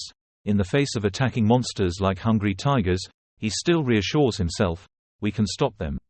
Kalyan was still there, facing the ice wall, his back straight, wearing the armor that had been through many battles with him, both hands on the sword, standing still like a statue. He closed his eyes and thought to himself, "Tell yourself, my soldiers will protect the territory and people. We must become the strongest shield of the empire." After speaking, he opened his eyes. His eyes were determined and sharp. He would destroy anyone who intended to attack the city and its people. Uaaaaaaaa! From the side of the ice wall came the sound. The snow and rain obscured everyone's vision. Preparing his cheek to fire the catapult, Kalyan calmly ordered the soldiers behind him, and just as quickly, the catapult was ready, right behind him. "Law," he said loudly. Thump, thump, from that side of the snow mist, a familiar figure slowly walked this way. "Ha ha!" Ian gasped a few times, clutching his wound. Kalyan woke up. He couldn't believe his eyes, his mouth was speechless. Sir Ian," he shouted loudly. Ian still walked step by step, trying to reach them, breathing heavily as he walked. Kalyan noticed the thing he was holding tightly in his hand. The thing was emitting a black and red light. This staff was. Ian walked over, raised his sweaty face, his eyes narrowed because of the wound, trying to tell Kalyan, "Never, ever. Don't ever touch it." After saying that, he seemed exhausted. He collapsed. "Ian!" Kalyan shouted loudly. Then the scene became pitch black. The ceiling appeared. The surrounding scenery was unusually quiet from the window to the candle. Purple-blue eyes opened, but there was still some tiredness in them. He lay on the bed, his eyes wide open. His body was carefully bandaged. This place was Yongjaseong Star. The light from outside through the window illuminates the whole room. He sat up on his hands and knees. His heavy face still seemed to be in pain from the wound from the battle. He rubbed his head with his hand. It seemed like he was in the right place. But first he had to deal with the staff. Even though he was still extremely tired, he still didn't forget what he needed to do, which was to deal with the staff contaminated with black magic. From somewhere came a joyful voice, "Mr." Ian finally woke up. He suddenly turned towards the direction of the voice. The general, turns out to be Kalyan and Adol's subordinates. They were extremely happy to see him wake up. That joy shone from their eyes. Ian sat on the bed, facing the two of you. "How long have I been sleeping? You have been unconscious for 3 days." Kalyan's eyes were happy. How did he feel inside? The lady told him not to move too much. Ian lifted the blanket, moved his legs off the bed. It seemed like he was still in pain, but he still tried to hold on. "I'm fine." "Forget about the cheesy questions. You still have work to do. Ask you too, where is the staff?"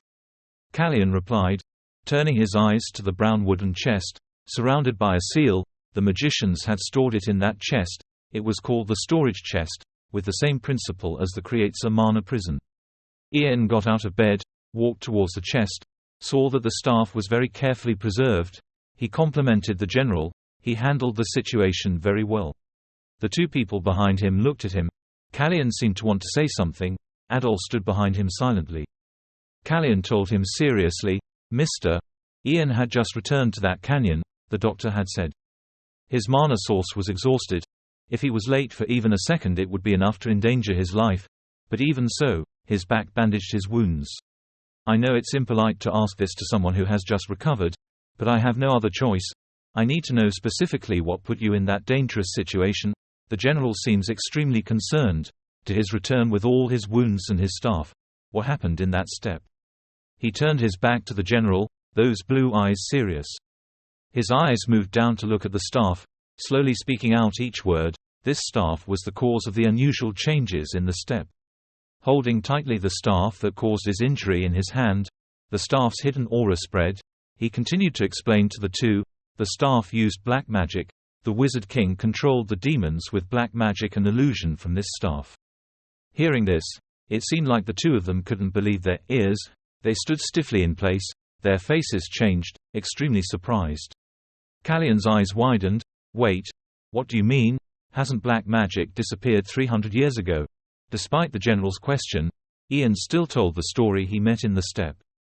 Then, the Sorcerer King, having been told the secret of using black magic by someone, although we cannot know who that person was, reached out and touched the staff, passing magic into it.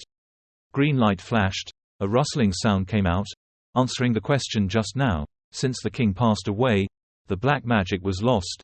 The demons began to rebel and attack the new owner of this staff. It seemed like this was the staff's curse to destroy evidence. He frowned.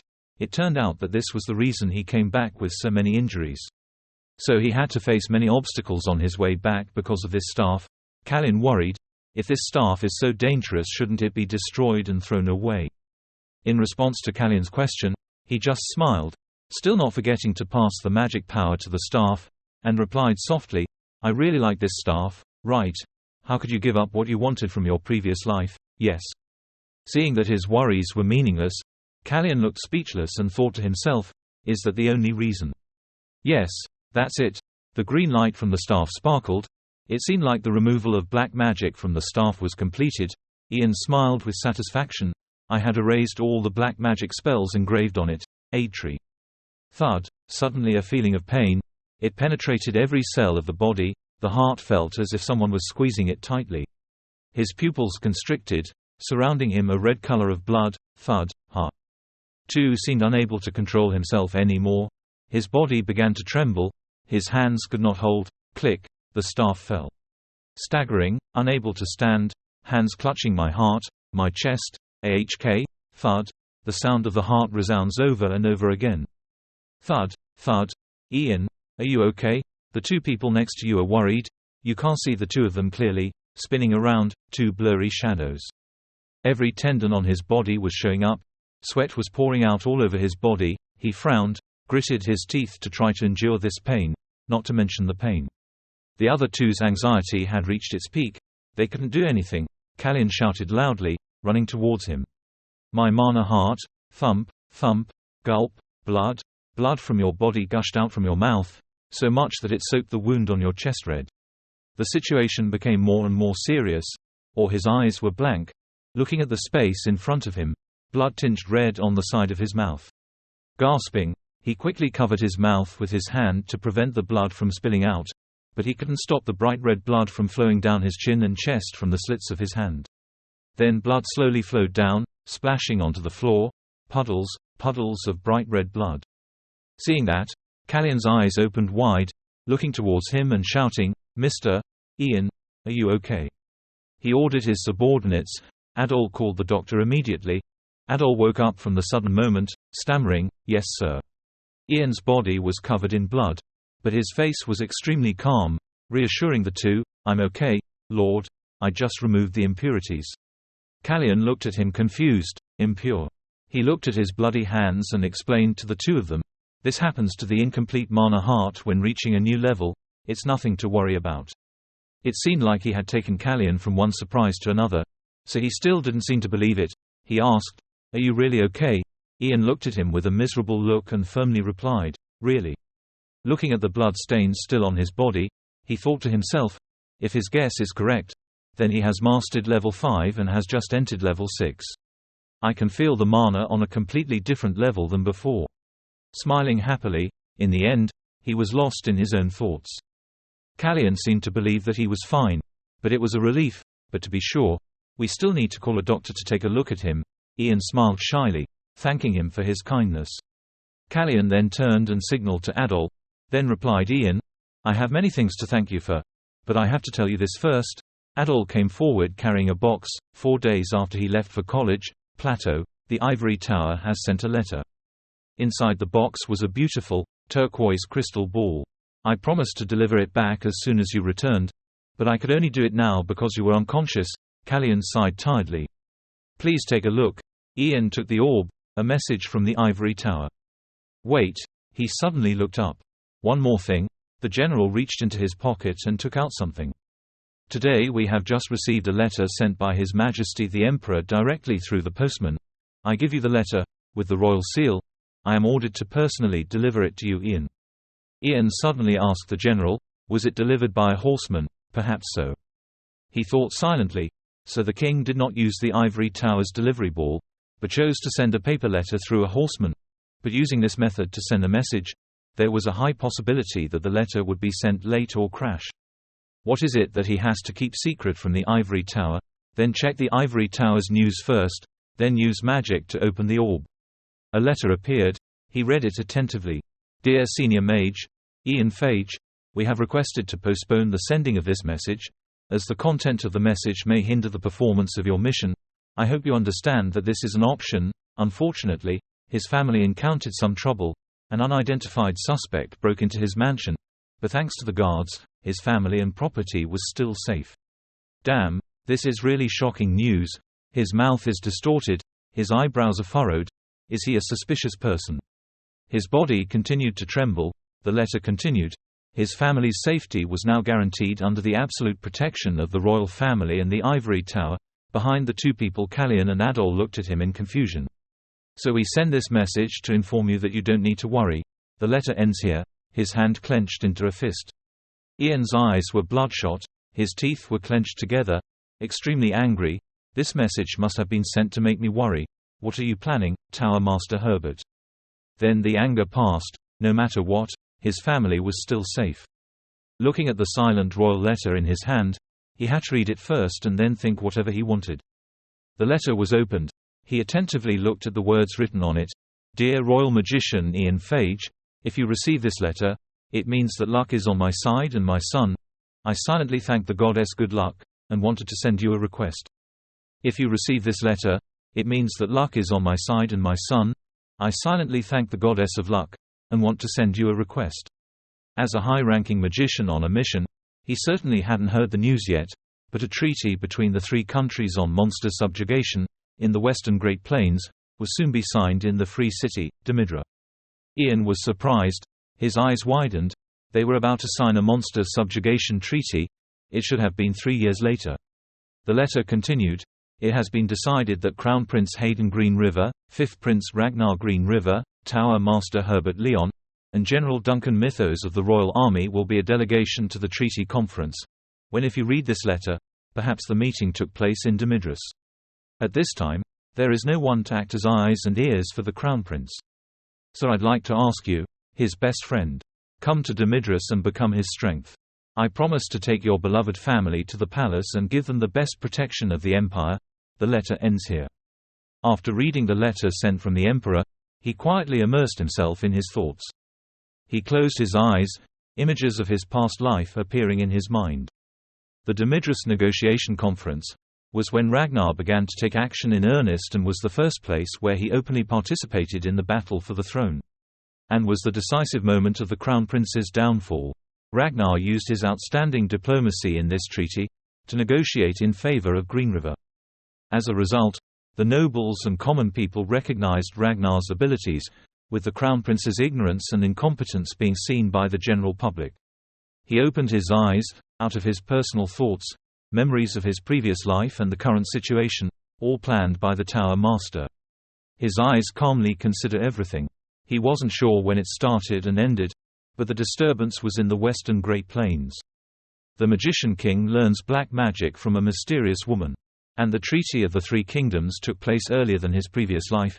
He couldn't help but think that these things were all related to the Tower Master. The suspicious person breaking into the mansion was most likely to tie his hands. He covered his face with his hands, his eyes sharp, although this was still just an assumption. But he completely saw through you. He put him in a situation where he had to ignore the Emperor's request and immediately return to the capital. But something unexpected happened. A type of magician that even the Tower Master could not imagine, a type of magician that was not recorded, a category that he could only recognize himself, level 6 magic that only level 6 mages can use it. Turning around, facing the two people standing behind him, he called out, Lord. Kalyan seems to be waiting for a question. Please just say it, Mr. Ian. Can you help me with something? He asked frankly. Transition to Demetera, freedom, equality, trade and a port, a city known for many things. At a magnificent palace, with white marble walls and beautiful emerald green domes, the atmosphere today is extremely noisy and bustling. Hayden Green River, our Crown Prince, leaned against the pillar with his arms crossed, seemingly worried about something, and said to the person next. Hayden Green River, our Crown Prince, leaned against the pillar with his arms crossed, seemingly worried about something, and said to the person next to him, "Why can't we contact Ian right now? Please be patient, Your Highness." Captain Oliver, standing next to him, seemed so familiar with this scene that he calmed down. He's coming as the Crown Prince's representative. Even the Crown Prince can't do anything to increase his speed right now. Hearing that, Hayden tilted his face towards Oliver. "I knew, but I still didn't feel secure. You also know that, but most of the envoys are gathered in the ivory tower. It is made up of nobles who support that stupid Ragnar. According to the eyes of the servant, the Ragnar behind is the master tower, talking happily with others." Hayden was extremely upset about that. He didn't feel very well. He wished it was printed here in times like these. Oliver still had that serious look and understood the prince's worries and said nothing more. Over there, Ragnar was still talking enthusiastically with the other messengers. From the tower master looked at him with extremely proud eyes, thinking, "This moment has finally come. We have prepared a lot for this day. I believe that young man will rush to the palace. He is probably extremely triumphant. He found out your whereabouts. He prioritizes his family's safety, and if something comes up with them he will destroy everything." When the negotiations ended, the prince would.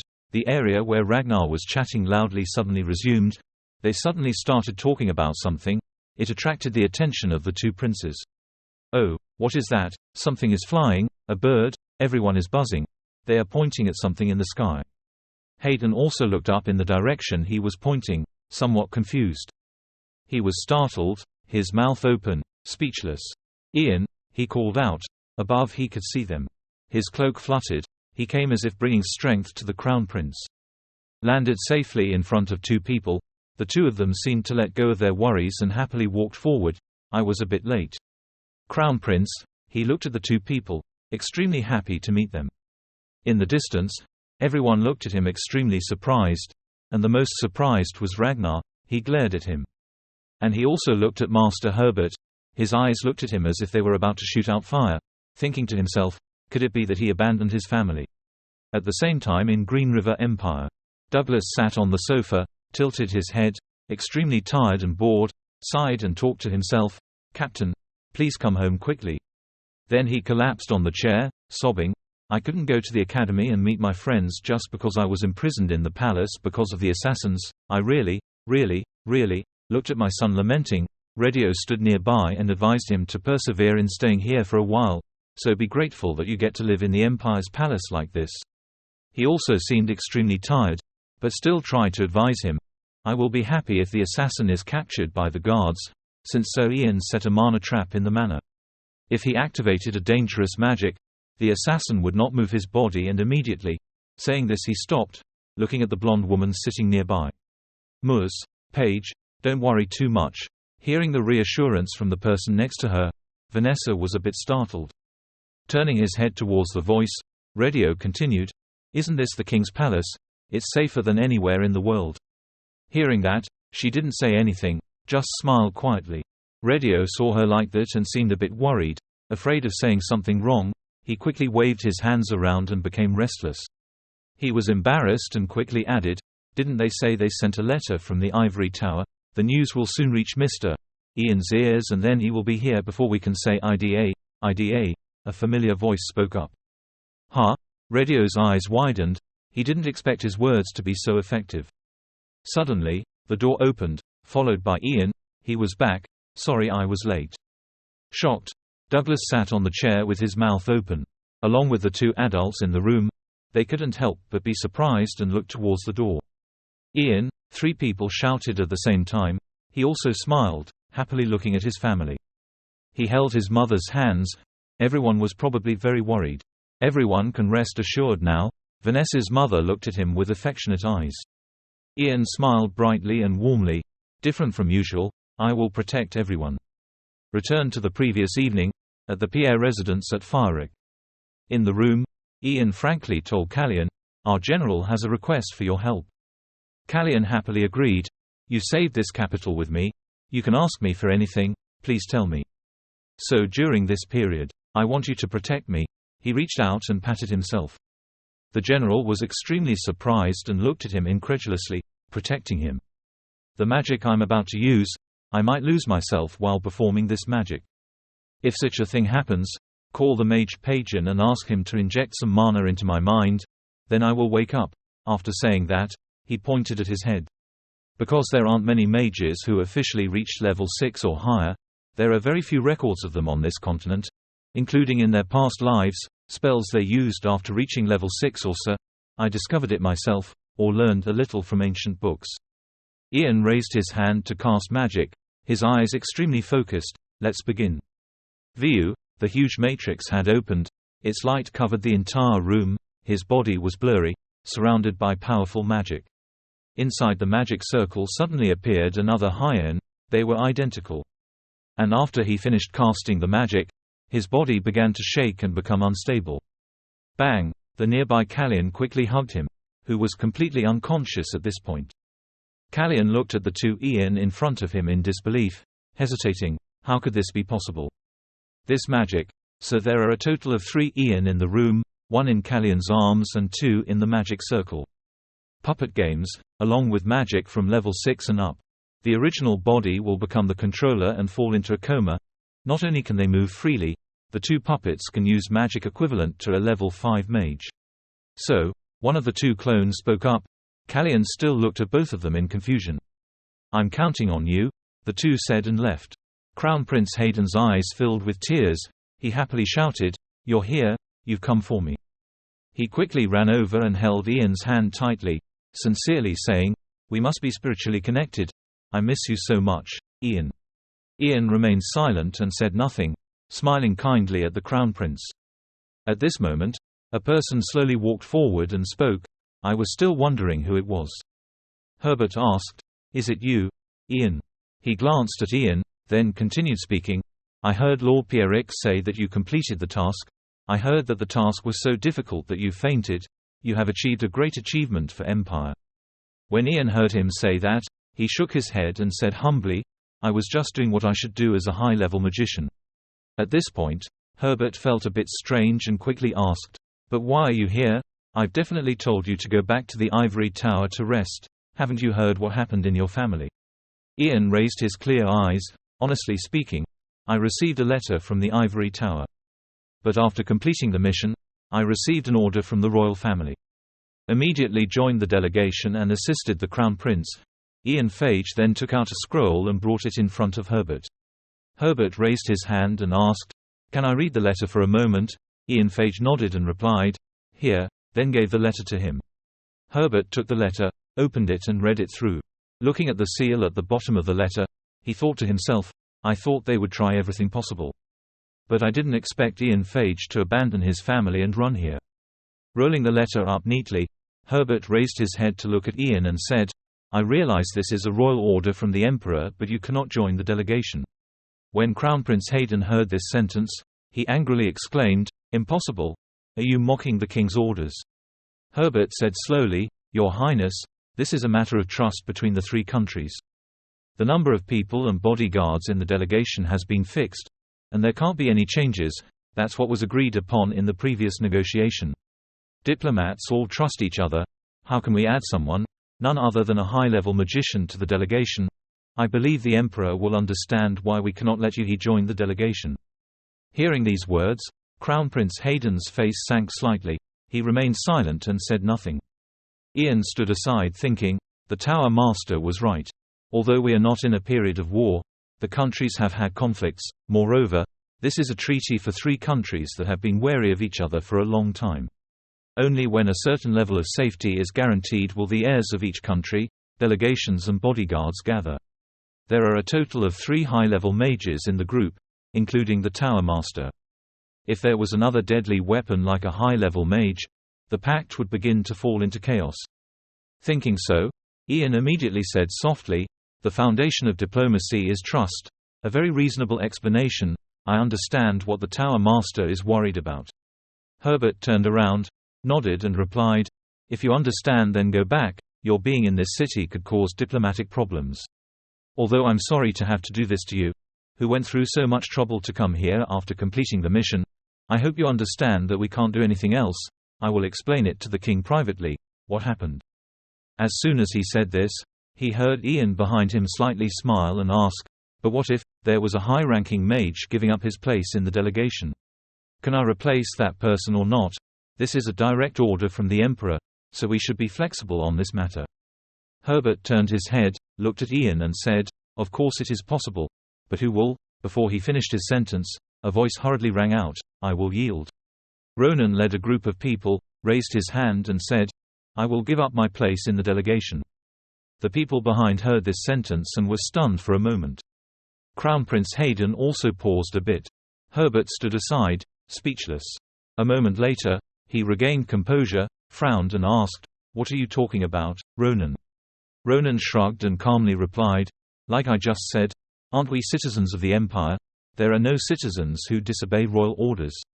Hearing this sentence, Ian smiled slightly.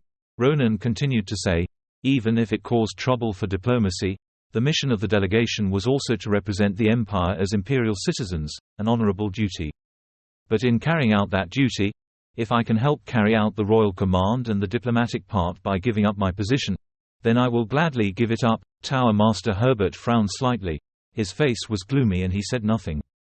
Ronan turned to the Crown Prince, placed a hand on his left chest and said respectfully, "I will now hand over the sacred task of being part of the delegation to Ian Phage.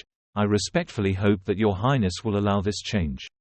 Crown Prince Hayden glanced at Ronan, quickly smiled and replied, "I accept. I am extremely impressed by your sincerity and loyalty to the Empire through what you have done for the Empire."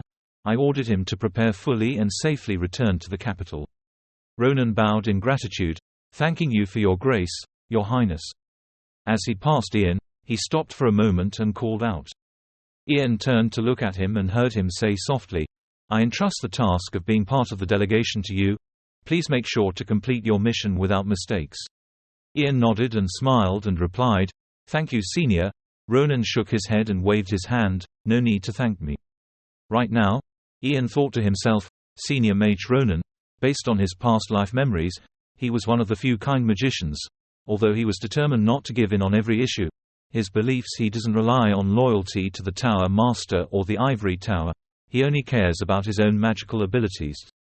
In exchange for teaching him a few spells that even the Tower Master Herbert didn't know, he easily joined his side. This matter is settled. Ronan bowed his head and said, "Then I will step down now. Because a high-ranking mage is not part of the delegation but in this city, it would make diplomacy difficult," is what the Tower Master said. Herbert felt a little guilty, bowed his head and said nothing. In his heart, he thought, "I thought he was just an ignorant kid, but has he taken root in my ivory tower?" Herbert looked at the people saying goodbye to each other. Then looked at Ian's smiling face again. He darkened his face and said softly, "I will not allow a brat like him to ruin the plan. Turn the Empire into the Ivory Tower Empire that we have long planned." In the noisy chatter of the people around, a pair of eyes was also quietly moving forward, looking towards Ian. The fifth Prince Ragnar frowned slightly, muttering something in his mouth. His lips pursed tightly, not knowing what was going through his mind. Demidris is a neutral city that does not belong to a certain country. All three nations recognize the importance of the Demidris, and it has been a symbol of freedom and neutrality for hundreds of years. 19th Market of Demidris, Engolo spread out one arm, bowed his head and said, "Please come this way." Crown Prince Hayden led the group and asked, "Where are the others?" Golo heard that and immediately replied, "We have guided them to their places." He pointed to a palace in the distance and said, "People from Green River can use this building. I think Your Highness can use that separate building, which is the house prepared for our most important guests." Hayden crossed his arms, looked in the direction Engolo pointed, nodded and said, "Not bad." He turned to Herbert and asked, "Tower Master, don't you have any plans right now?" Herbert shook his head slightly and said, "Before the scheduled date, there were no special arrangements."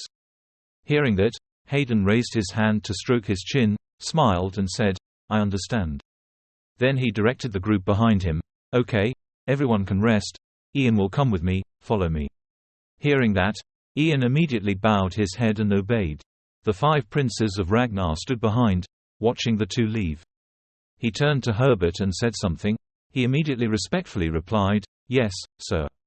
The door was slowly pushed open. Herbert and Ragnar slowly entered. Ragnar stood in front, speaking coldly, "I will not hold you responsible." Herbert silently bowed his head and said nothing. He heard the fifth prince slowly continue speaking, the magician standing next to him. "He's annoying. I don't have a good feeling about this either." Herbert closed his eyes and answered honestly, "I understand." He bowed his head even deeper, determined to continue.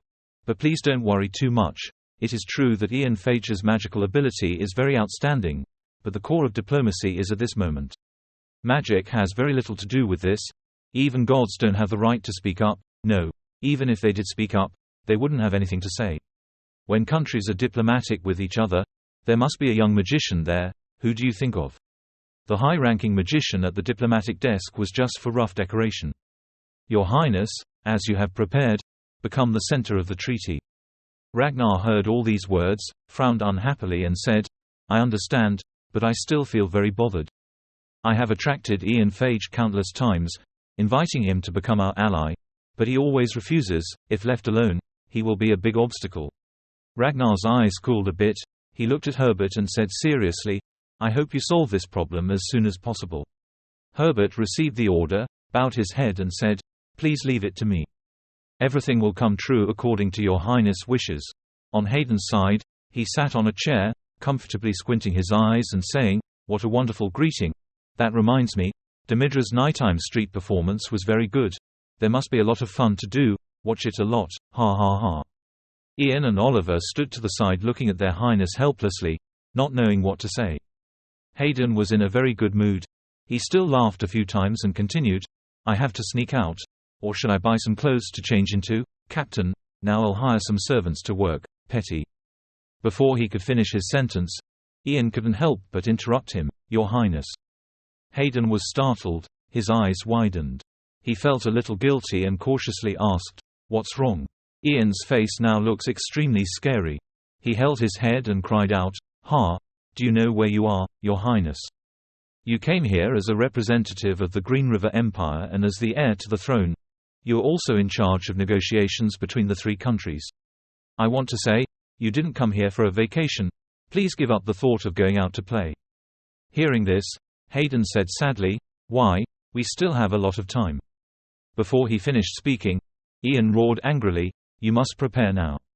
Hayden was yelled at, sat still, not daring to say anything, looking at Oliver with pleading eyes.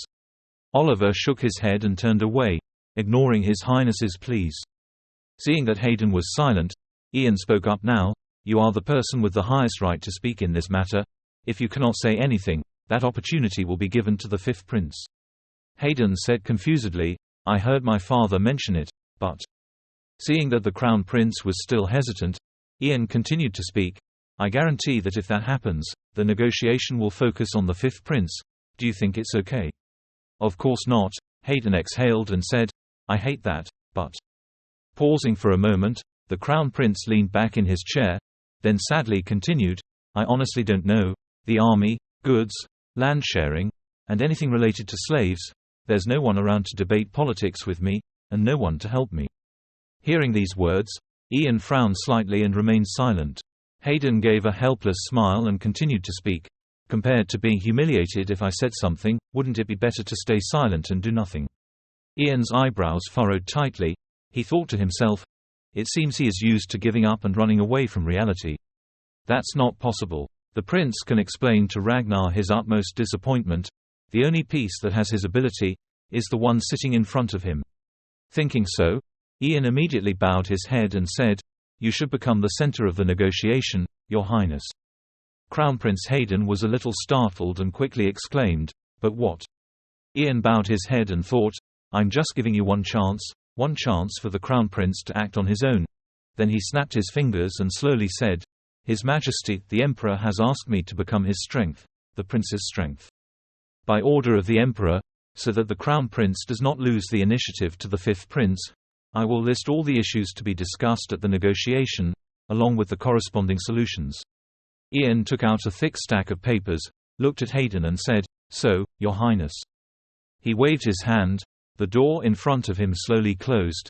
Ian seriously said to the trembling Crown Prince in front of him, "From now on, until the agreed date. All this paper. You must remember it all." A week later, at Demidras, the day of the three-nation treaty negotiation. As he walked down the street, The fifth Prince Ragnar said to Herbert, "Oh, there's more. After my brother entered that mansion, he didn't go out for a whole week. I don't know what's wrong with him." Herbert walked behind, bowed his head slightly and said, "I also felt worried, so I placed surveillance throughout the mansion where the Crown Prince rested, but nothing happened. I heard that he only occasionally went to the garden and looked after him, very tired." After listening to him, Ragnar thought a bit, nodded and said, "I understand." Just mentioned, Crown Prince Hayden appeared in front of the group of 5 princes.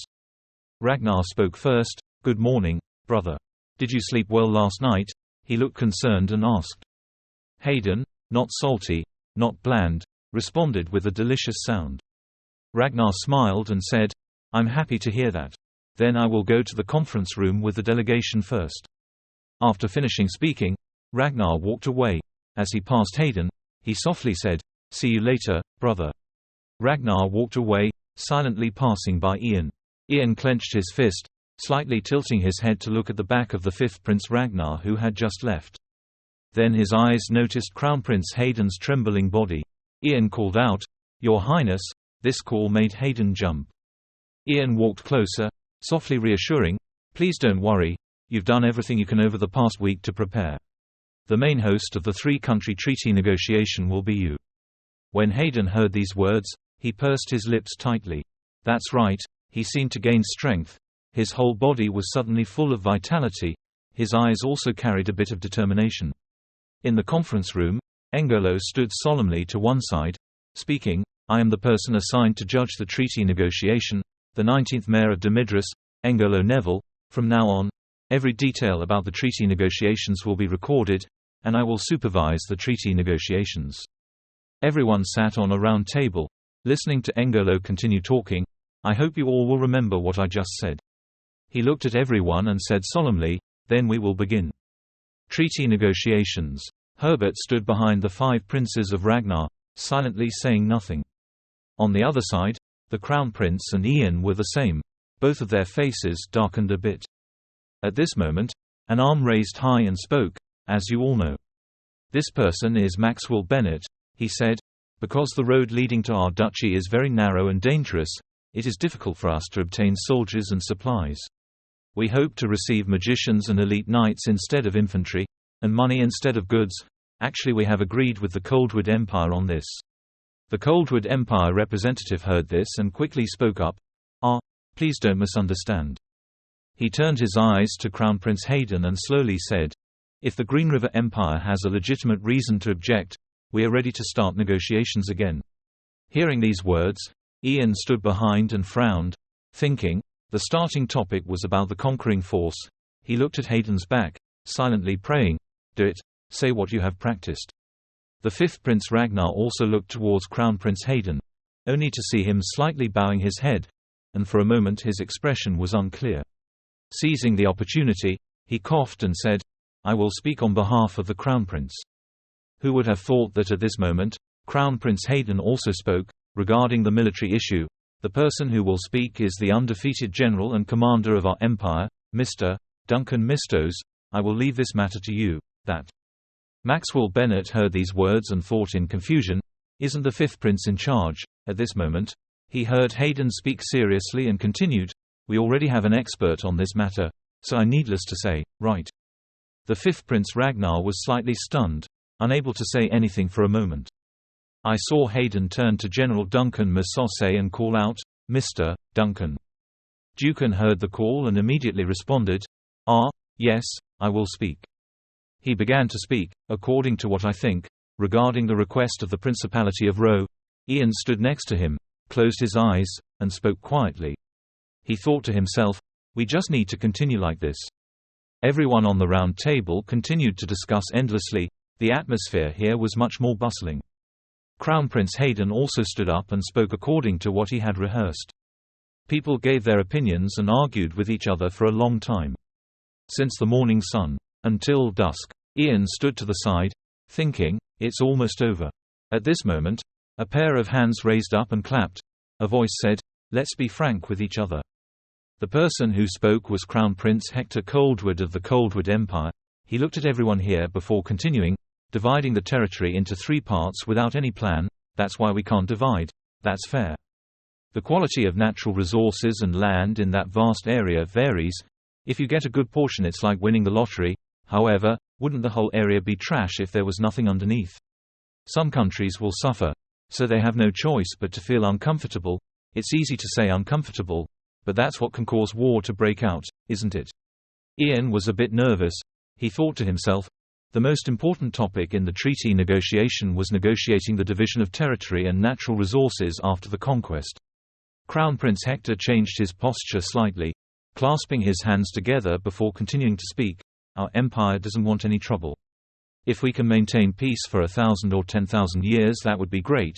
So please speak up if you have good suggestions. Let's enjoy what we've achieved together without any trouble. Encourage. Ragnar sat to one side, turned back, looked at Herbert, then called, Tower Master. Herbert realized what the fifth prince meant and nodded slightly. At this moment Crown Prince Hector was still speaking. This is just my humble opinion, but I want to share it. He had not finished his sentence when a voice interrupted him. A pair of hands slammed heavily on the table. When the people at the round table heard this sound, they were a little startled and turned their heads to look in one direction. Crown Prince Hayden stood up, smiled and said, I know a way where nothing bad will happen. When the five princes Ragnar and Herbert heard this, they were a bit stunned and immediately fell silent without saying anything. A pair of strong hands slammed straight down on the table. Hayden stood up, smiled and said, I know a way where nothing bad will happen. Mayor Engolo pushed up his glasses and spoke, Crown Prince Greenriver, please tell everyone here the solution you have in mind. Crown Prince Hayden said seriously, okay, first, our empire's ivory tower. No, the magic tower has developed a new type of magic. We can detect and determine the relative amount of minerals located under a certain area. Hearing this person say that, the five princes of Ragnar were startled, their eyebrows furrowed together. Master Herbert at the back sweated and thought, how could he know that? Everyone around was curious by this statement. Maxwell Bennett quickly turned around and asked if it was true. Of course it's true, Hayden said firmly. You must have somehow heard about this magician through rumors. Saying this, he spread out one arm, pointed at Ian, proudly introducing, he is the youngest high-level magician in our empire, Ian Phage.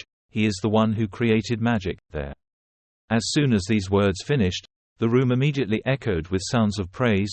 Oh, I didn't expect it could be used as magic. Herbert stood behind him with a frown on his face and thought, did he think like me, that mineral detection magic would be necessary for this treaty negotiation? How could this brat see through the crux of this treaty negotiation? Crown Prince Hayden stood up straight, completely in control of the negotiation. He calmly continued, we are thinking of using that magic to create something called a resource map, because we have to see how good that land is.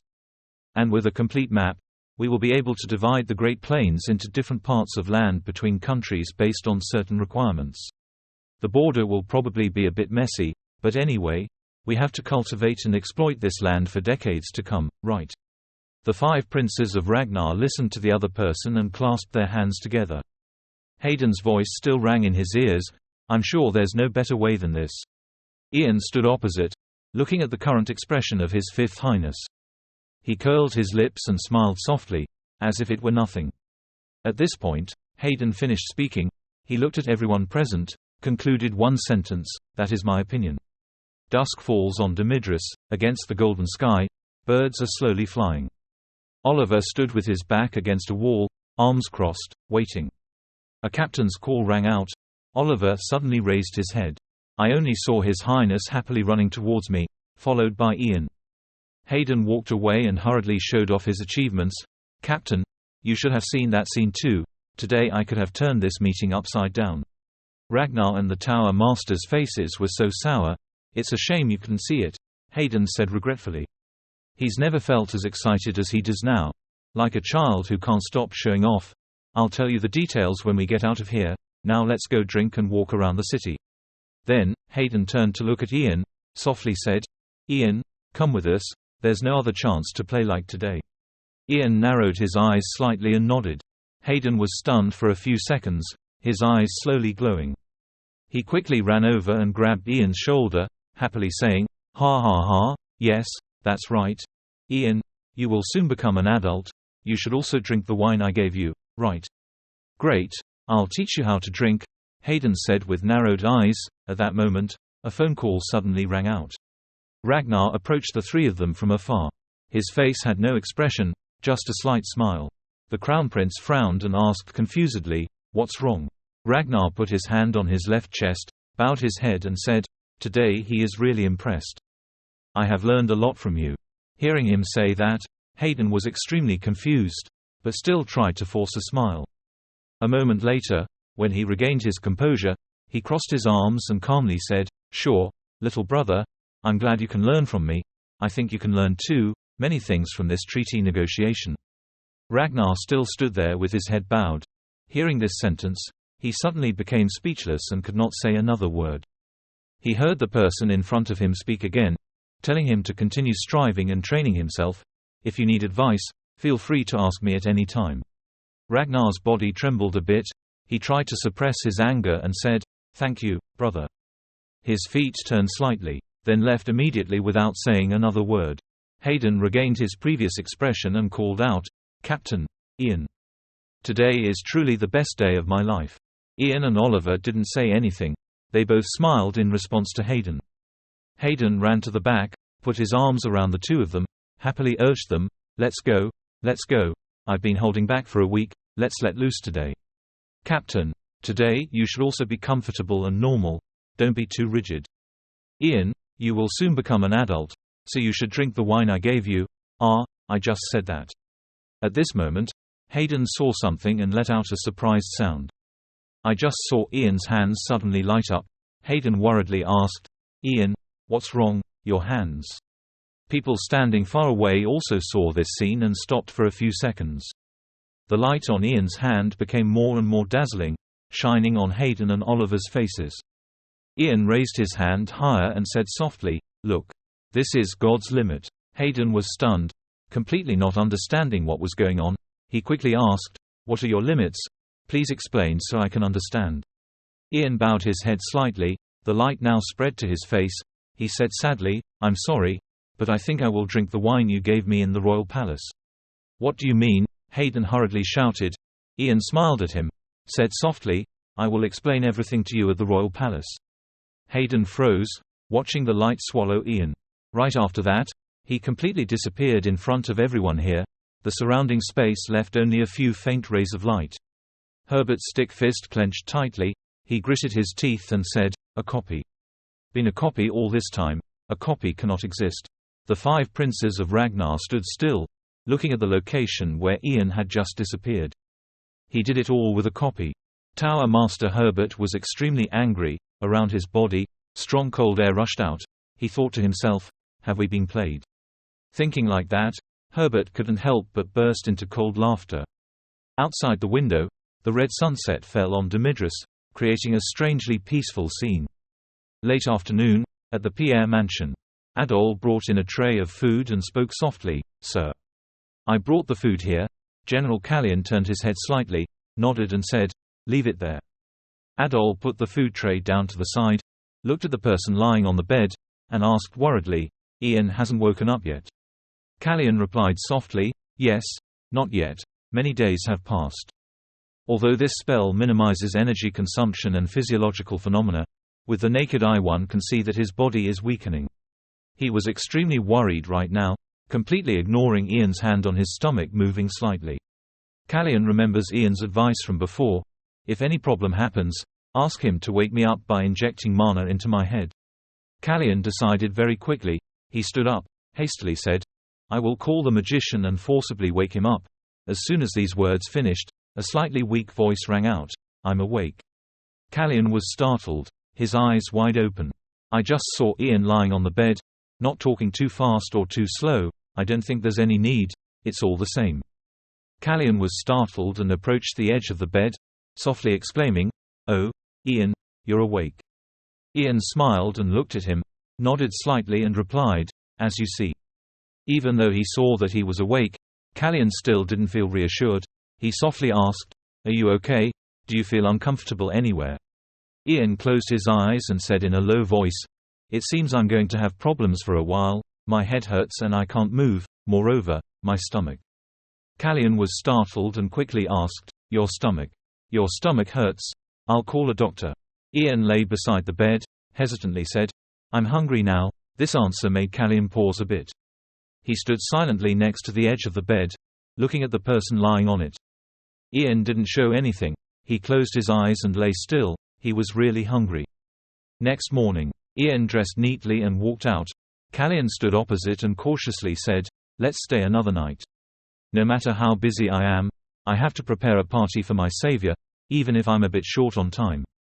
Ian accepted his good intentions, shook his head and said, Your previous help was enough.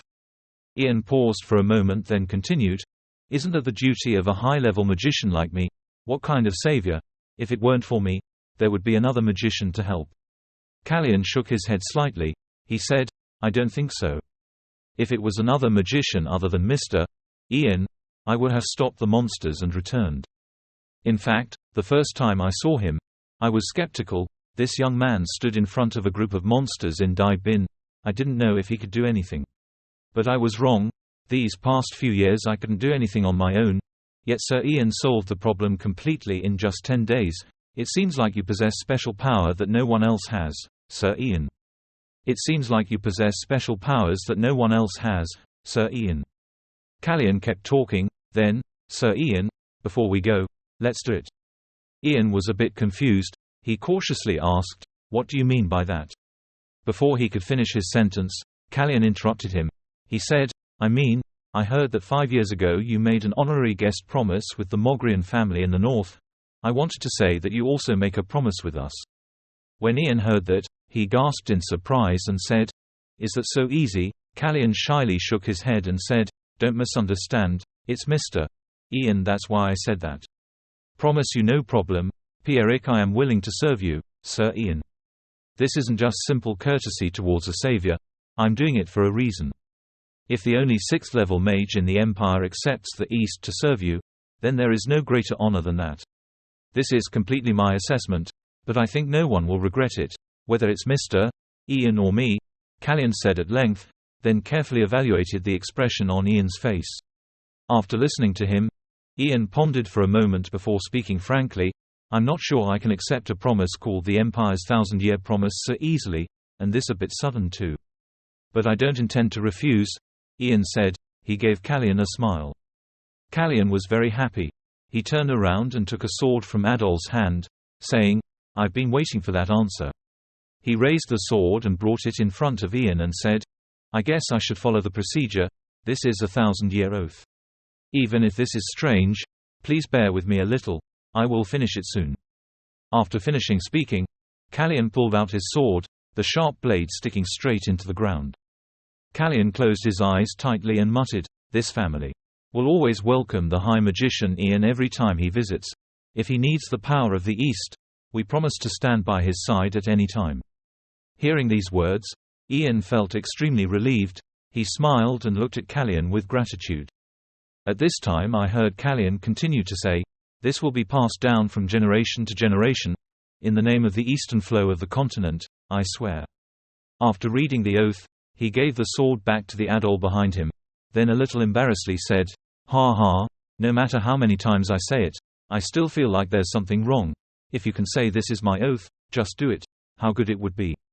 Ian also laughed and said, Next time I visit, I would also like to ask for your help. Callian nodded and said, Please let us know before you come. I will show you what a party in the East looks like, you can expect. I will do that.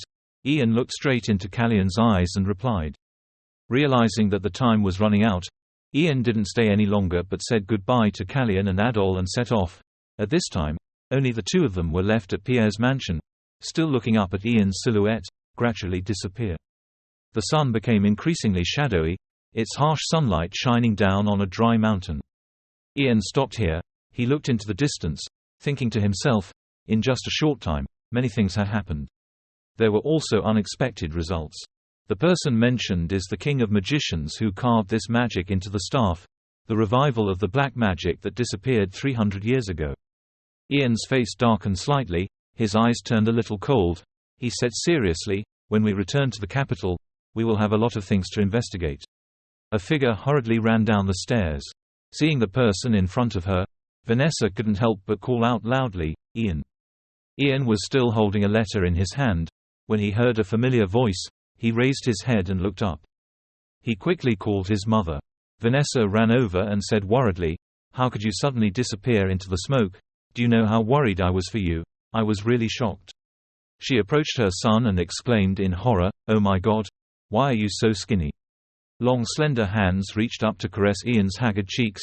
Vanessa said in disbelief, "You must have worked very hard last time, your face is half sunken. You went there to work. Lord Pierrick, why don't you let me eat?" "How angry," she frowned and exclaimed. Ian smiled and looked at his mother. He grabbed her hand and patted it a few times to comfort her and said softly, "Something happened there. I just need to eat more."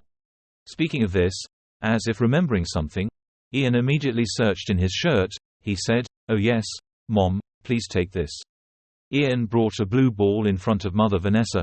He explained, "This is a mana communication ball created from a mana crystal ball. On the way back to the capital I asked the workshop to make this for us.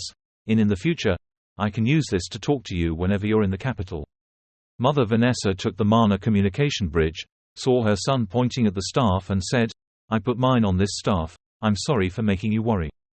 Hearing these words, Vanessa paused for a moment. She softly called out Ian.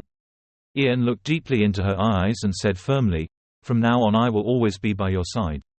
At this moment, a leader's call rang out from afar. Douglas and his father Radio hurried in. Douglas' eyes sparkled, full of curiosity, and he asked, "What is that magic? I have read many spells in the academy, but I have never seen that magic."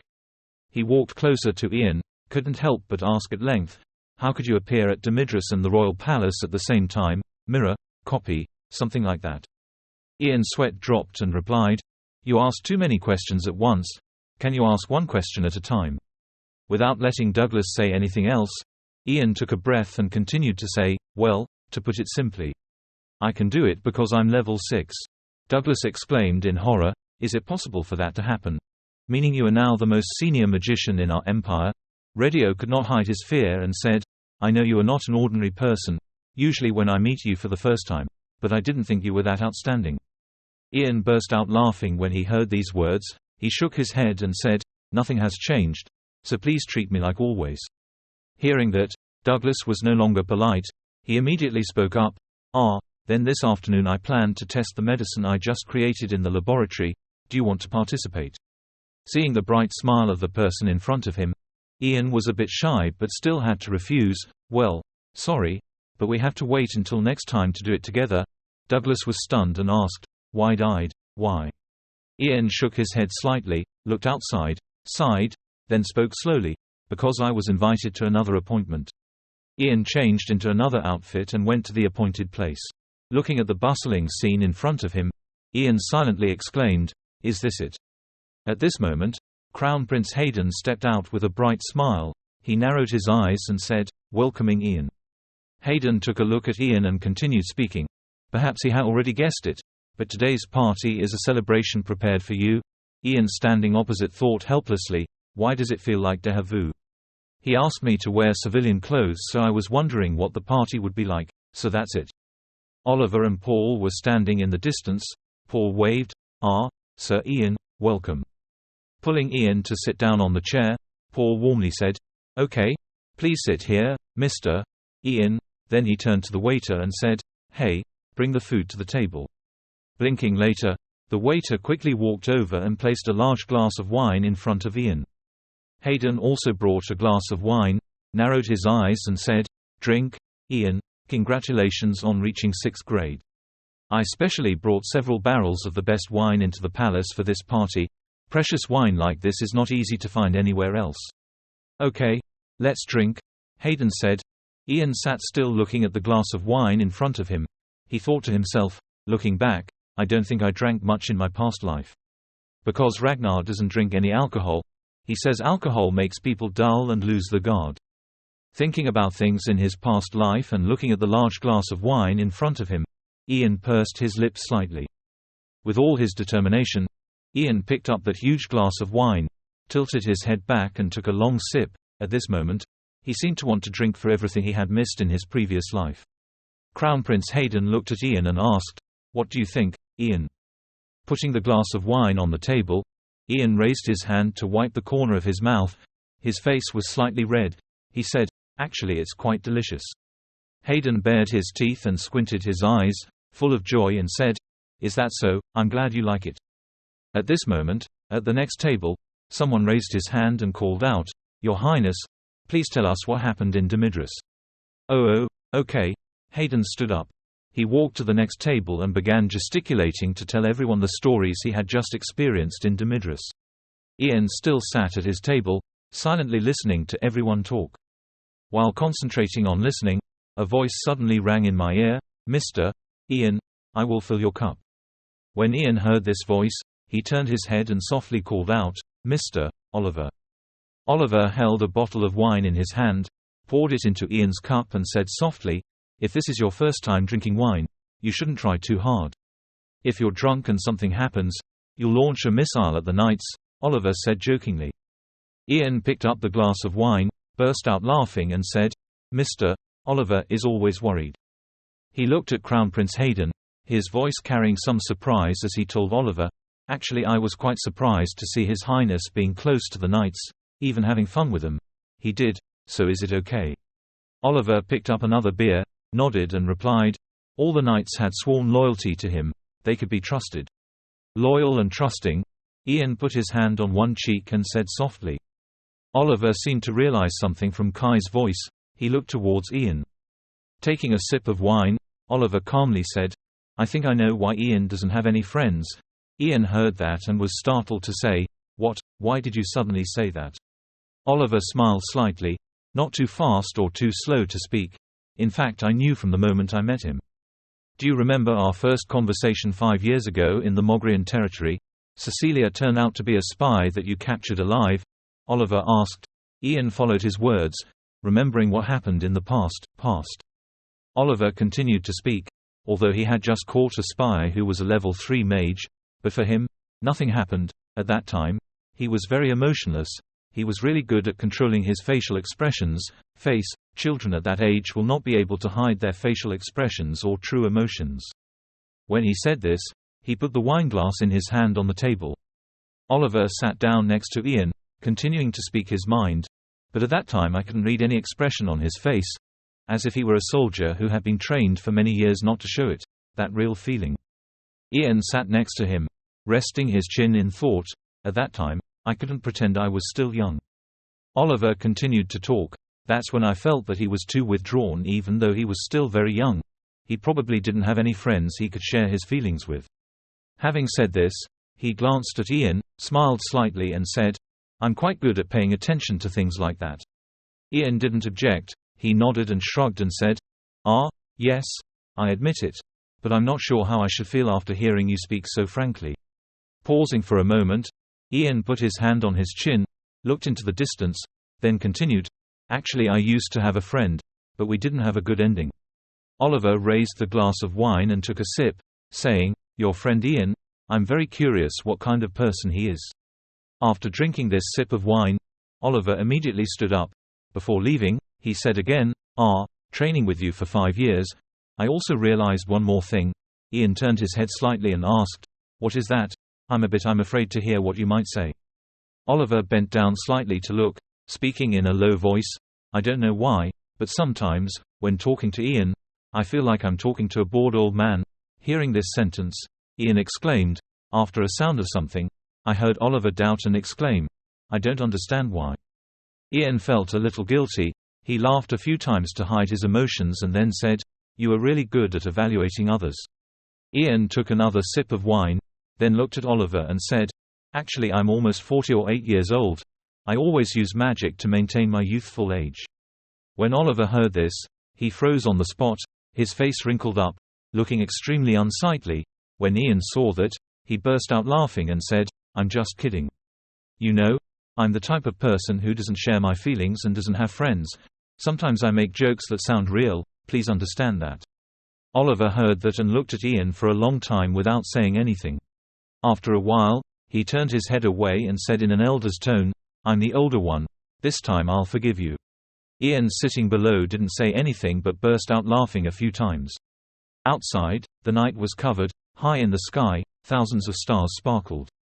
It took a long time before Ian comfortably exclaimed to Oliver, Wow, I really appreciate it. It was late at night, and the party here still echoed with endless cheers and congratulations. Ian pushed the bag out. He patted his extremely dizzy head, thinking to himself, I drank too much. I've never drank that much in my previous life. Just a few steps outside, a call rang in my ears. Boy Ian. Ian turned his head to look over and saw Deputy Paul Lenz sitting with his back against a corner of the wall not far away. Ian walked down the stairs and asked, "What are you doing out here?" Paul burst out laughing and said, "Actually, I'm not very good at drinking. 1 or 2 cups will make me feel tipsy. I'm hiding here to get some fresh air. What about you?" Paul asked. Ian walked up to Paul, leaned against the wall with his arms crossed and said, "I also went out to get some air. I'm still not used to that person." Having said this, Ian looked at the person sitting below. He thought to himself, the second Royal Knight Vice Captain, Paul Lenz. He was the second best swordsman in his previous life, behind Sir Oliver. He was a commoner, but his swordsmanship skills and loyalty to the royal family earned him the trust of the Crown Prince and Lord Oliver, and rose to the position of deputy captain. At this moment, Paul suddenly turned around and asked Ian, "That reminds me, Mr. Ian, you said this was your first time drinking alcohol, right? How do you feel? It's your first time drinking alcohol." Hearing that, Ian replied honestly, "It's not that bad, drinking a little is okay." Hearing you say that, Paul laughed and said, "Luckily, let's go drink sometime. The others want to thank you, Ian. Even the taciturn Captain Oliver started talking to you, right? And it's been a while then I saw His Highness radiant like that. It's all thanks to your strength." Ian smiled back. He said, "Thank you for saying that. But I simply pushed him forward a little. But on the positive side, I think I've become attached to this." Hearing these words, Paul raised his slightly red face and looked at Ian for a long time. Ian asked, "What's wrong?" Paul quickly shook his head and said, "No, I'm just surprised." "I didn't expect that Ian also had that look on his face," Paul exclaimed. Ian didn't understand what he meant when he heard that. At this moment, the door on the other side was opened from the inside. A person stuck his head out and called out, "Deputy Captain, there you are." The other person said, "The Crown Prince is calling you. If you don't come in and drink again, they said they will remove you from the position of Deputy Captain." Paul was startled and exclaimed, "Huh, really?" Paul quickly stood up and turned to say to Ian, "Uncle Ian, I'm going first." Ian nodded slightly. He leaned his back against the wall. His eyes followed the back of the 2 people leaving. He heard them talking to each other. "From the beginning you should drink slowly. If it was possible, I would have done it. Wait until they're inside before." Ian lifts his step and moves forward. He stood next to the railing, looking at the vast night before him, silently thinking about memories from his previous life. "I no longer rely on them as my weapons. Changes due to your choice will gradually influence each other and create completely different situations than in previous lives. What will this lead to? No one can guess. I can only protect the people I love. I can only move forward. This is just the beginning, Ragnar," Ian said softly. A few night winds passed by, blowing his hair behind his back. Inside the royal palace, looking outside through the glass window, Ragnar glanced slightly at Herbert standing behind him and asked, "What are your plans now?" Without letting the person behind him answer, Ragnar continued to question, "What did I say? I said to eliminate him before he becomes an obstacle. Didn't I constantly remind you?" Tower Master Herbert bowed his head and replied softly, "Yes, you said so." Ragnar turned around and looked at him, speaking coldly, "And what have you said every time I remind you? If I wait a little longer, you will turn him into a useful weapon and offer him to me. Mr. Always said that and ignored this, right? So what is he like now?" Ragnar still did not give Herbert a chance to speak. He continued in a harsh voice. He was blocking every path. After hearing these reproaches, Tower Master Herbert let out a long breath and said softly, "I made a wrong judgment. I should have quickly resolved the problem, but I could only delay. No one expected a young man to do that. I will make no more excuses, however. This will be the last time you will have to wait." Finally, the 5th Prince Ragnar said leisurely. Herbert bowed his head and replied firmly, "This will be the last time. I ask you to wait a little longer. Because all preparations have been completed." He said this. Next to him appeared a person wearing a cloak with his head covered. Herbert turned around and called out, "Helen, say hello to your highness." Looking at the person who had just appeared, Ragnar was startled and exclaimed, "Helen, you mean the high-ranking magician who disappeared a few years ago?" He couldn't believe it. His eyes opened wide, staring at the person in front of him. The other slowly took off his hood, revealing long crimson hair. Helen raised her blood-red eyes, looked straight at Ragnar and said respectfully, "It's an honor to meet your highness." Seeing those eyes, Ragnar was so surprised that he had to take a few steps back. Tower Master Herbert saw this and immediately smiled reassuringly. "Please don't be too surprised. She is a human girl, a loyal subordinate of a manager who obeys God's orders. She is also a permanent servant who will give her life for you, your highness." Ragnar raised his hand to cover his mouth, thought for a moment and then cautiously said, "Tower Master, could it be her?" Realizing the meaning in those words, Herbert immediately nodded and replied yes. He looked straight into the eyes of the prince in front of him and calmly said, "This is forbidden magic, black magic. Ian Phage, who is like a thorn in our eyes, will become a long-term pawn who will sacrifice his life for you." Herbert assessed Ragnar's expression for a moment, then said softly, "Please don't worry." He clenched his fists into fists and said with utmost sincerity, "Your Highness, according to plan,